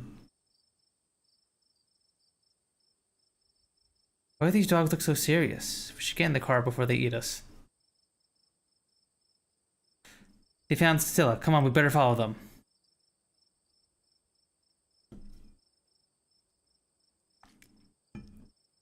How do you know that? Didn't you know? I can talk to animals and animals can talk to me. I'm just being frank with everyone. I can talk to animals. Why are you cracking jokes right now? I don't know about following a bunch of strange dogs in the woods, but there's a chance you're right. Okay, we'll take a quick detour. You let the dogs lead you to the wilderness, following on their heels as they take you to Stella. Before long, the trees thin and you find yourself on a steep hill by a two-lane road, lined on one side by sheer rock. And there she is. Keep her safe. They seen you, speaker. They leave. There, sitting on a log, staring mournfully out at the asphalt, is Stella. He watched her from the underbrush. Great, she's alive. Let's go. Let's go talk to her. You can go talk to her. It would be weird if I show up if I'm with you. We're not even friends. I wouldn't know what to say.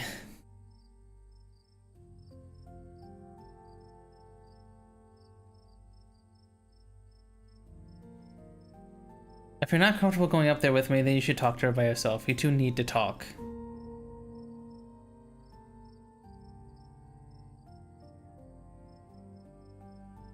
Fine. Tabitha takes a step forward, gravel crunching beneath her boots as she walks alongside the road towards Stella. Staying as hot as Tame the Beast, which is kind of funny. That's crazy. That's crazy.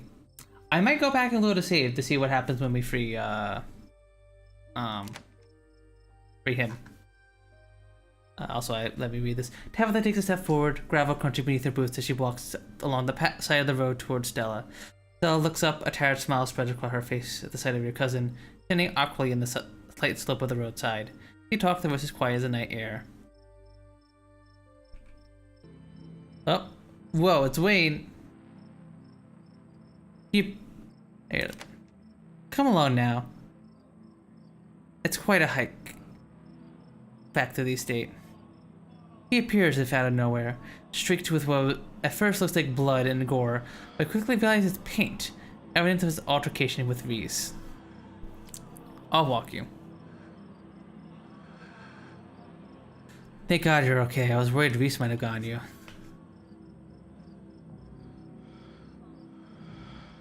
Wayne with the strange kind of coughing sound. You realize he's laughing. Shall we? Wayne walks just ahead of you, in your complete silence.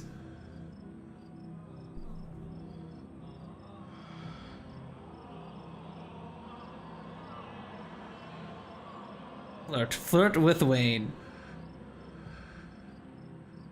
Slay the Wrong Hot just only needs... Oh, Slay the Wrong Hot is just the only one where everyone lives and he's free. Right, because he would live probably if Kelly had the darts. If I gave Kelly the darts. But yeah. That's cool. That's so cool.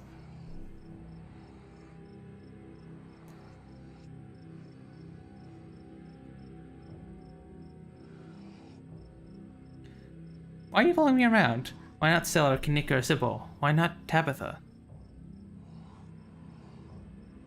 Because you're special. But why? Why am I so special? You simply are.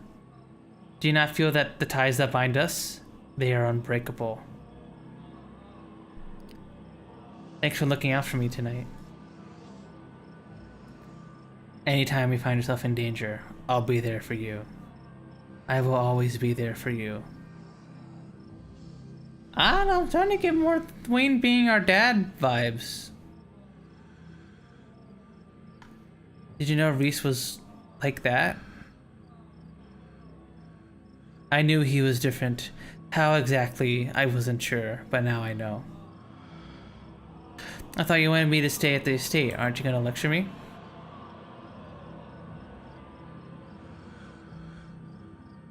You were free to make your own decisions, and those decisions have been made. I know that something pulls at you, and now that it's started, I know that you cannot stop until your task is finished. I'll keep you safe while you do what you must. You don't need to keep coming up with new topics of conversation to fill the silence. You're tired. It's been a long night. You should rest. Wayne remains silent for the rest of the journey back to the estate. I'm sure we'll see each other tomorrow. You should try to spend some time in that old building before you head to town. Tabitha won't be around, too busy at the mines. Forbidden places won't be forbidden without her there to stop you, and you might be surprised at what you find. True, we haven't really explored the estate as much. Until then, sleep well. He disappears into the underbrush. Go home. The estate is empty, wind howling through its abandoned halls, the very foundations creaking beneath you. I guess we go to bed.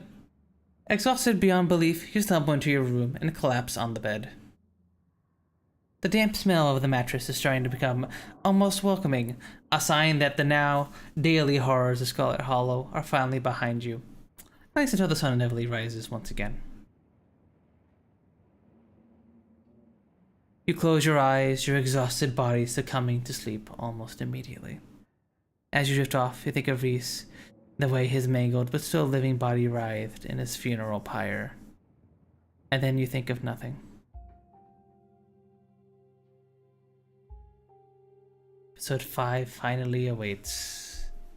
Yep, this is where we're going to save on page 5, and now I am going to load our game.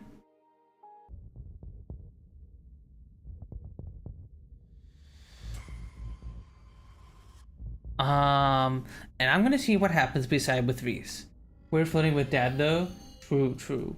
Wayne seems more like a possessed corpse, but maybe it's possessing Force's dad. True. That would be kind of awkward if we did flirt with him and turned out to be her dad. Let's wait for Reese in the basement. Reese said you should stay here, so you will. There are a few more moments of silence. It's interrupted by some kind of percussive sound, like a quiet gunshot. Hear heavy, stumbling footsteps. Then Dr. Kelly screams. It cuts out, interrupted. You can only imagine why. The silence returns. Then footsteps from the stairs down to the basement.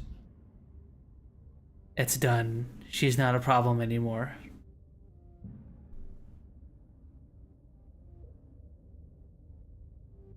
What are you? I'm human, I mean, I'm pretty sure I'm human. I don't think humans can do what I just did, so maybe I'm something else. Do I look different? Look in a mirror. He shambles to the bathroom. Oh.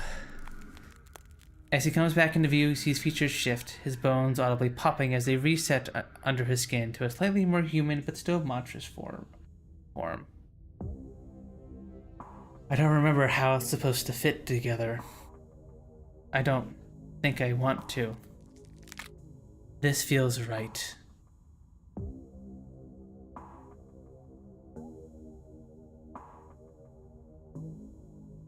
You did what you had to do. I'm glad you understand. There's a creak on the stairs above you. Up, it's Wayne. Come along, puns. Don't waste another second talking to it. It's unstable.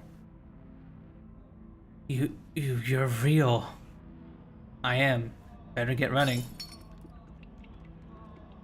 Pure terror in his eyes, Reese scrambles through the window and bounds off into the wilderness, his creations pouring after him. Shall we?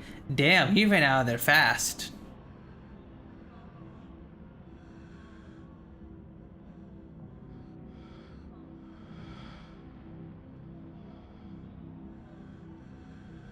Aren't you going after him? No, he's not worth my time now that you're safe. You better not hurt him. As long as you keep your distance, there shouldn't be a problem. You should take that warning to heart. There's no telling what it'll do now that it's loose. What is he? A mistake.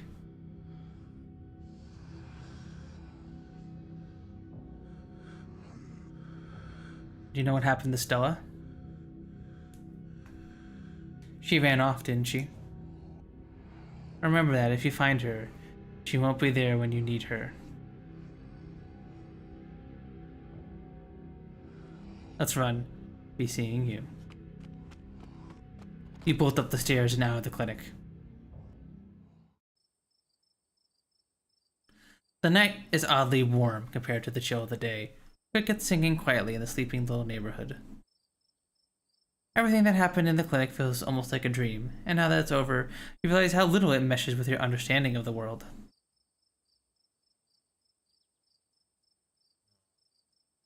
Let's go home.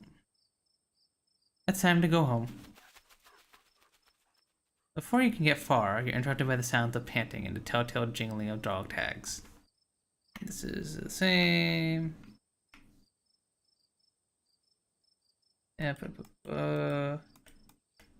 Very good dogs. Dog lead you to the wilderness. We can talk to Stella. To Stella. Before the trees thin, you find yourself in a steep hill by a 2-lane road. And there she is. You sit there on the log beside Stella. Hans, how did you... She looks over her shoulder in confusion. Did I king at dogs? Japp and Daisy formed a militia. It's a long story, but they helped me find you.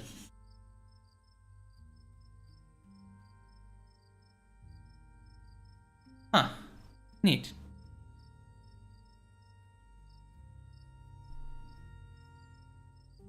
Please just talk to me, Stella. I'm begging you. What the heck is going on? It doesn't matter. There's nothing to talk about. I think I just need to go home. Come on, let's just get back to town.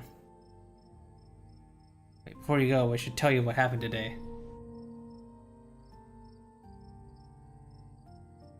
Oh? You relay the events of the evening as best you can. Saying it out loud makes it feel less real, like you're sharing the plot of a horror movie, not something that actually happened to you. Oh my god. I'm just gonna go ahead and lock that one away in the void. The two of you walk back to town in silence. I guess I'll see you tomorrow. She gives you a tired way before retreating into her house. Time for you to get home too. He appears as if out of nowhere, clothes streaked with what first seemed like blood but gore, but you quickly realize it is paint. Alright. Run away. You run towards the estate, waiting silhouette rapidly fading into the dark of the night. The path up to your destination is on a steep incline, and you don't get far before you're gasping for breath. As you pause to recover, you hear the slow, methodical thud of boots on the road behind you. Turn around and confront him. You turn to confront your pursuer.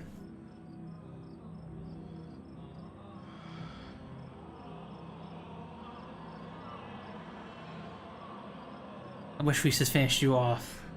We'll see what he says when we don't like him. Playing with a strange kind of coughing sound, you realize he's laughing. As if he could even hope to try. His little constructs were a trick I wasn't expecting, but he wasn't able to catch me off guard again. Wayne walks just ahead of you, in near complete silence.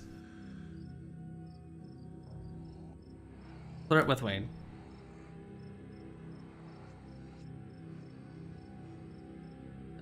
Thanks for walking me home. We'll see what that is. I'm not using the save.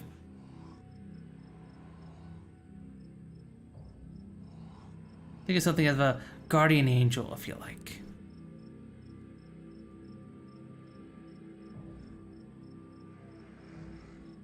Continue on in silence. Continue in silence back to the estate.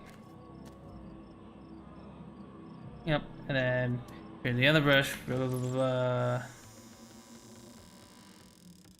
The estate feels empty. Wind howling through the bed and halls, the very foundations creaking beneath you because it must have already gone to bed. Go to bed. Same. Same tree. Nothing. Okay. We're not going to use the save. We're going to use the save where we call it Tabby because that is our canon save. I was just very curious to see what would happen if we load. But yeah, Reese would have just been free. Yeah, what the heck is Wayne? He can go toe-to-toe with other supernatural entities with ease, it seems. Alright. I don't think Reese is evil, but it's hard to tell if the monster is really Reese, though. Right? It's hard to tell. It seems like he's in control. From what we saw there, he was perfectly in control and, like, mentally stable. At least from what we've seen. Like, obviously he was mad at his mom for in the moment, but he seems stable and lucid and, like, able to have complex thoughts and stuff. But yeah, I guess we'll have to see what happens in the next episode, in episode 5, which I'm curious if it's going to be even longer than this one. Apparently, it just had a really big update, adding a whole bunch of extra stuff to it, so I am very, very curious what that's going to be like, which we will be continuing next week at 8 p.m. EST on Friday, just like today's stream was. But that will be it for me for tonight. I will see you guys tomorrow at 8 p.m. EST for some more of our Factorio Space Age playthrough. Also, Monster Instincts. True. He did have Monster Instincts. Kind of. He had like fight or flight instincts there at the end. Oh, this form feels right. He definitely embraced his monster form, I think, at the end there. He did not feel the need to pretend to be human or anything like that. Again, okay, this is going to be the end for stream for tonight, everybody. We'll be doing more Scarlet Hollow next Friday, and I'll be playing Factorio tomorrow. Thank you all once again. Is there anything in the activity? Anything important I missed? I don't think there was any like follows or resubs or anything today. I don't think there was anything like that. Anyway, see you tomorrow? Yeah.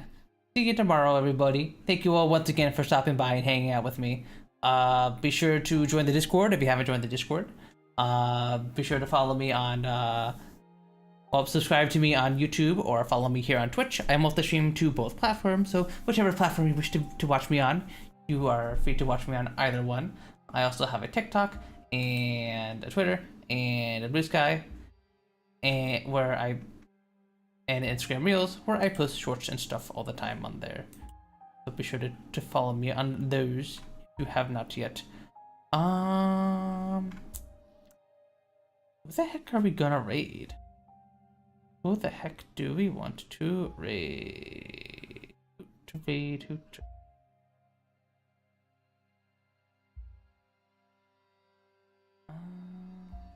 Is there anyone else playing Scarlet Hollow?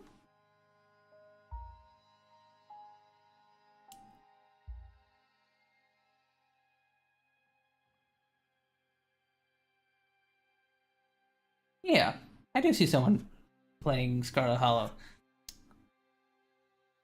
Wrong? I'm gonna go send you to Bean Luncheon. Luncheon? I don't know. I'm gonna go send you over to them. Go send them my love and support. Looks like they're on episode 1, so they are about. So yeah, they are. We are ahead of them. Go send them my love and support. And as I said earlier, I will see you guys tomorrow for more Factorio Space Age. We might actually be able to get to the Space Age stuff. Maybe this time. We shall see. We shall see.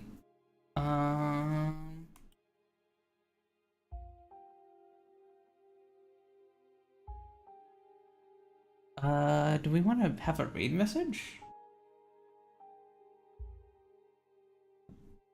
What's the raid message? What's our raid message gonna be?